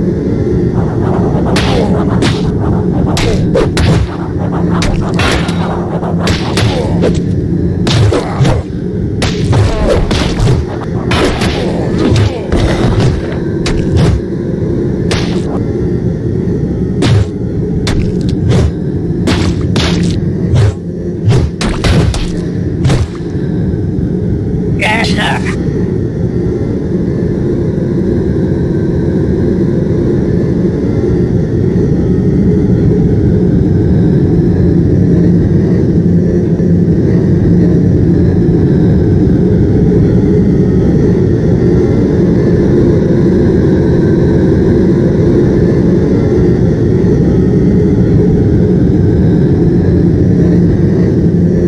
Yes, sir.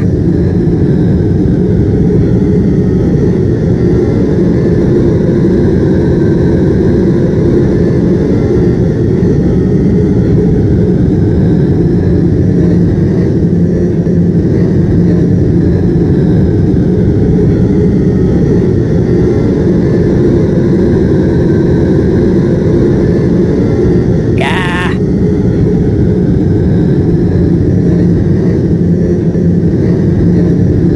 What?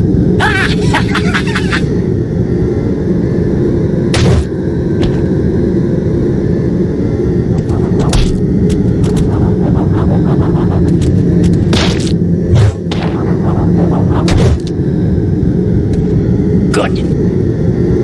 Yes, sir.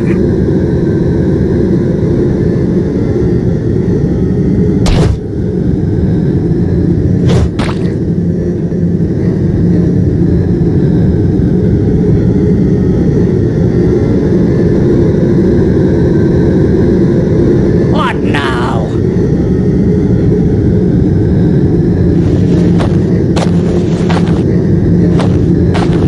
Yes, sir.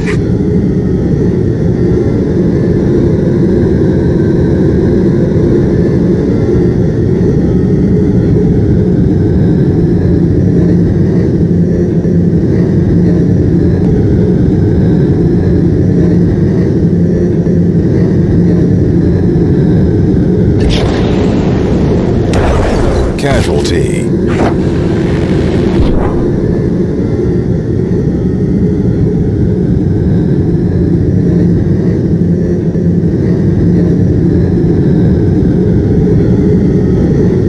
Maybe. Yes, sir. Maybe. Yes, sir.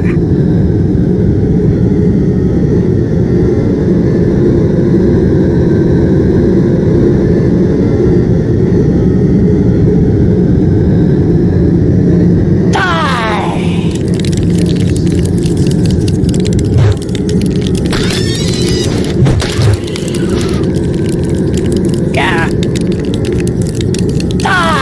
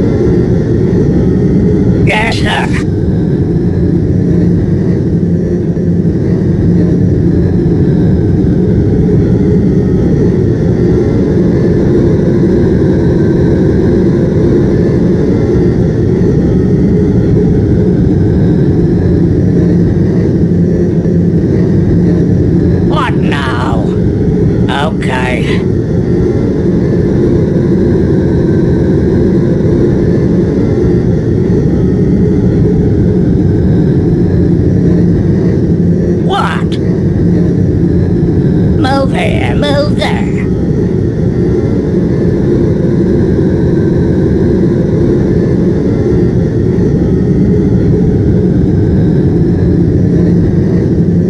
Yes, sir. Yes, sir. Move here, move there.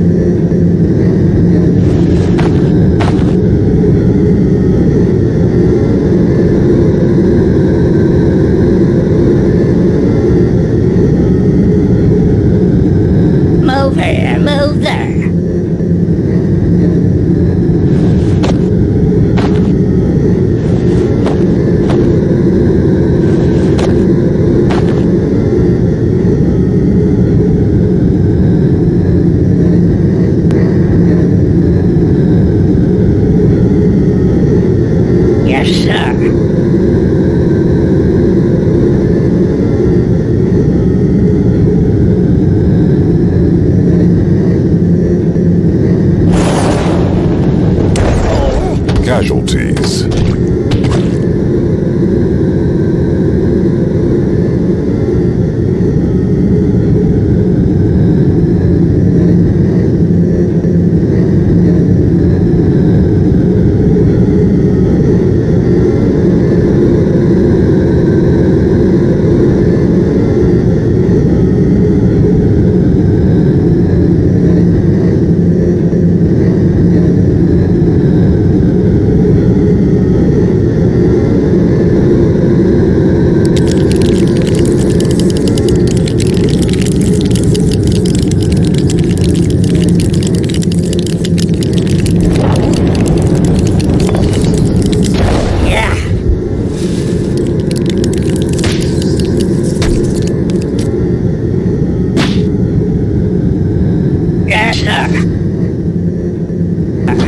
Casualty.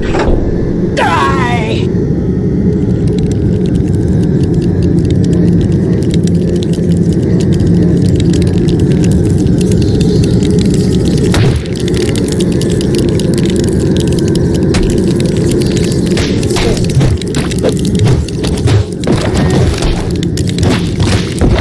Casualty.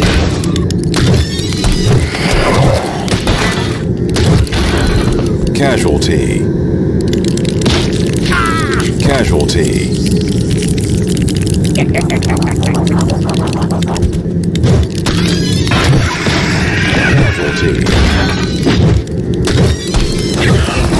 Casualty. Casualty.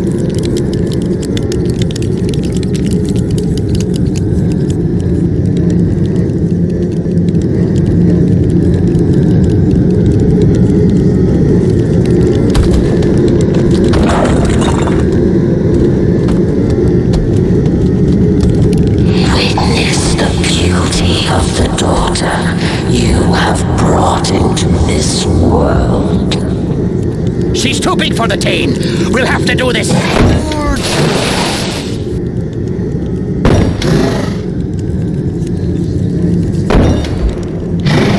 Your blood will feed my children well.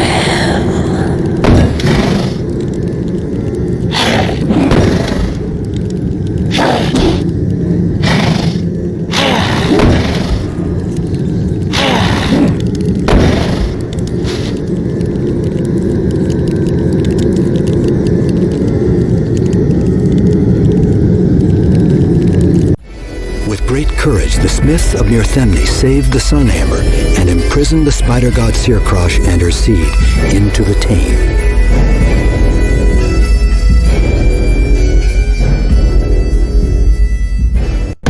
The Ogre's rebellion had come to its inevitable end. Unfortunately, in the years of battle, the Trow had learned that humans had been the catalyst for that rebellion. Now that their former slaves were dealt with, the full fury of the Trow was focused on the Cath-Bruig Empire. And so, merely a day after the destruction of the Spider Cult, Connacht walked the steps of the Imperial Palace and into the throne room of the Emperor. As Connacht addressed the Emperor, he was interrupted by advisor Mazzarin. Connacht told them of the SunHammer he now held in his hands, and that with a small army, the Trow Empire could be crushed once and for all. Emperor Leitrim seemed not to hear Connacht's words.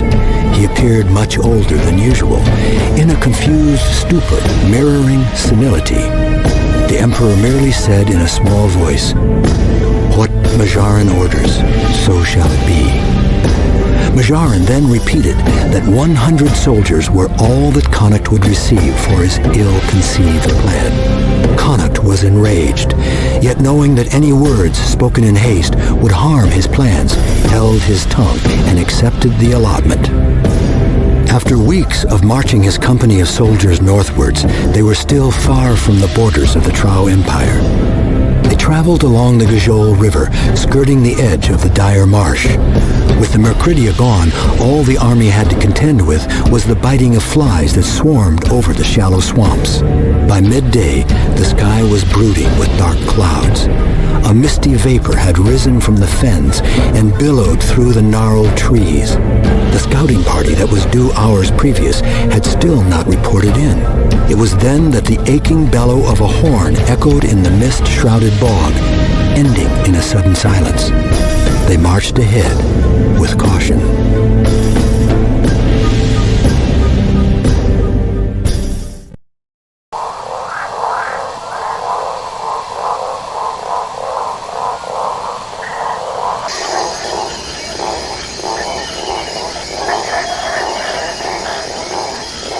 Yes?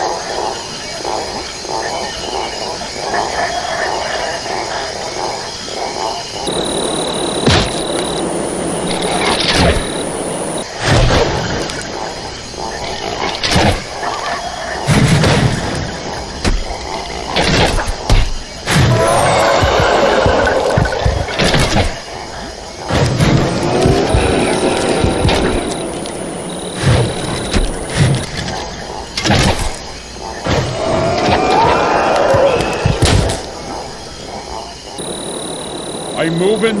Yeah.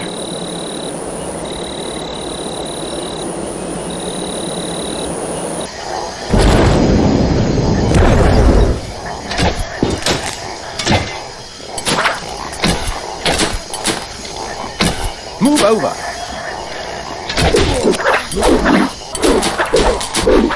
Yes. Yeah.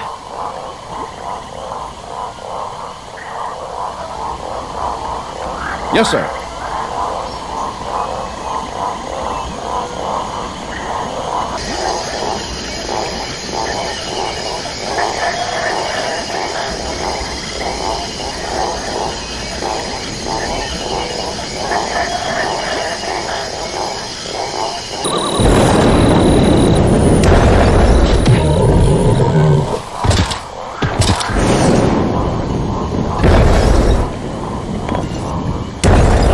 Step aside.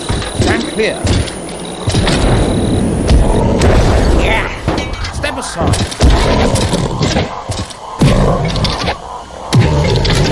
Move over. Got him.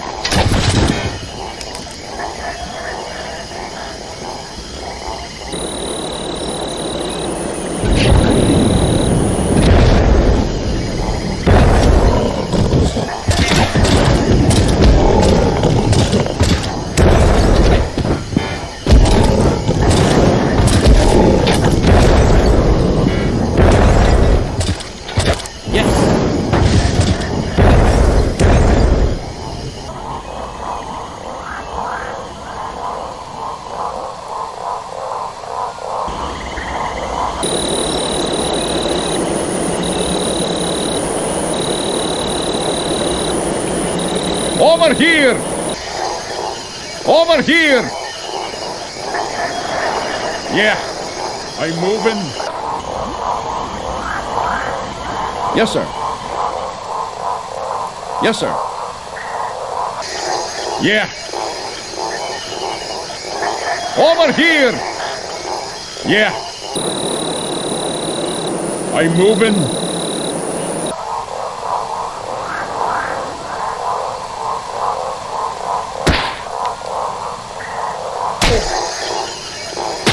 On my way.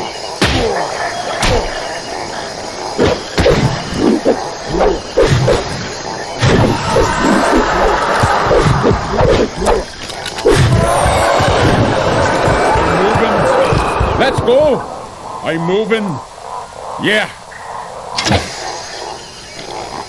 I'm moving. Yeah. God damn your eyes. Incoming! Stand Look clear. out! Move. Yes.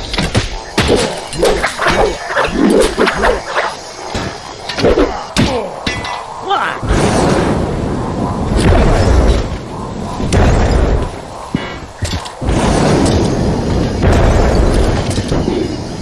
Yeah.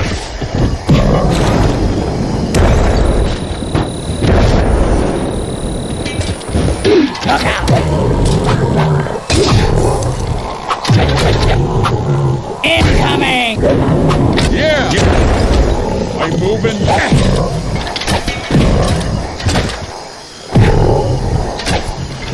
Got him. Yeah. We'll do it.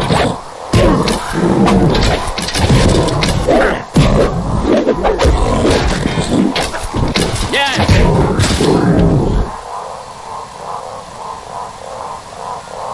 Catch!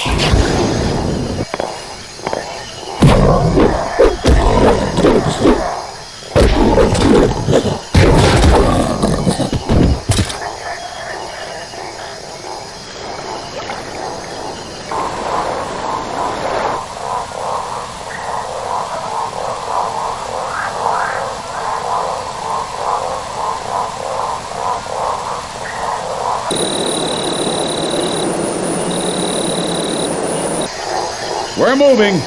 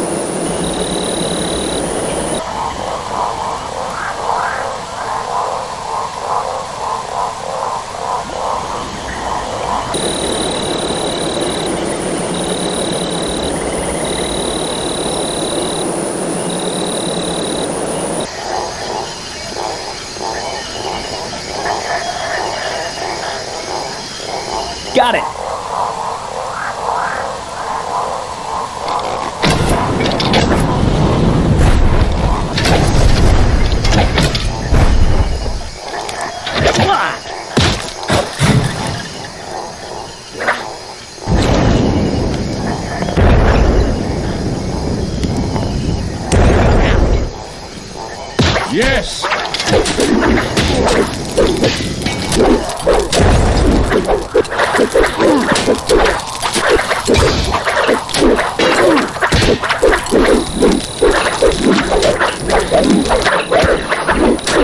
Casualty. Casualty.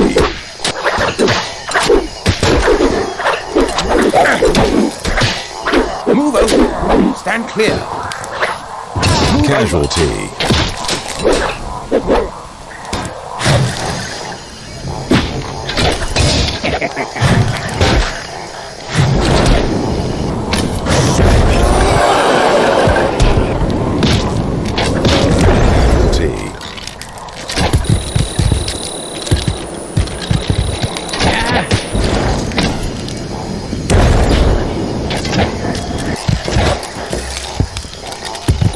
Yes, sir. Burn! Yeah. We're moving.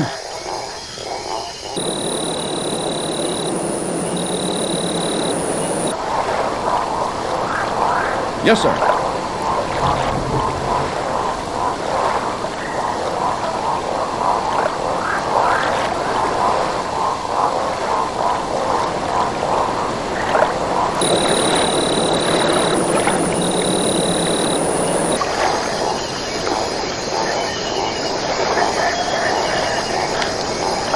Sir? All right. Got it. Okay.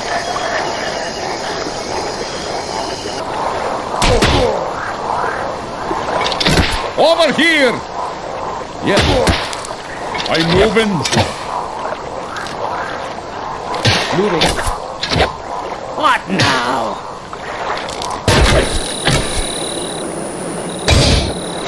Ready. We're moving.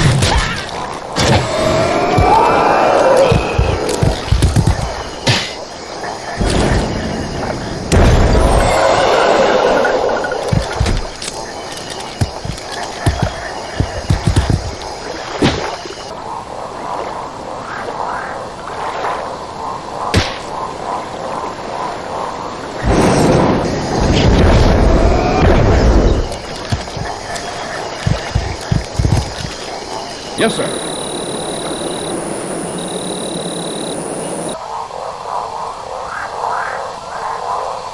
Yes.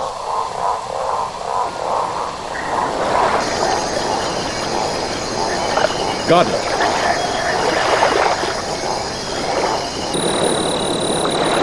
Yes. What now? Yes, sir. Step aside. Move over. Get out of the way!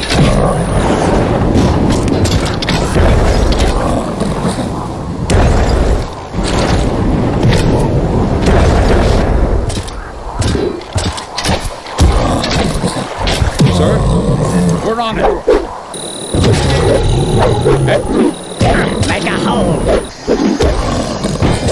Step aside. Yes. Yes.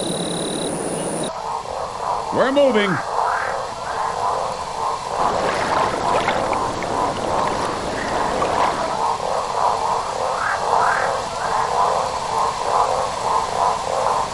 Yes, sir.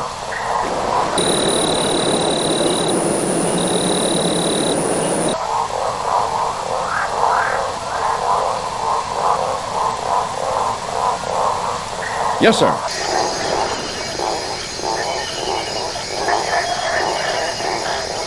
What?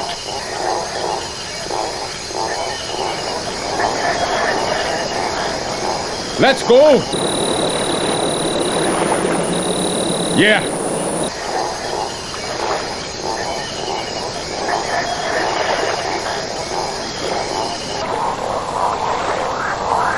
Yes.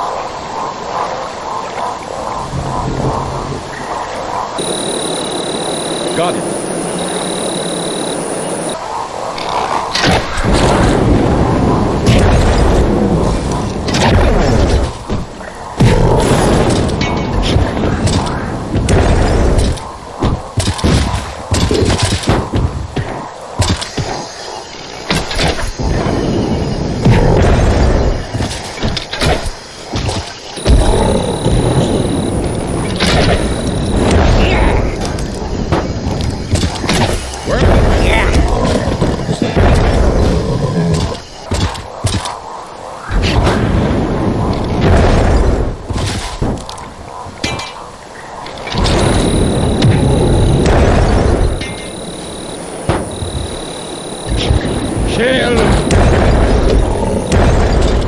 Yes, sir.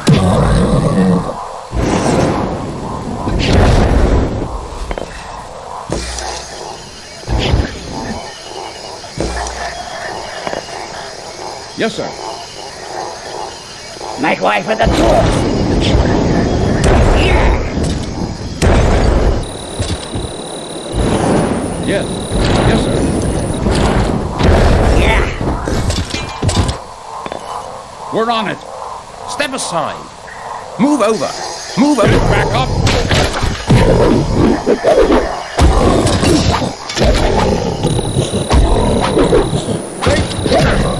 We're moving. Got it.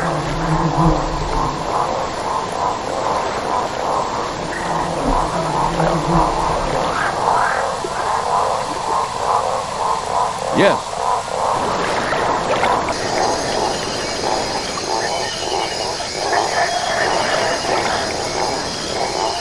Got it. We're moving.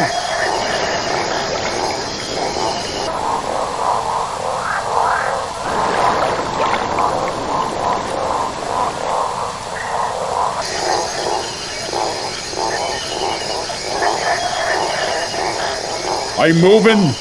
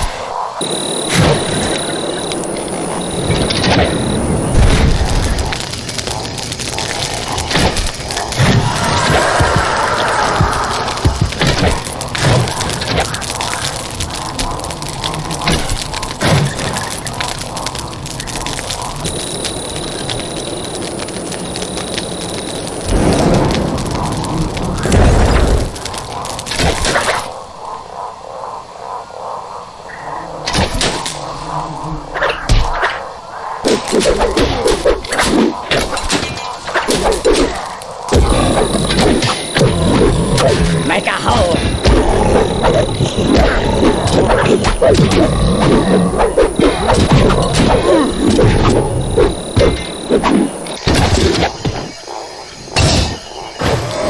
Yeah. Yes. Got it. Yes.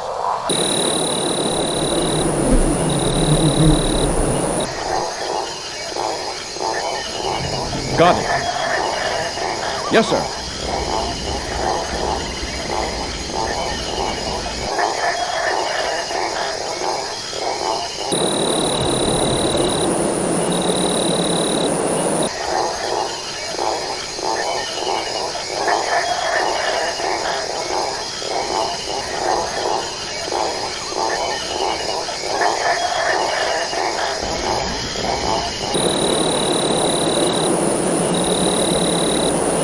Yes. Got it. Yes, sir. Let's go. Yes, sir.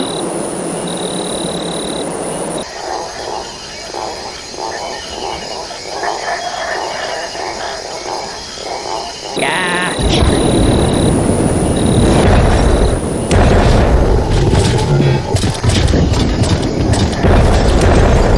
Casualty.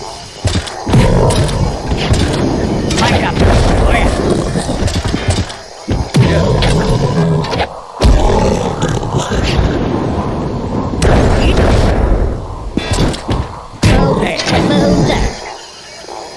Let's get him. Stand clear.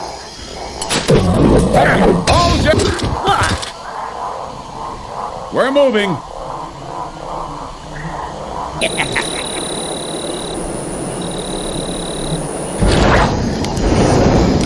Yeah. Yes, mic up down. Yes.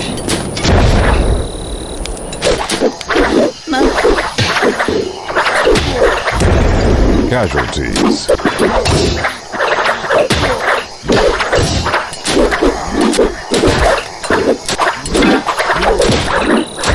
Casualty.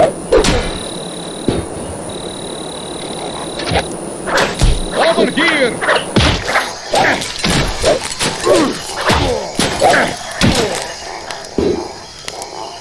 Yes, sir.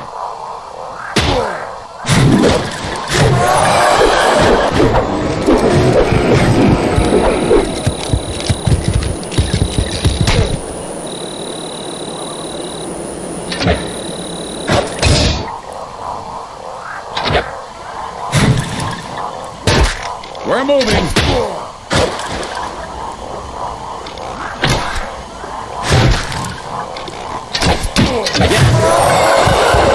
On it. I'm moving.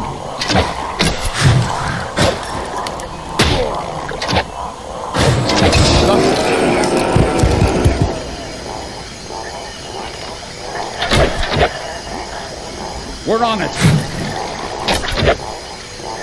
Okay.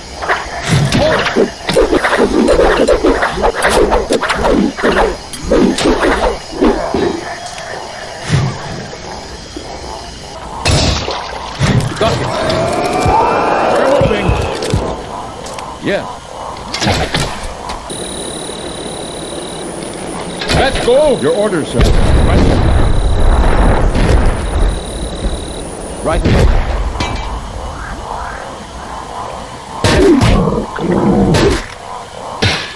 Yeah. Let's go. Let's get him. Yes. Yes.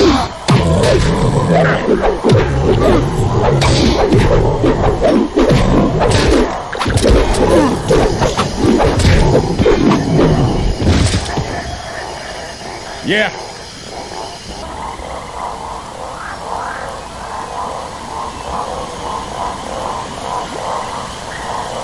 Got it. Let's get him.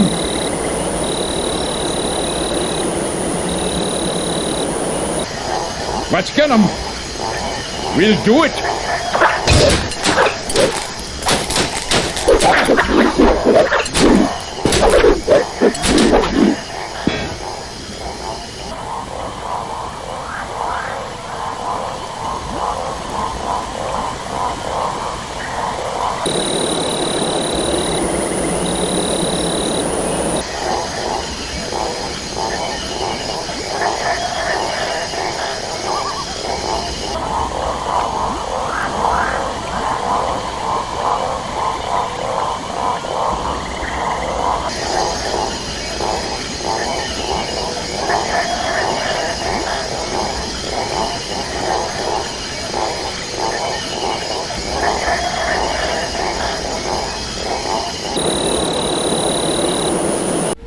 Surprised by the might of the Watcher's army, Connacht's forces had narrowly escaped to the north.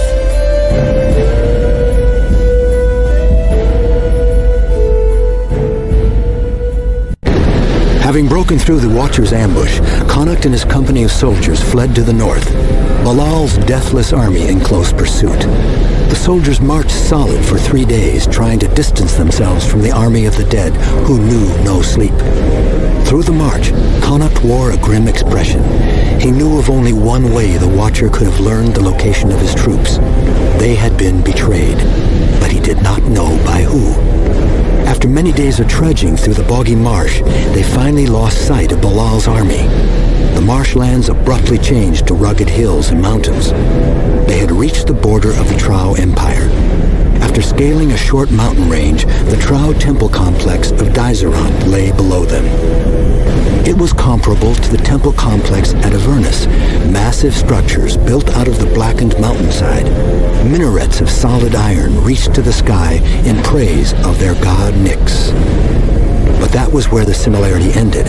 Unlike Avernus, this complex looked all but deserted. Having no Oghre slaves to upkeep their temples, they had fallen into rusted ruination. Dozens of Trow could be seen in the temples, but not a single one of them wore their impenetrable iron armor or massive hammers.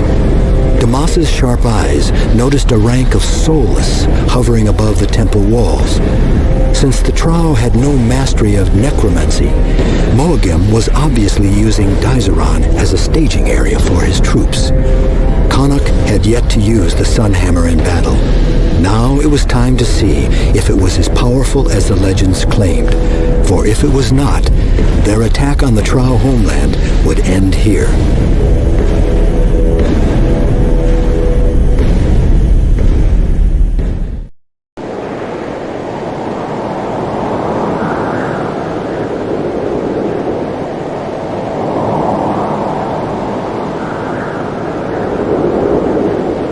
Let's go! Yeah. Yeah. I'm moving. Yeah.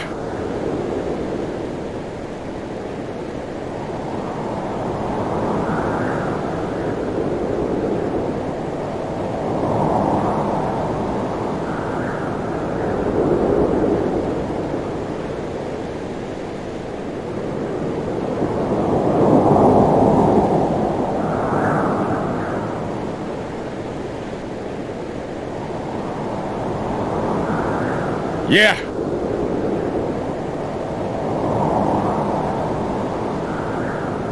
Let's go.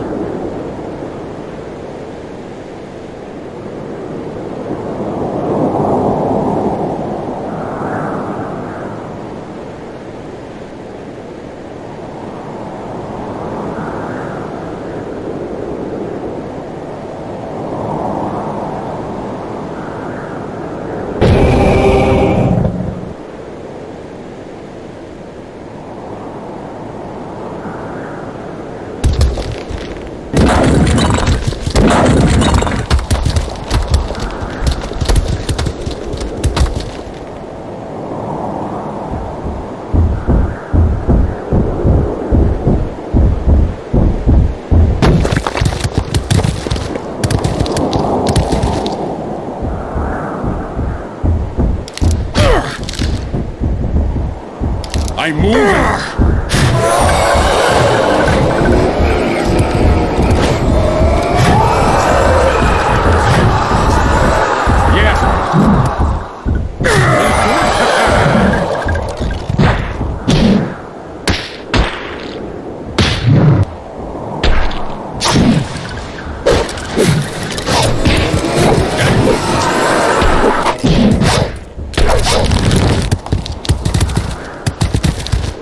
Let's go!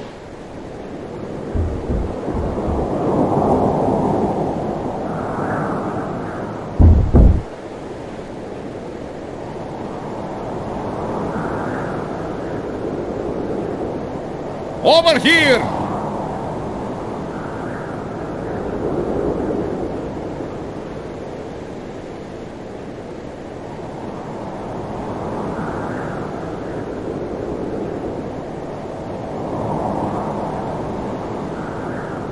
Yeah. I'm moving.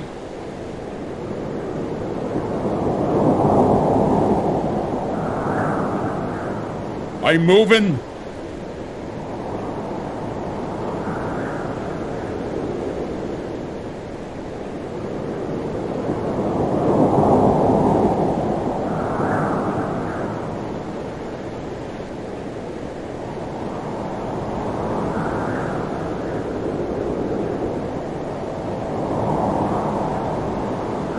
Yeah. Yeah.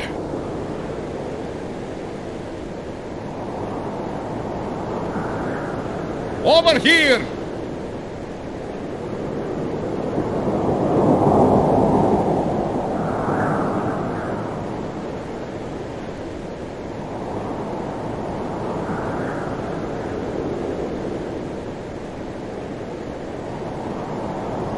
I'm moving.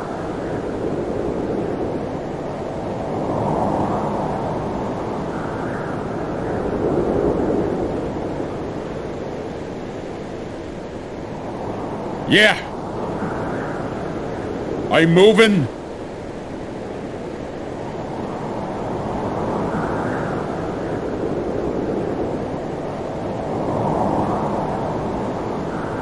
Over here.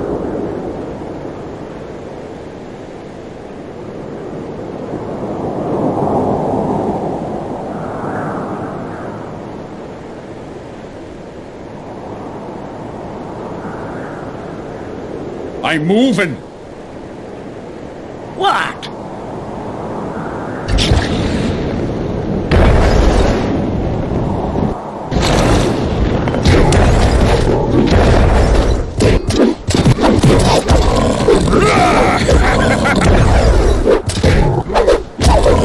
Let's go! Make a hole! Make a hole! Get up! Make a hole! Casualty. In! Yeah! Casualty. Yes!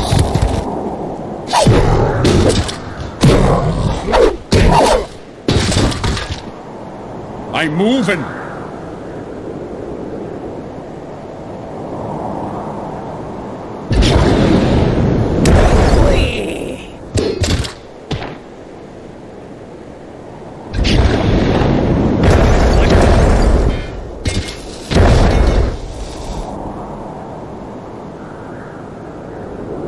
Make a hole! Yeah!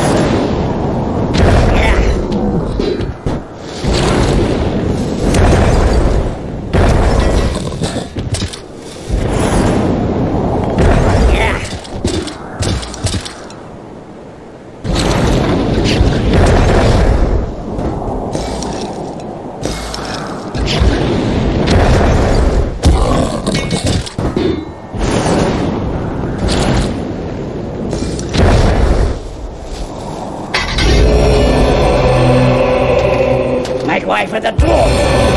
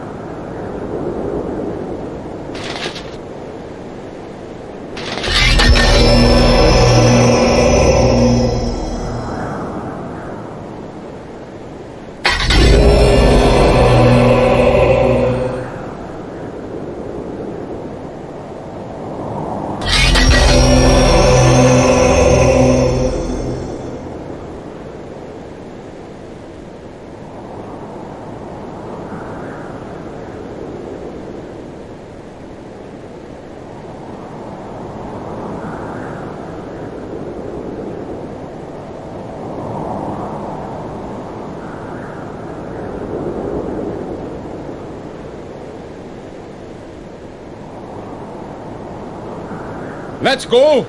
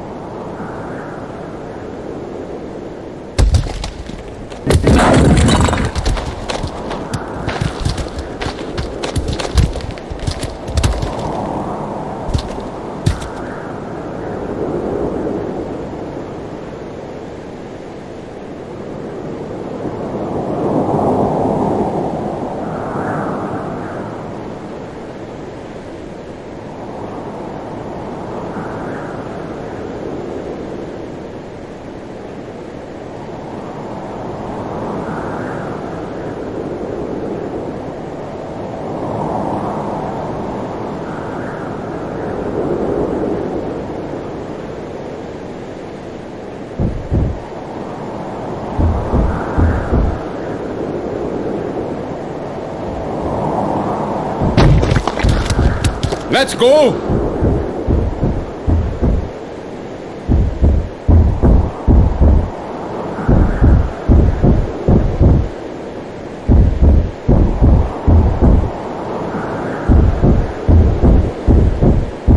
I'm moving. We'll do it. Yes.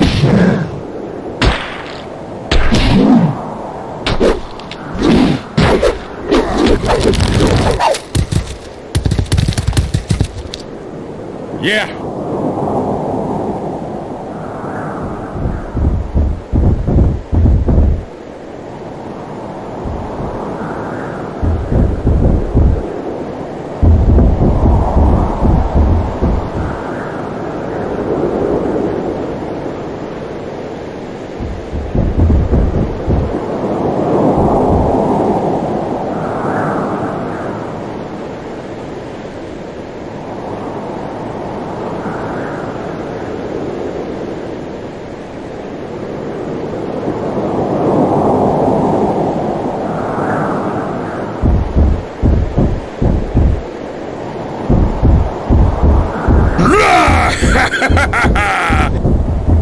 Yes!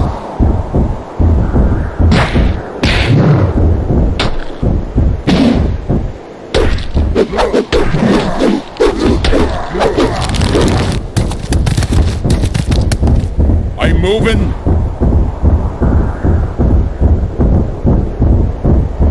Kill!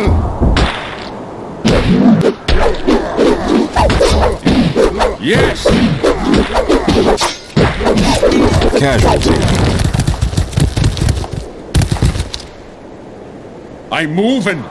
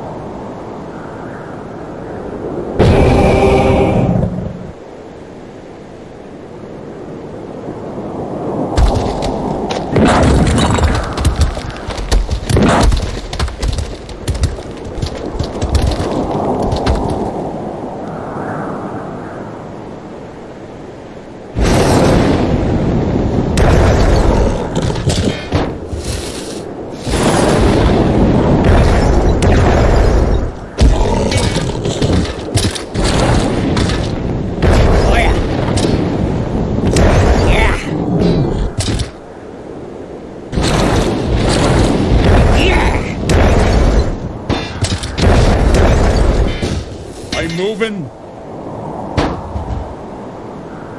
I'm moving.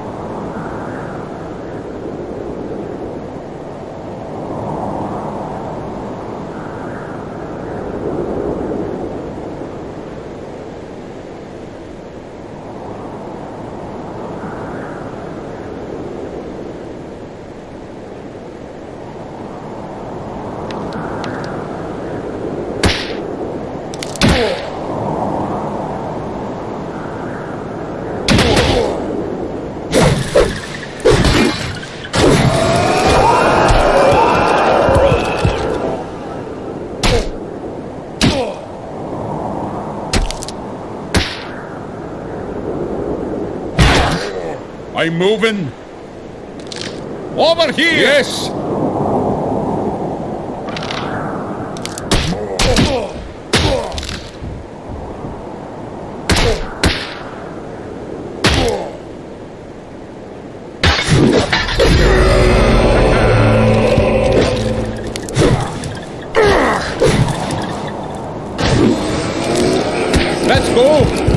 moving. Let's go.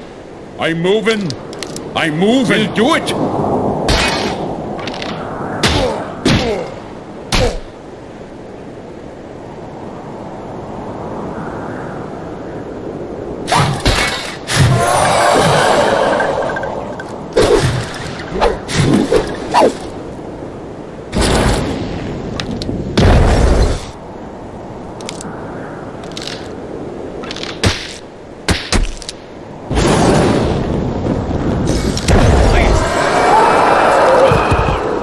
Yeah. Over here. I'm moving. Yes. Yeah.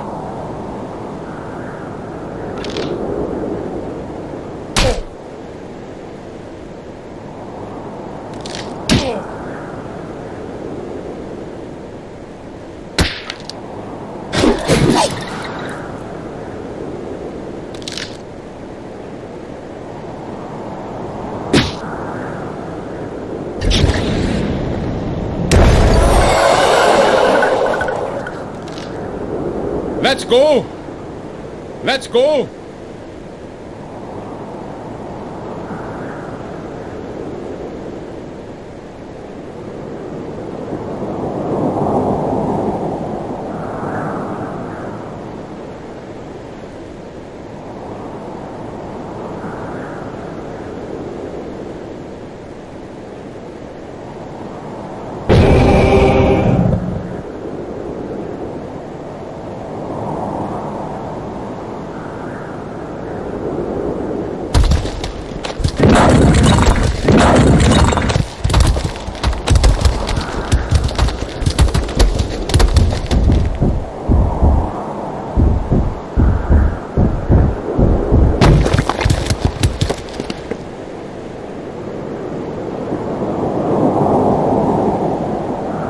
I'm moving. I'm moving. I'm moving. Kill!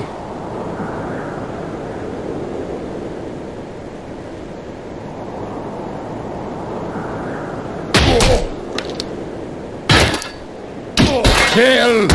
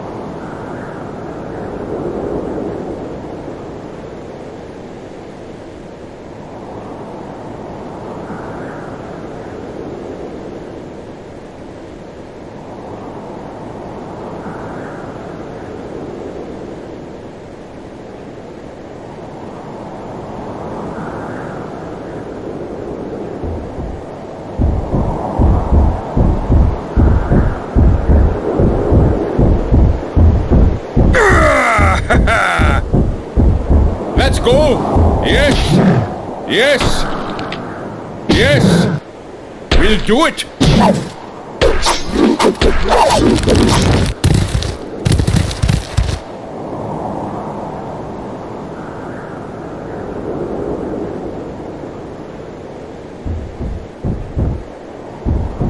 Let's go!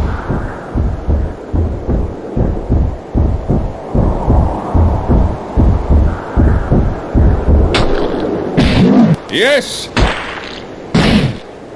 Yes! Yeah! I'm moving! Let's go!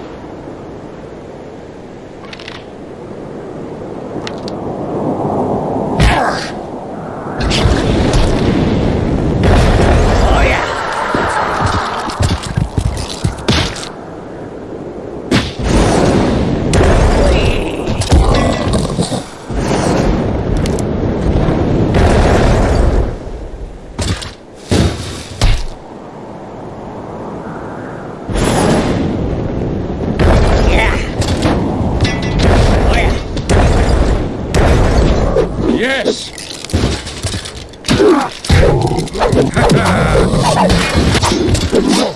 Kill!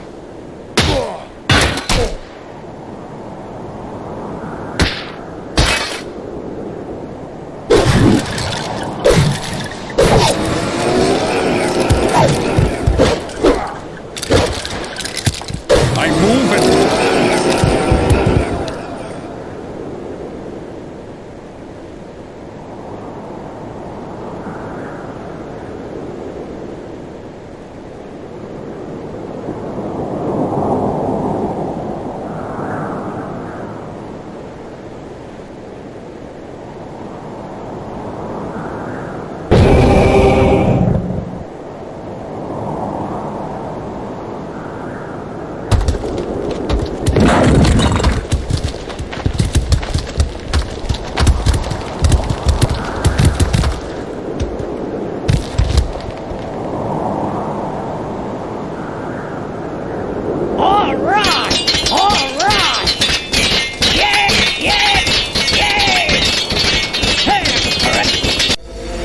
SunHammer laid low the Trow Temple. Many of the Trow were engulfed by the waves of white-hot iron slag.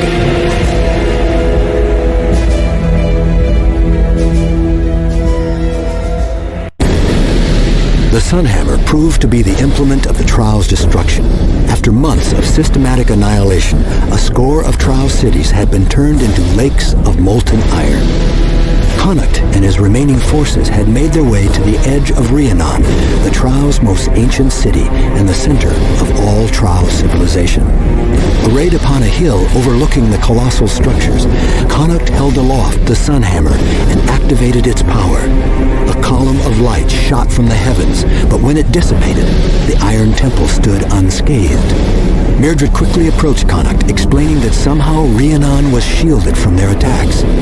Connacht looked out over the vast Trow city. His eyes came to rest on the great temple of Rhiannon. Taller than any mountain, it towered over the rest of the temples. In a flash of memory that was not his, Connacht remembered what the temple contained: the Heartstone of Nyx. The brilliant rays from the SunHammer had alerted the Trow to the army's presence. A multitude of Trow gathered along the edge of their city, making ready to charge the Cathbruig army. Connacht selected the most proficient veterans in his force and told them of his plan. As he did so, Myrgard prepared for a massive spell. As the group of heroes made their way toward the great temple, the Trow legion spilled out of the city to smash the humans that had dared to threaten them. Myrgard spread his arms and held aloft his dreaming staff. As he did, a wind rushed over the hilltops and roared into the city. Those Trow in the path of the gale froze mid-stride, held in place by the powerful magics. A wall of quivering statues now stood along the outskirts of the city. Myrgard, in ultimate concentration, prayed that he could hold the spell long enough for the group to reach the Heartstone of Nyx and destroy it.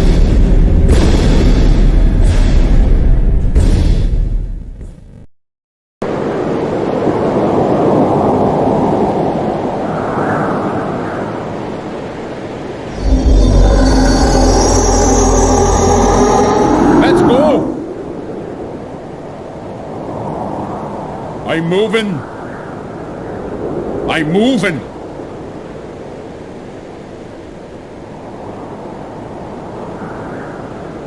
Yeah.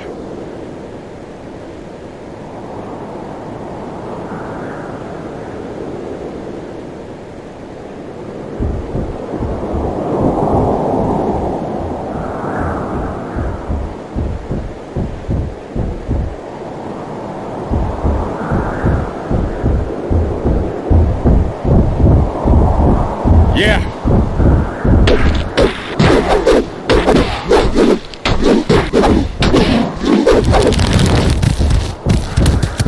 Kill.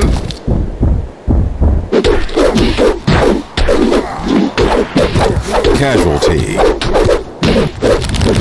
Over here.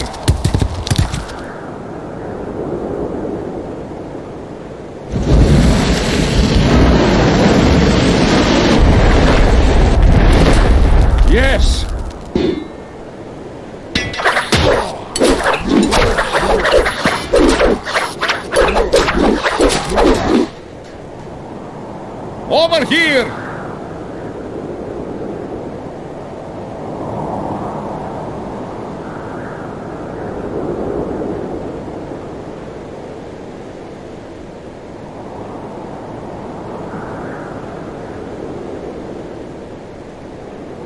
I'm moving. Yeah.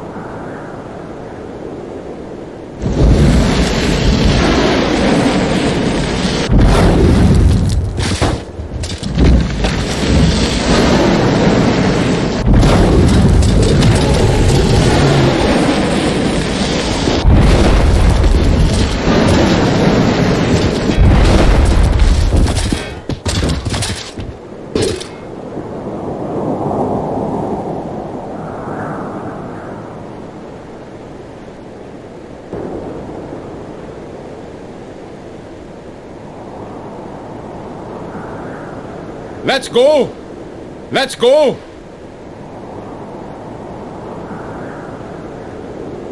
Yeah! Let's go! Let's go! I'm moving! Let's go! I'm moving!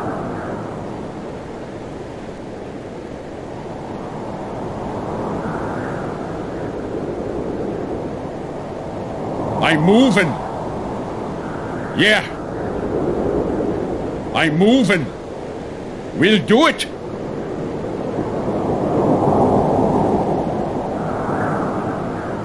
Yes.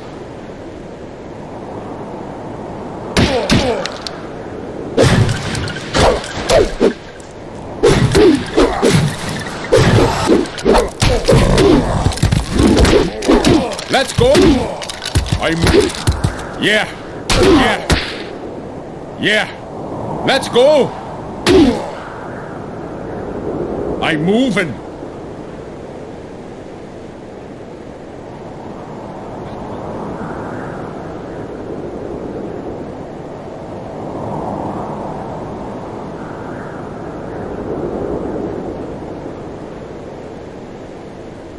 Over here.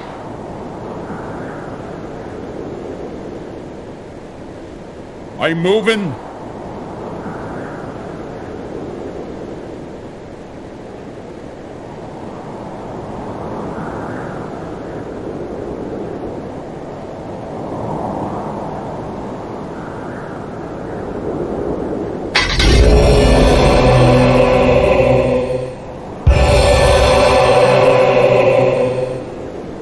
I'm moving. Yeah. Let's go! Over here! Let's go! Yeah!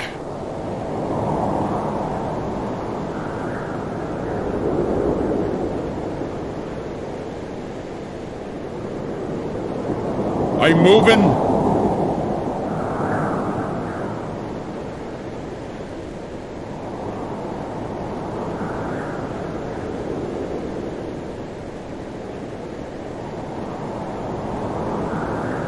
Yes! Kill! I'm moving! Yes!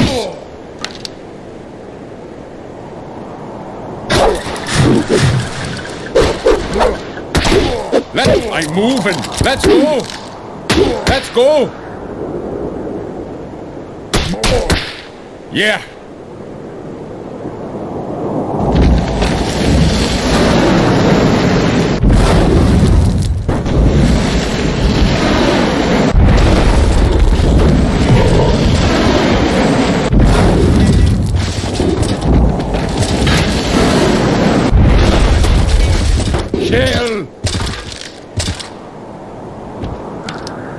Yes!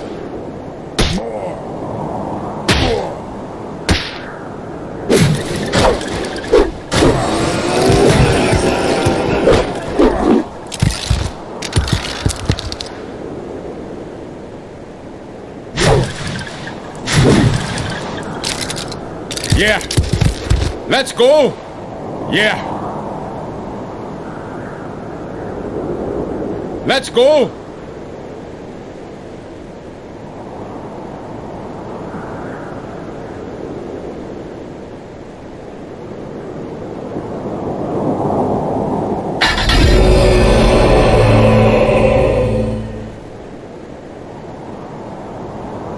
I'm moving.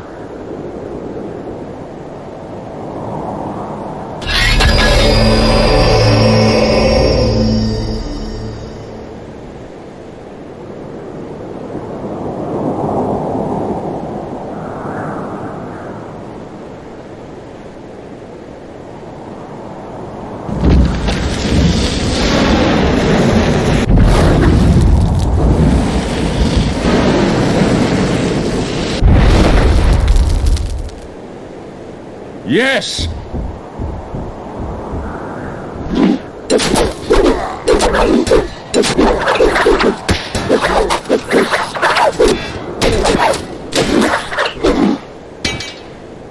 Let's go!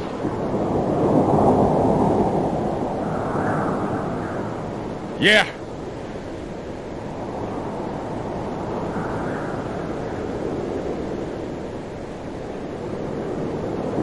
I'm moving.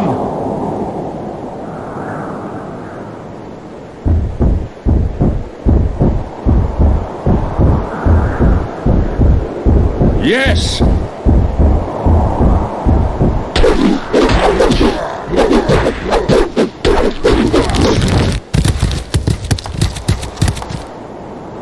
Let's go!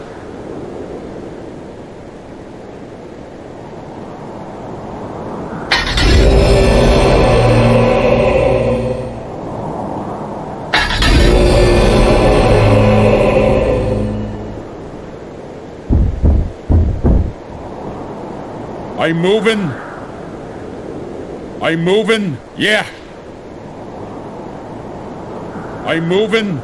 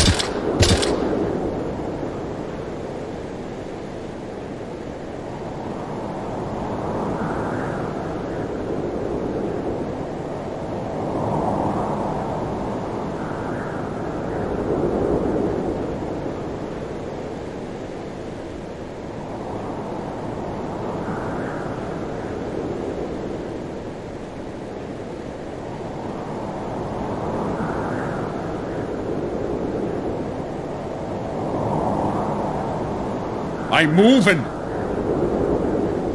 Let's go. Get out of the way. Make a hole.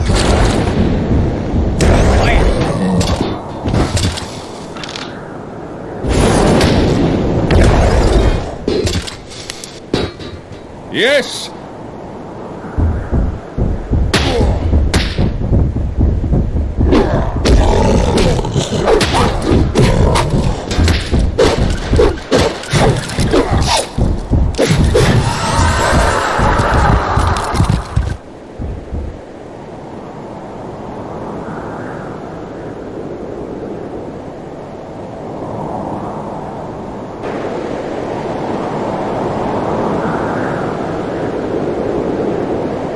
I'm moving.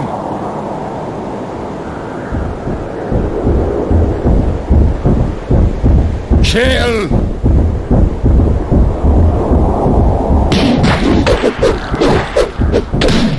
Casualty.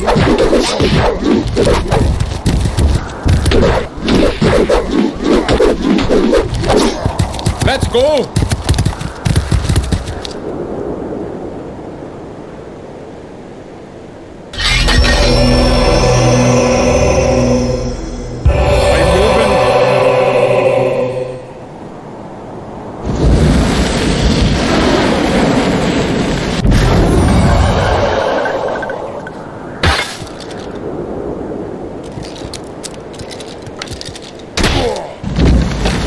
Let's go!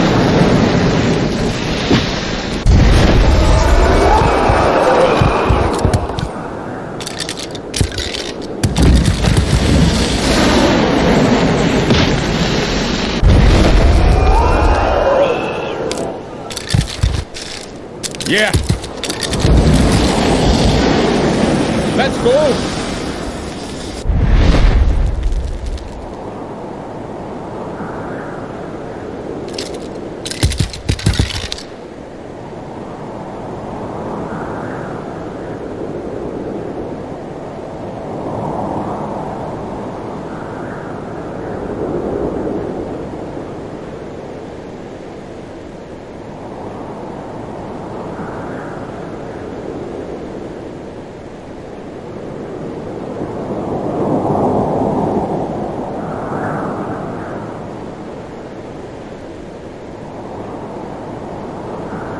Yeah. Yeah. Yes.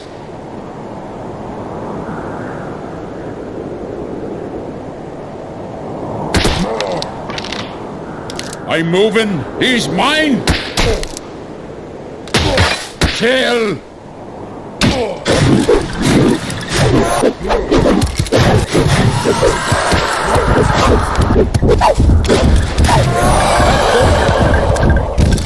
Yes!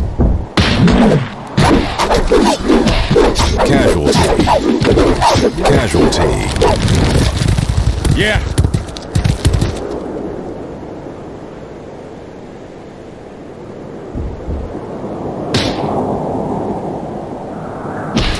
Casualty.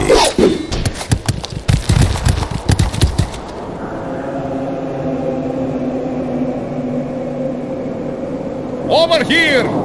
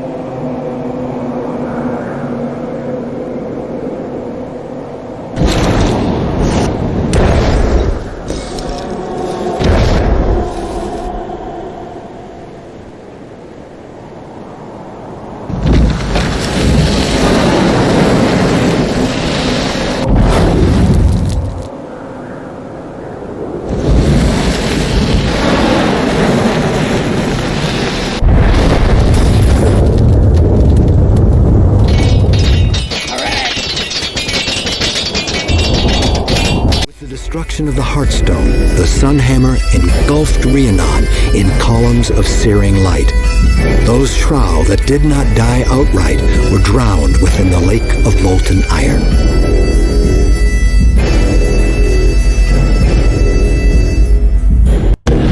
Upon his triumphant return, Connacht the Wolf had become Grand General of the armies of the Cathbruig, the conqueror of the Mercridia and the destroyer of the Trow.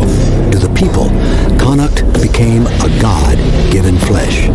The Northmen, whom he had saved from the bitter nights of winter, became his devoted followers, pledging their lives to his name. Where he went, their swords followed. As the frosts of winter once again receded into warmer skies, the mighty walls of Llancarfan stood untouched by the hands of the dark. Grand General Connacht assembled the whole of the Cathbruig armies. He said that he planned to lead the Llancarfan army into the west, to hunt down Moagam and the remnants of his army, that until his evil was snuffed from the world, the Cathbruig would never know peace. On the eve of the army's departure from the city's gates, Connacht was summoned summoned by the Emperor. He told Connacht that he wished to personally lead the army of Llancarfan into battle. Connacht, surprised at the Emperor's sudden change of mind, asked if his idea was a sound one. Mazzarin stated that the bidding of the Emperor would be followed. Before Connacht could rebuke the advisor, Emperor Leitrim gently asked Connacht if he would let an old man lead his people to their greatest glory. Connacht could not bring himself to refuse his wishes. And so the host of Llancarfan marched from the city gates in high spirits.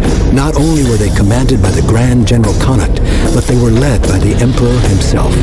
After merely a few days' travel, the mirth of the troops faded as they witnessed the destruction brought upon the Downs. What was once green farmland was now scarred and blackened lands, flattened by the weight of battling armies. Yet no bodies could be found. After many weeks of travel, they had entered the remains of Hellsford. It was then that they heard the thunder of footfalls and knew they had found the enemy.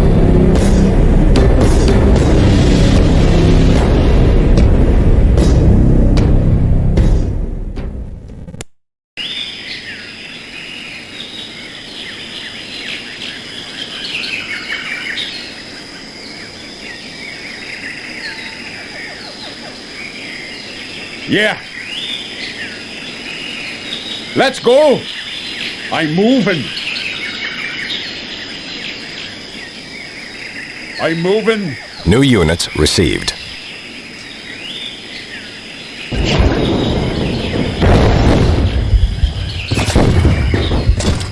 Let's go. Yeah. Yes. Okay.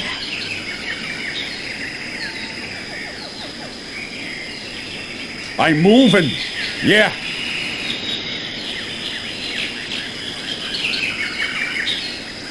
Shell.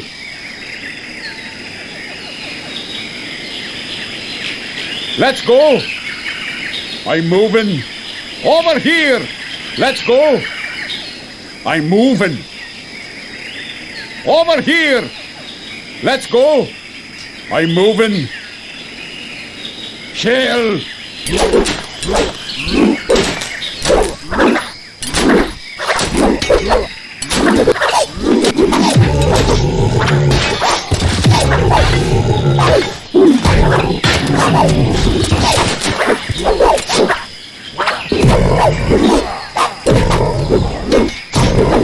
We'll do it.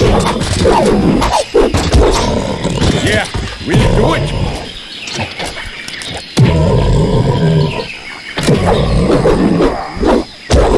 Yes, stand clear. Move over.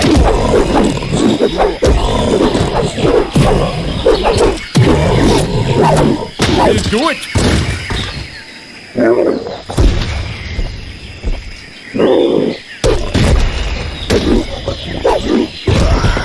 Shell. Get out of the way.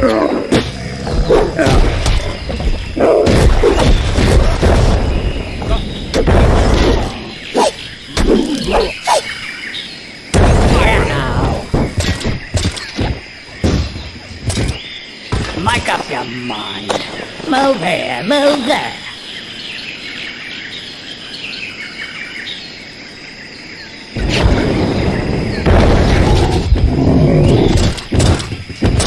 Yeah.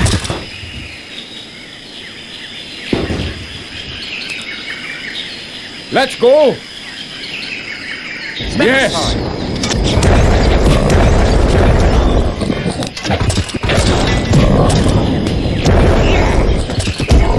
Look out. Yes. Oh yeah.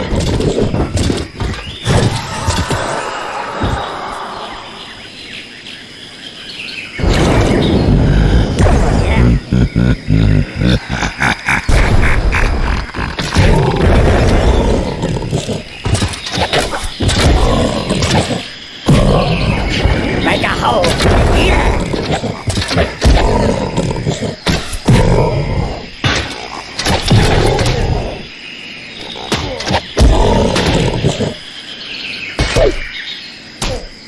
Yes. Stand clear. Casualty. Casualty. Move over. Yeah. Yes.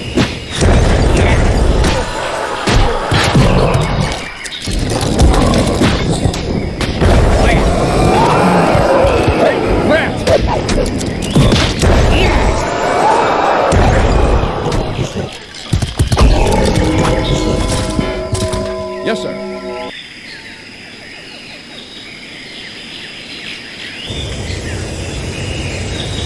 Let's go.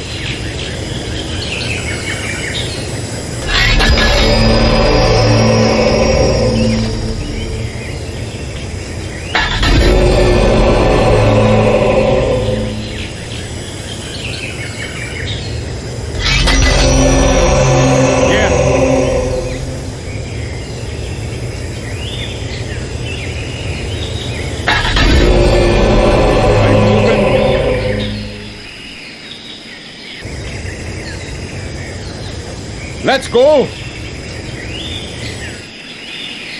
I'm moving.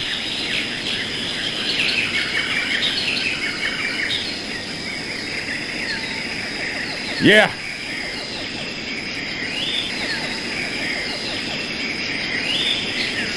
I'm moving.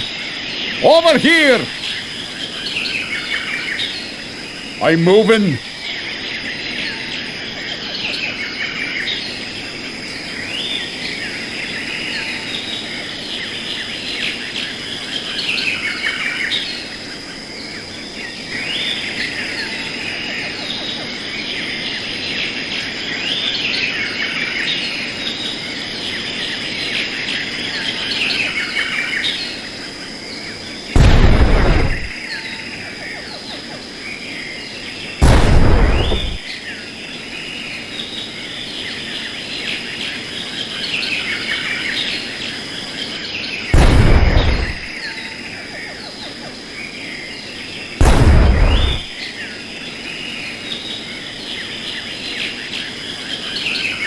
Over here!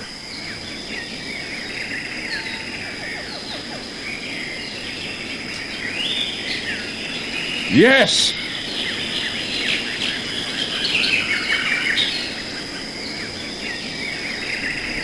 Yes! Let's go! Let's go! I'm moving. Yes! Make way for the dwarf!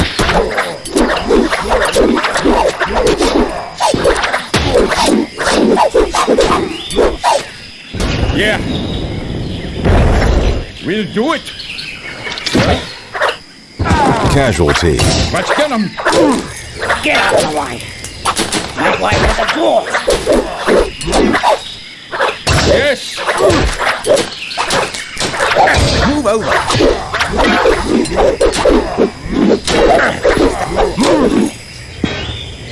Over here. I'm moving.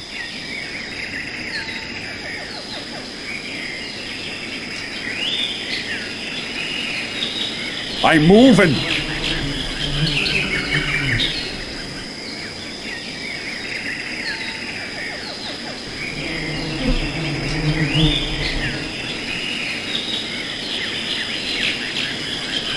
Yeah.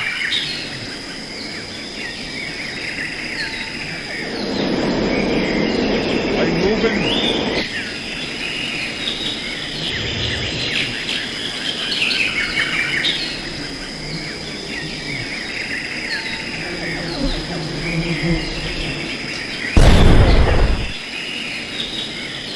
Let's go.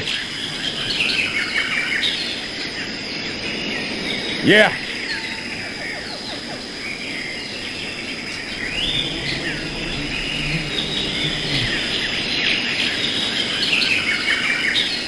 I'm moving.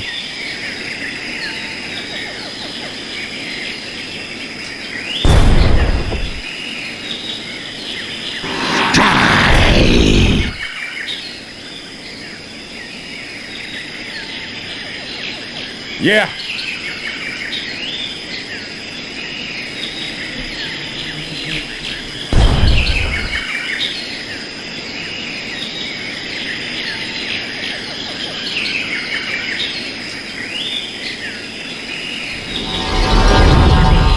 I'm moving.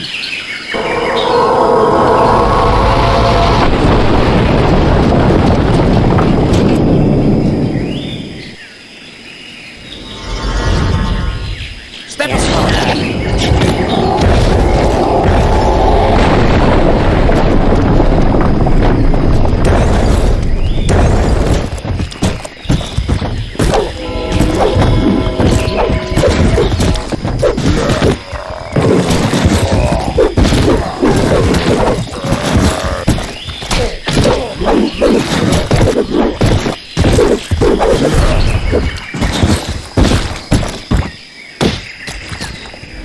We'll point. Let's go. Yeah.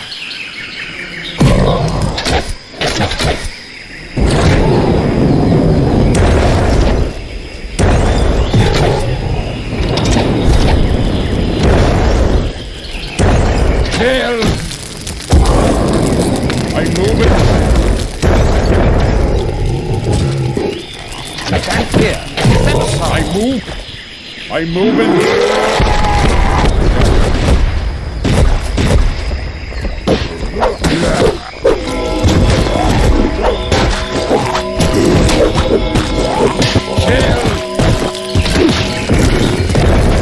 Make a hole. Get.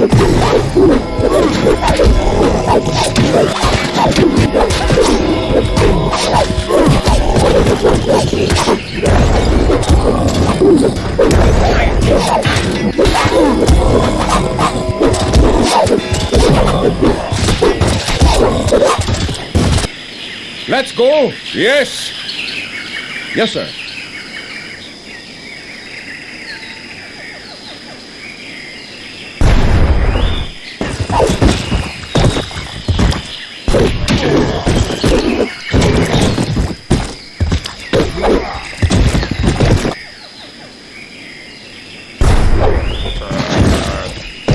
Got it.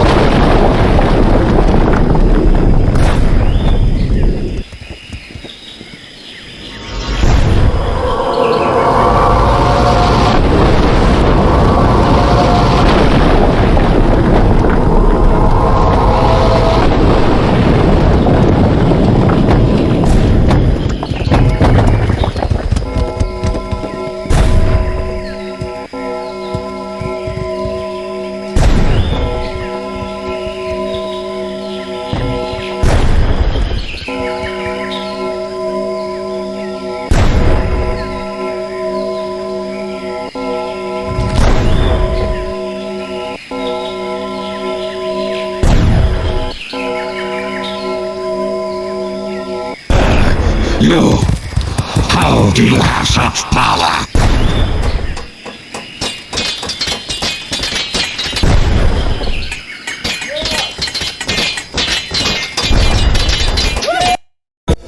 The dream duel between Myrgard and Bahl'al had ended in the Watcher's defeat.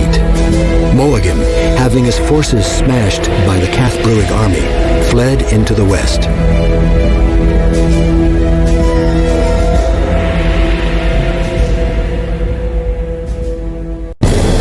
The battle at Hellsford was a turning point.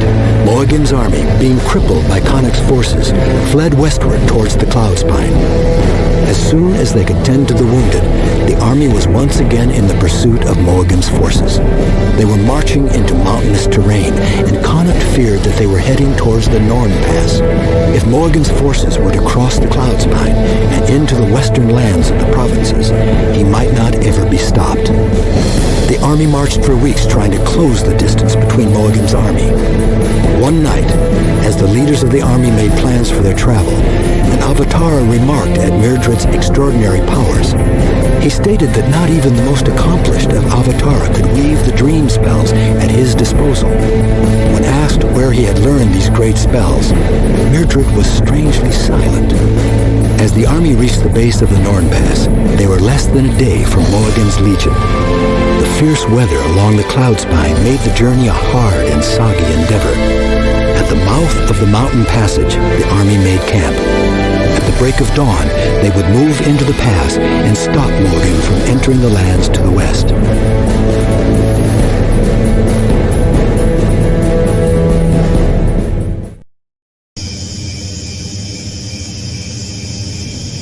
Huh? You... The British guardsmen cannot save you now, Legion. My Emperor! You may try, beast. I may be old, but I can still wield my sword.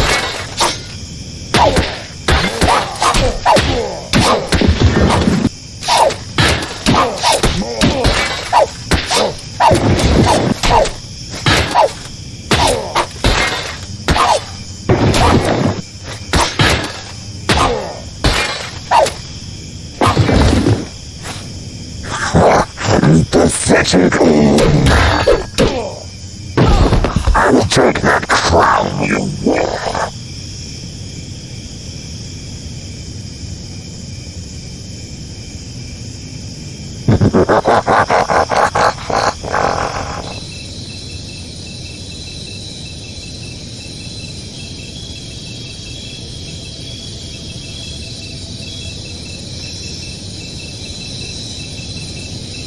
Fight to the end, men!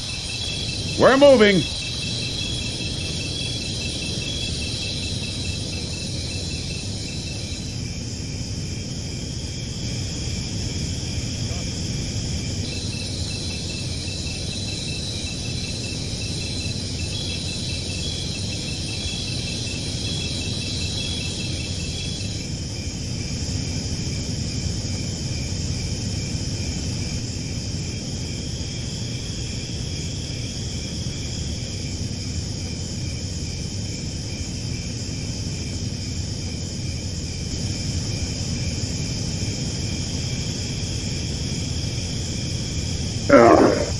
Yes, sir. Yes, sir. Let's get him. We're on it.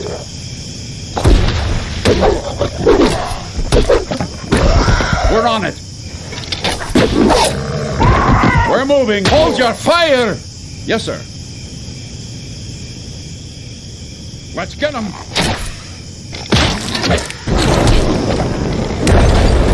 Yes, sir. Yes. We're on it. Move over. Let's get him. Stand clear.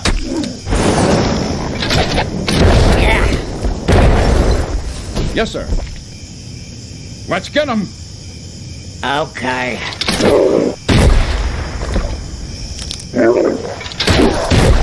Casualty.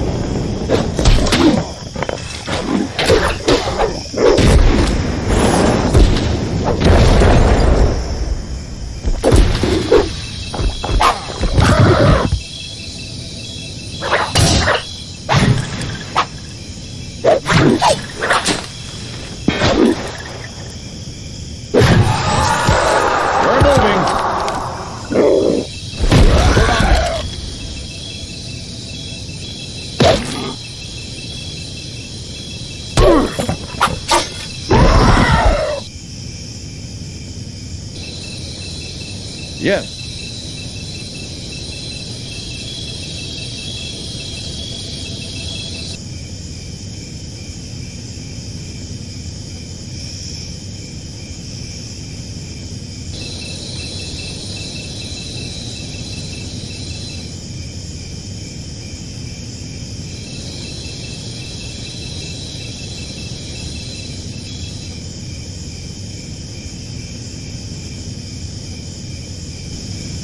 We're on it.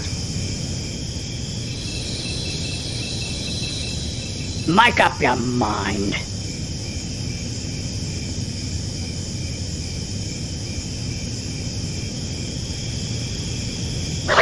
Let's get him.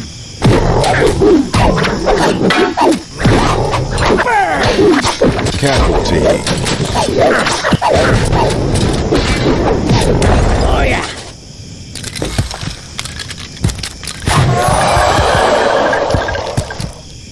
We're on it.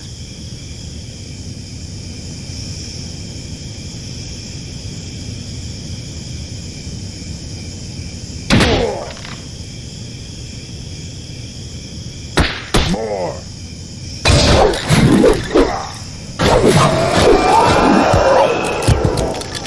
Got it.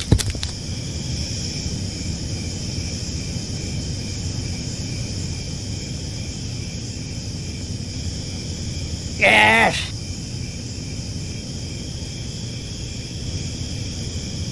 Burn. Yes, sir. Yes, sir.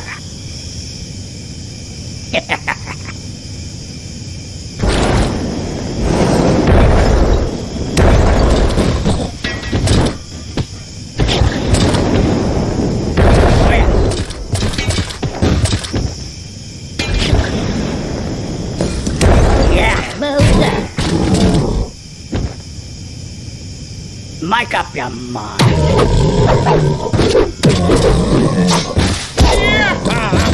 Let's get him. Make way for the dwarf.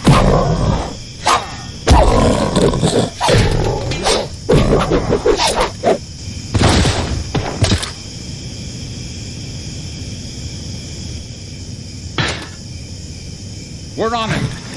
Burn! Catch! Hello there.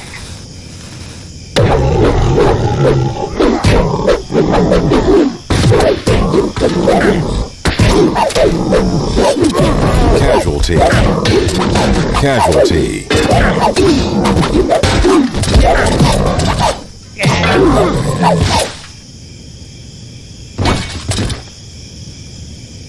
Yes.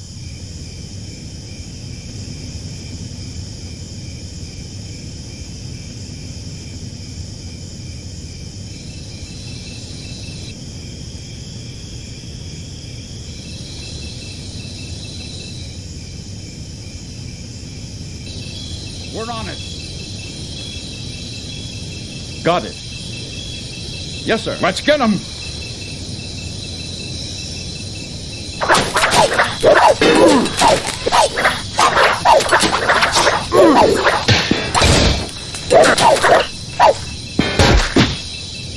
Make up your mind.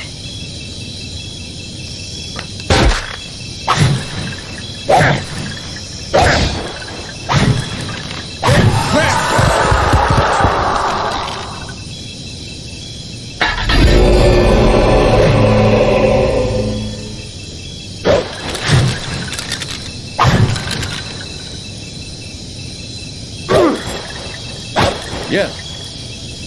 Yeah. Yes, sir. Yes.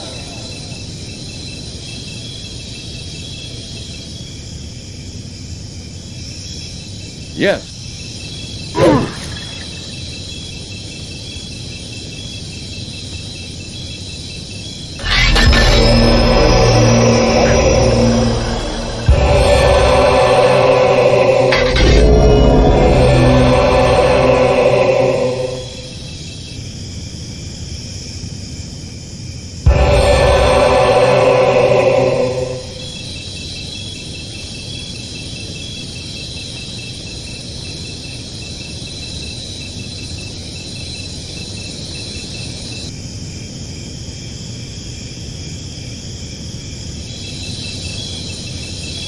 Yes, sir.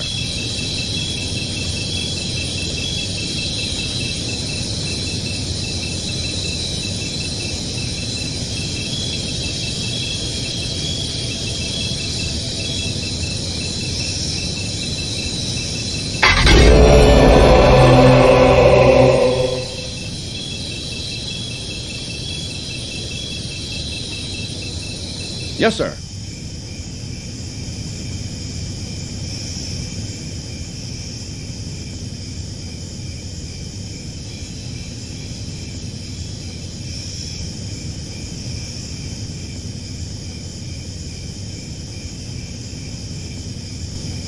Yes.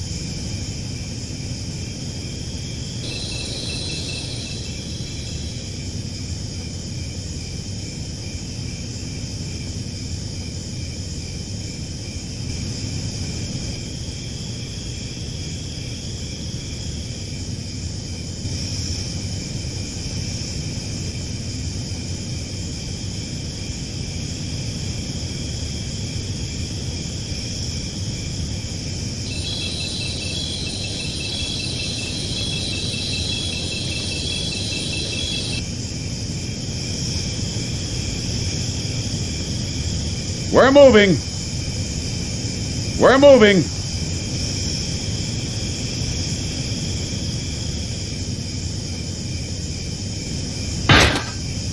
We're on it.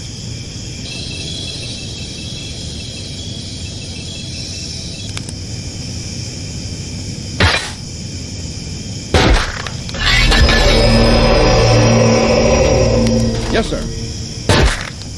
Yes.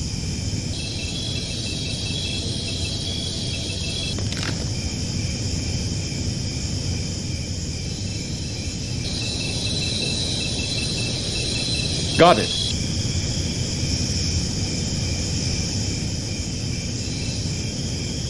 Yes, sir. Yes, sir. Yes. Got it. Yes, sir.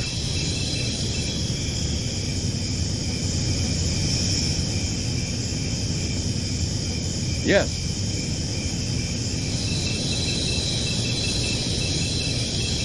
We're moving. Yes, sir. Yes.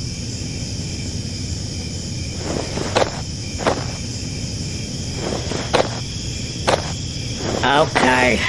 Yes, sir.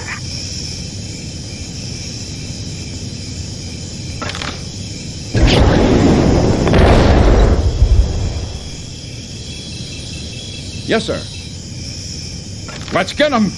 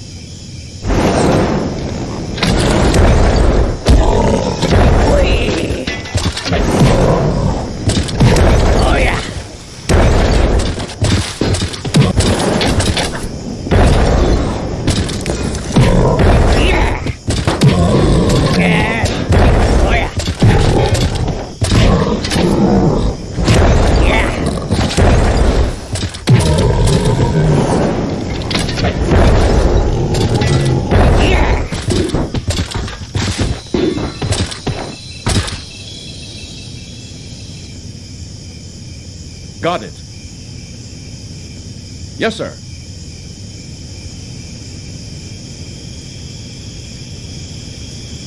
Yes.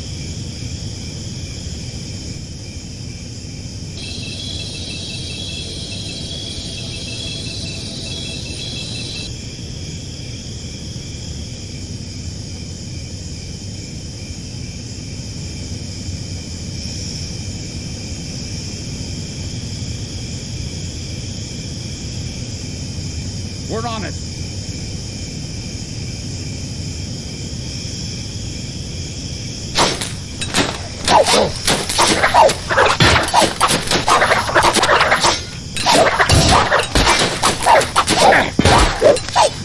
Yes, sir.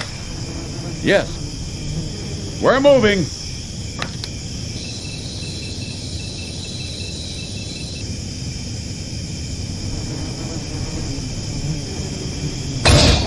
Yes. Got it.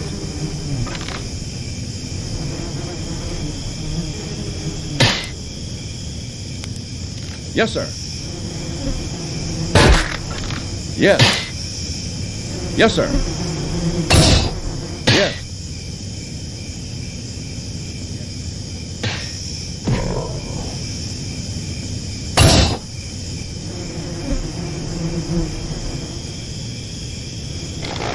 Stand clear.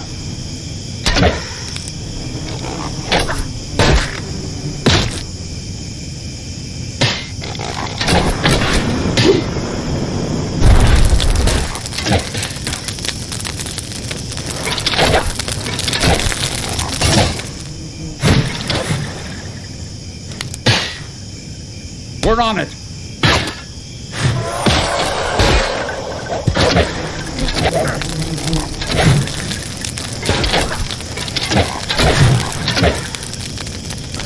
Yes. On.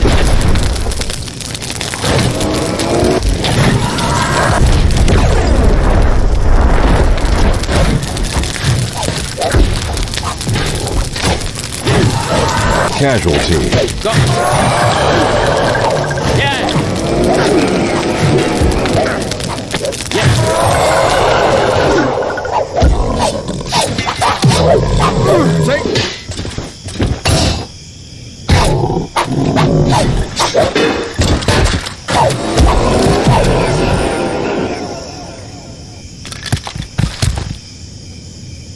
Yes, sir.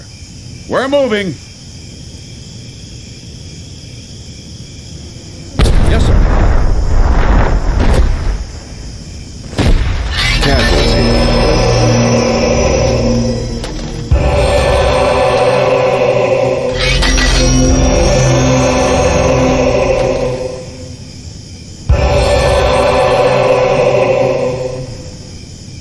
Yes. Yes.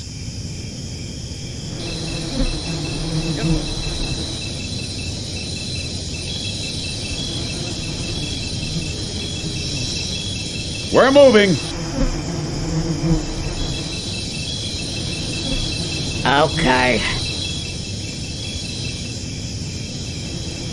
Move here, move there. Make up your mind. Yes, sir.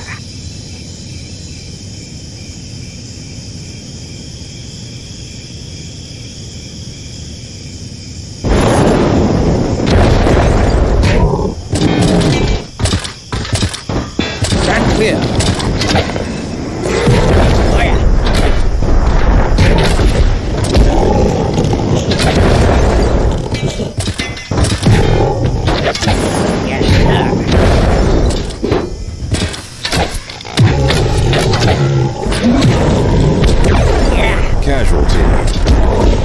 Casualty.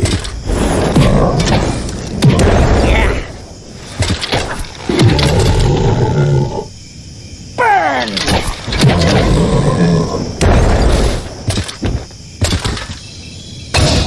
Got it. Got it.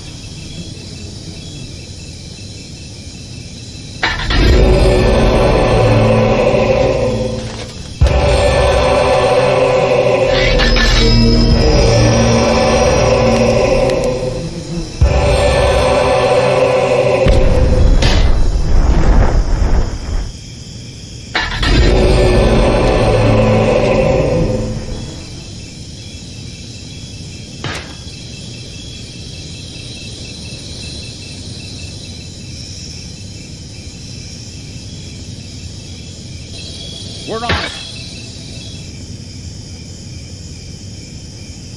Move here, move there. Your orders, sir.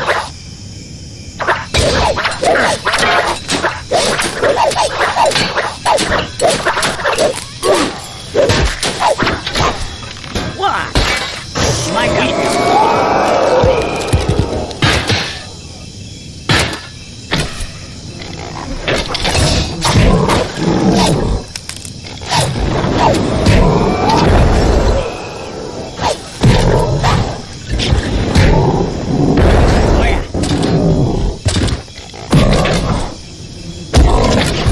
pay.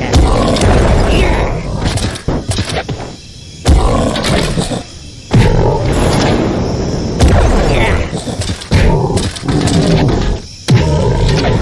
Yes, sir. Yeah.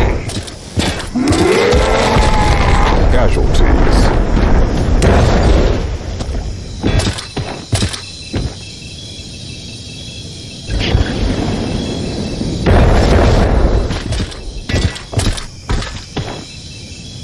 Got it.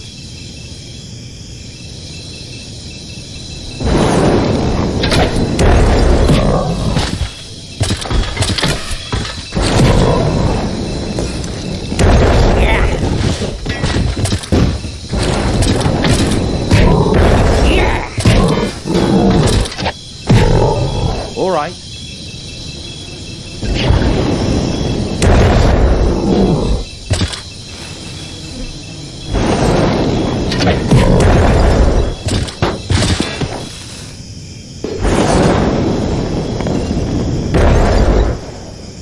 What? Where? All right! Even as the dawn rose and the last of the undead were slain, the battle had been lost. The Cathbruic Empire had lost its emperor.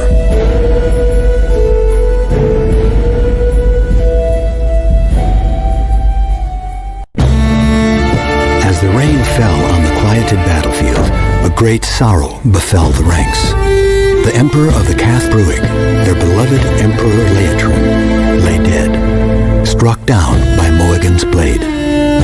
A mournful gathering formed around the emperor's body. Damas and Connacht knelt at his side, saying soft prayers in his honor. In a nearby grove of trees, Connacht and Damas laid the emperor to rest. Damas, holding the emperor's royal sword, set it gently upon his chest. A line of Herongard made their way to the fallen emperor. Each in turn snatched off their crane and blazoned pendants and laid them upon the sword. Their lives now became devoted to one thing, the death of he who murdered their lord. Through all their confrontations and arguments, Connacht had learned great respect for the emperor. Even with all the knowledge he had gained from Mazzarin's codex, he muttered to himself, "This was not written of." They returned to the ruined encampment in the light of the spreading dawn. Connacht assembled the remains of the army and bid them to avenge the death of their emperor. To the man, each offered his sword to the task. Even the wounded and incapacitated volunteered, but Connacht chose only a few battle-hardened survivors to accompany him. Before the sun cleared the eastern ground, they were underway. Connacht, Damas, the Herongard, and a handful of veterans climbed the treacherous Norn Pass with the fire of vengeance burning in their hearts.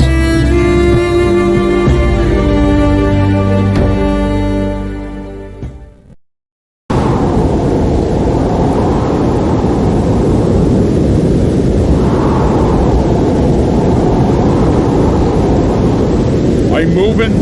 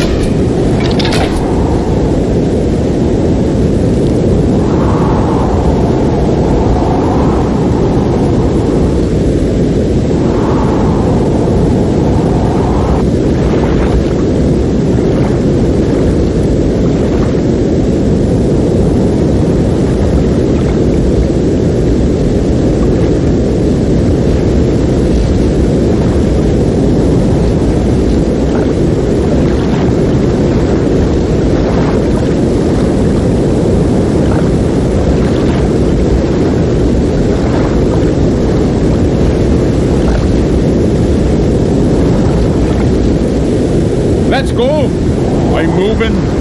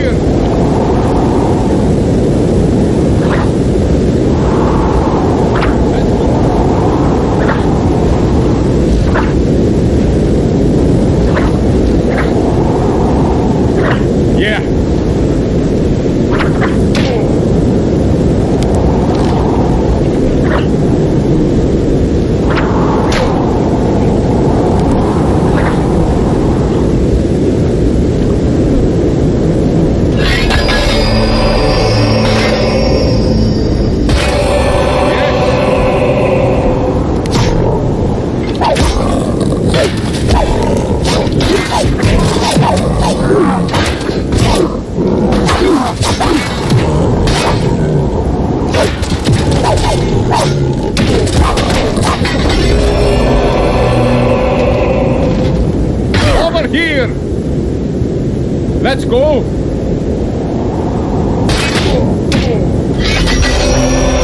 Let's go! I'm moving. Let's go!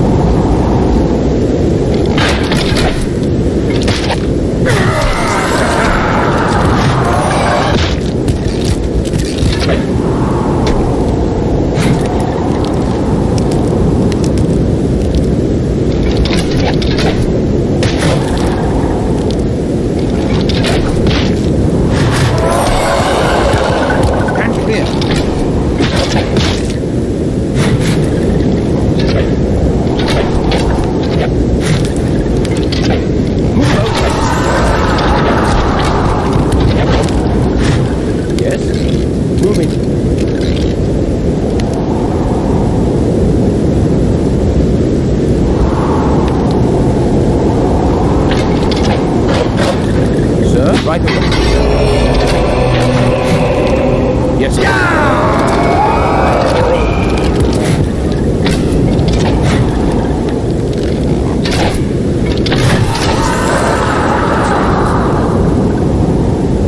Ready.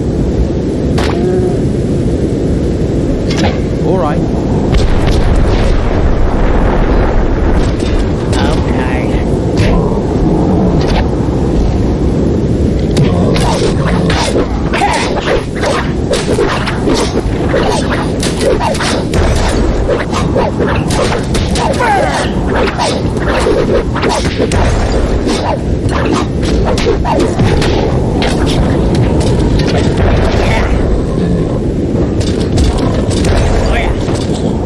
Let's go. I'm moving. Moving.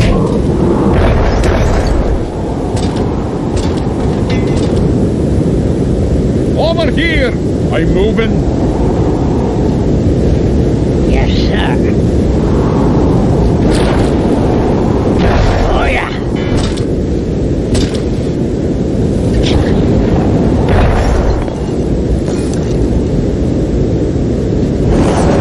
Let's go.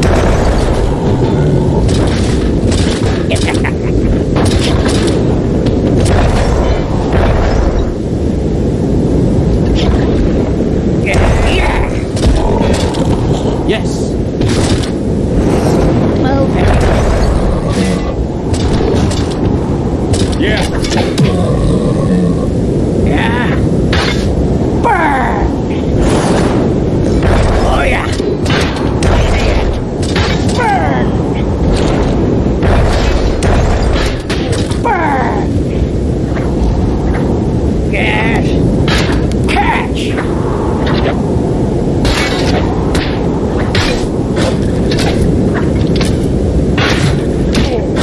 Stand clear. Let's go.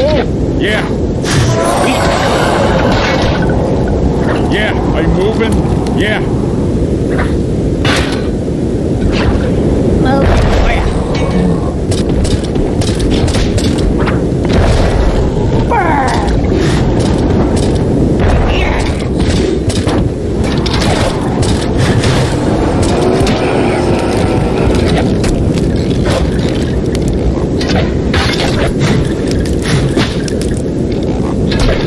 Yes, sir. Casualty.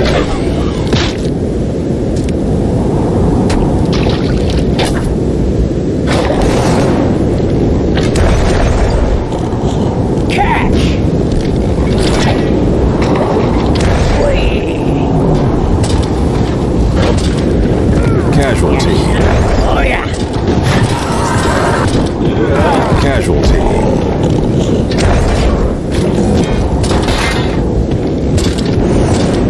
My God. Oh yeah. Yeah. Let's go. Yeah. Yeah.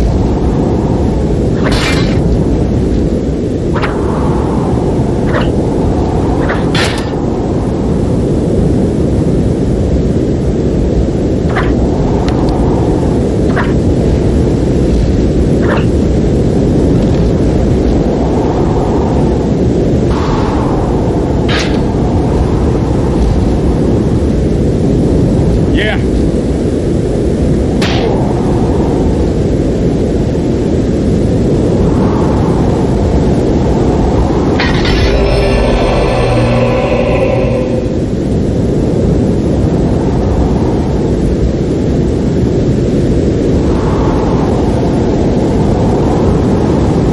Let's go. Let's go.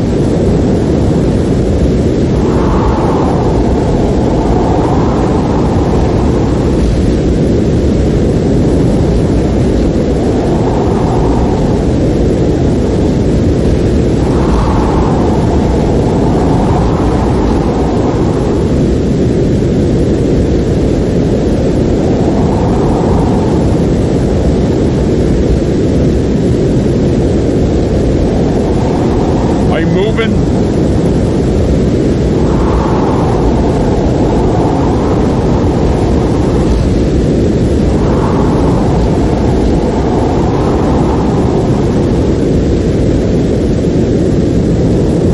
Yeah.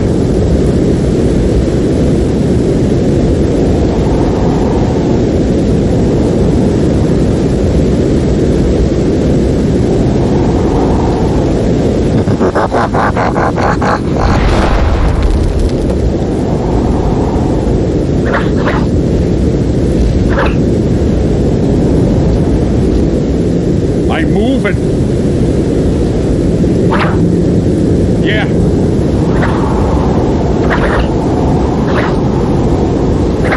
Yeah.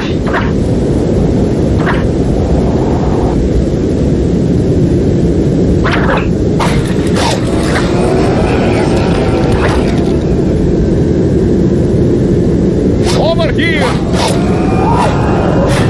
Yeah. We'll do it.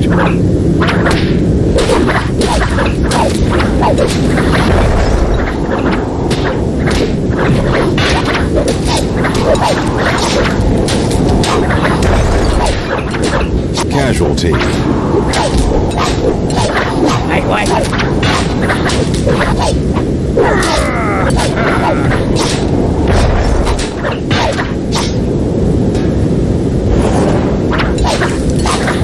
Incoming!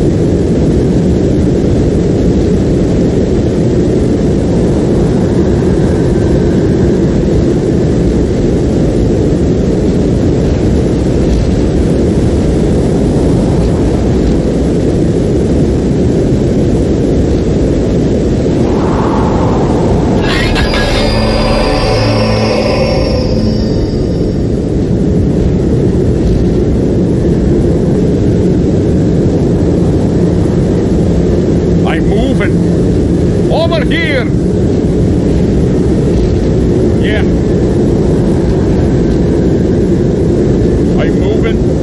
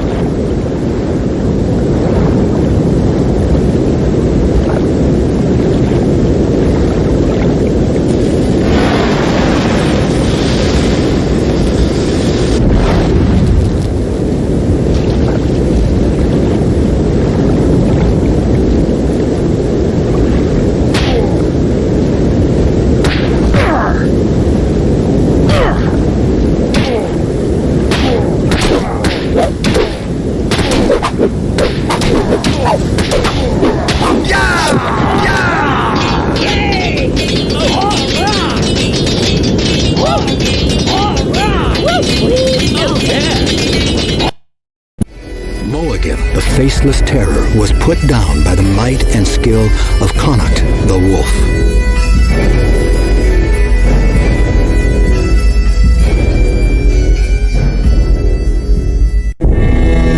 Upon finding Moagam's force, the band of heroes fought like wolves, cutting their way to the form of Moagam. There, Connacht and the Faceless Terror squared off as the battle raged around them. After a sword battle the likes of which had never been seen, Moagam clutched his final wound and dropped into the snow and mud. The undead in his army began to shiver, collapsing into piles as the magic that held them together was no more. The war had been won, but at a terrible price. First, the smiths of Myrthamni and the people of the Downs. Then the Oghre and the 12 Duns had perished. Even the Emperor himself had given his life to this conflict. But now, finally, the terror of Moagam's war was over. With Moagam's blood still wet on his sword, Connacht led his battered force back down the Norn Pass.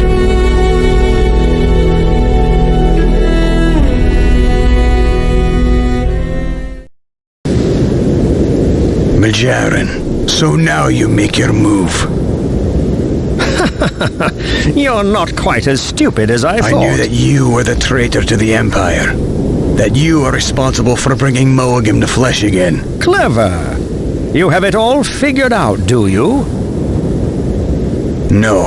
I did not realize that Myrgard was your puppet as well. Myrgard! Of all the scheming... You don't understand. I never meant... You would do anything for the powers I have taught you. Keeping your eye on this barbarian was a simple task.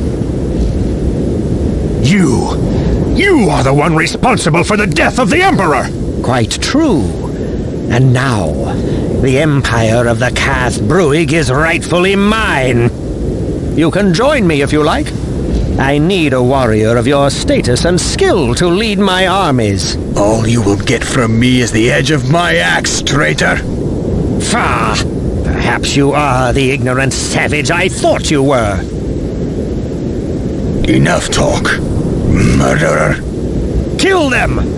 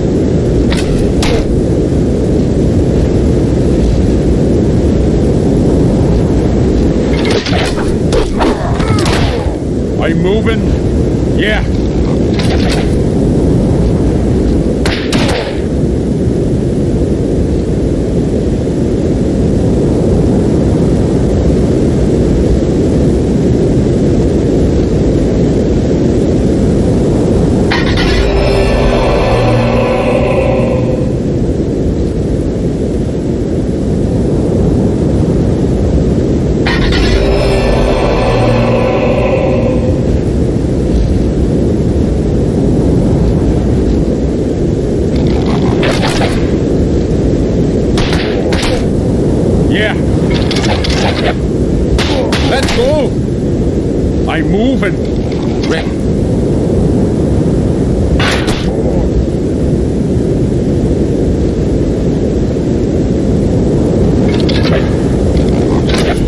Step aside.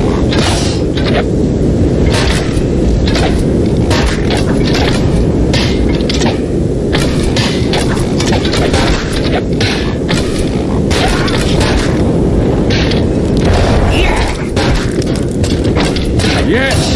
Yes, sir.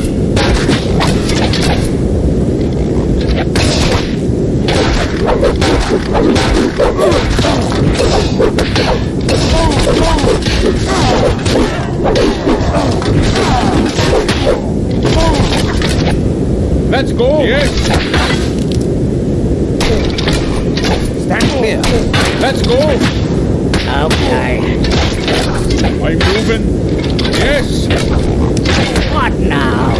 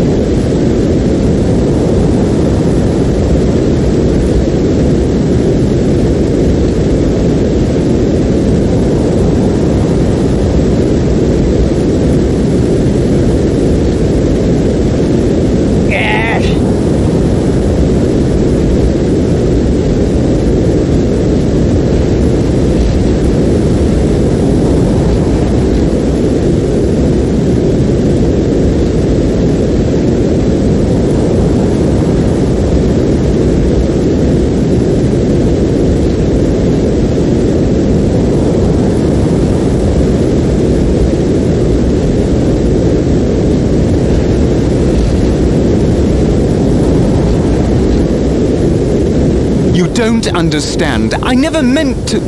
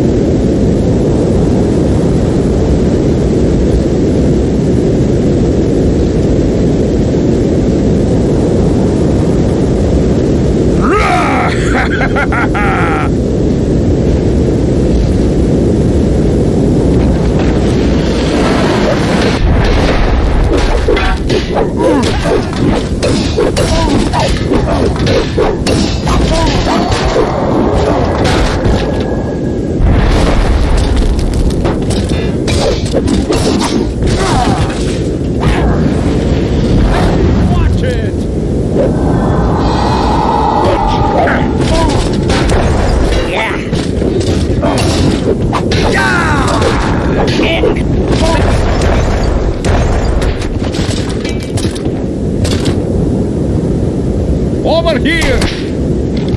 Yes! Yeah! I'm moving! I'm moving! I'm moving!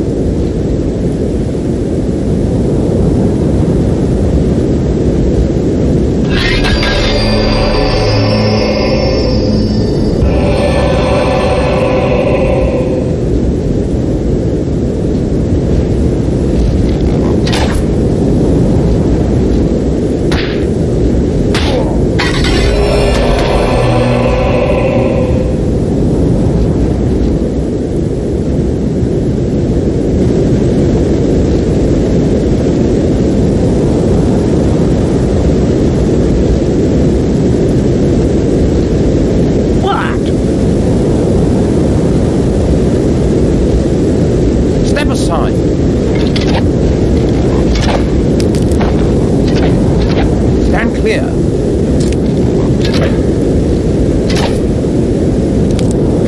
Move over. Move over. Yes. Stand clear.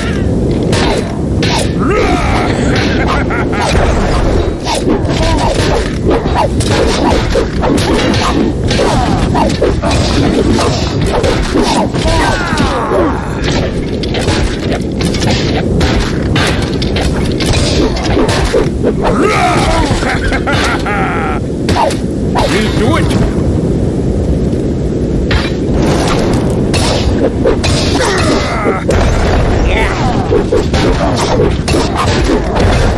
Casualty.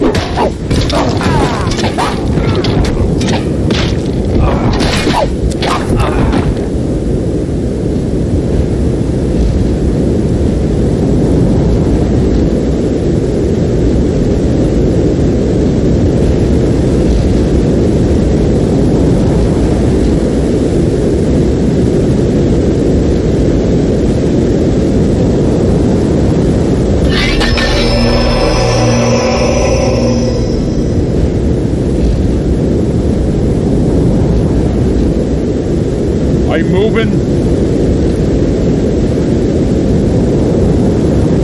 Yes.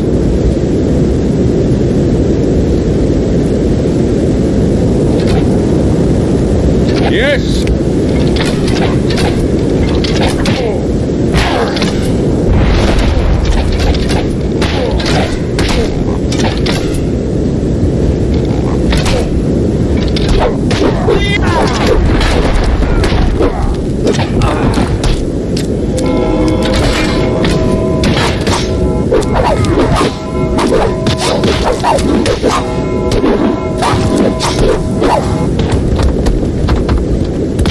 Yeah. Over here.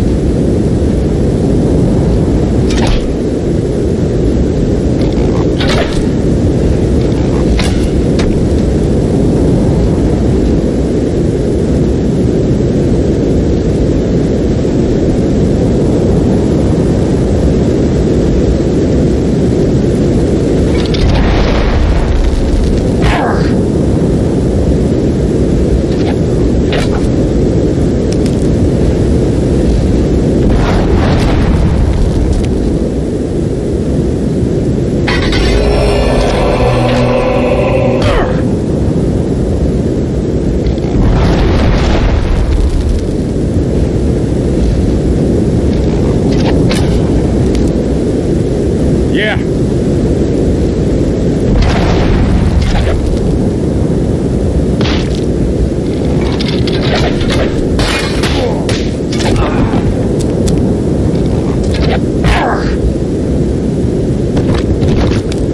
Let's go! I'm moving. Yeah.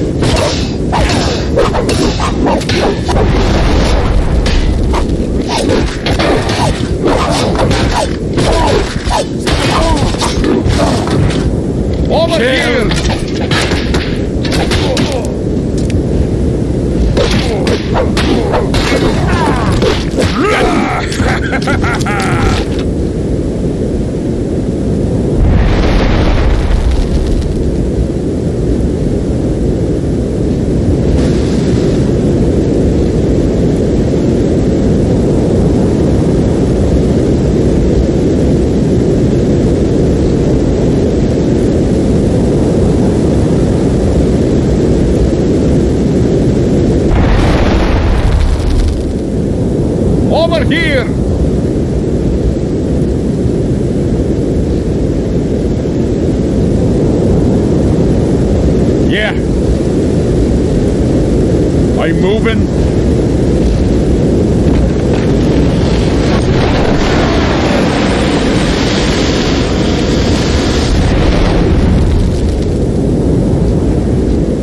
Yeah. Shell.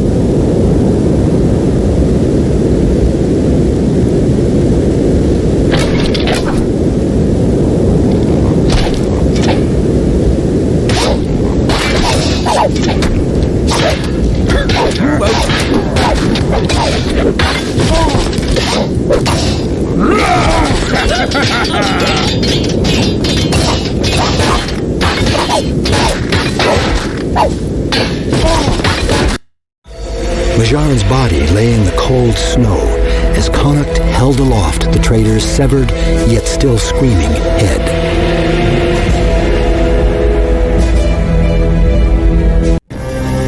The leveler Mazzarin had been exposed and ultimately defeated. During the final battle, the axe of Connacht had severed the head of Mazzarin. Yet through some dark sorcery, the head refused to die, continuing to spit vulgar curses at Connacht. Mazzarin's dream powers had ended, but not his life. Myrgard, who had aided them so much in the war, had in the end revealed himself as a traitor. Desiring the vast powers known only to the leveler, he had offered his soul in return for that knowledge. Connacht and Damas could not bring themselves to kill the traitor they had once counted as their close friend. Connacht spared him from death, but told him to flee and never to return. From now on, he would be known as the Deceiver.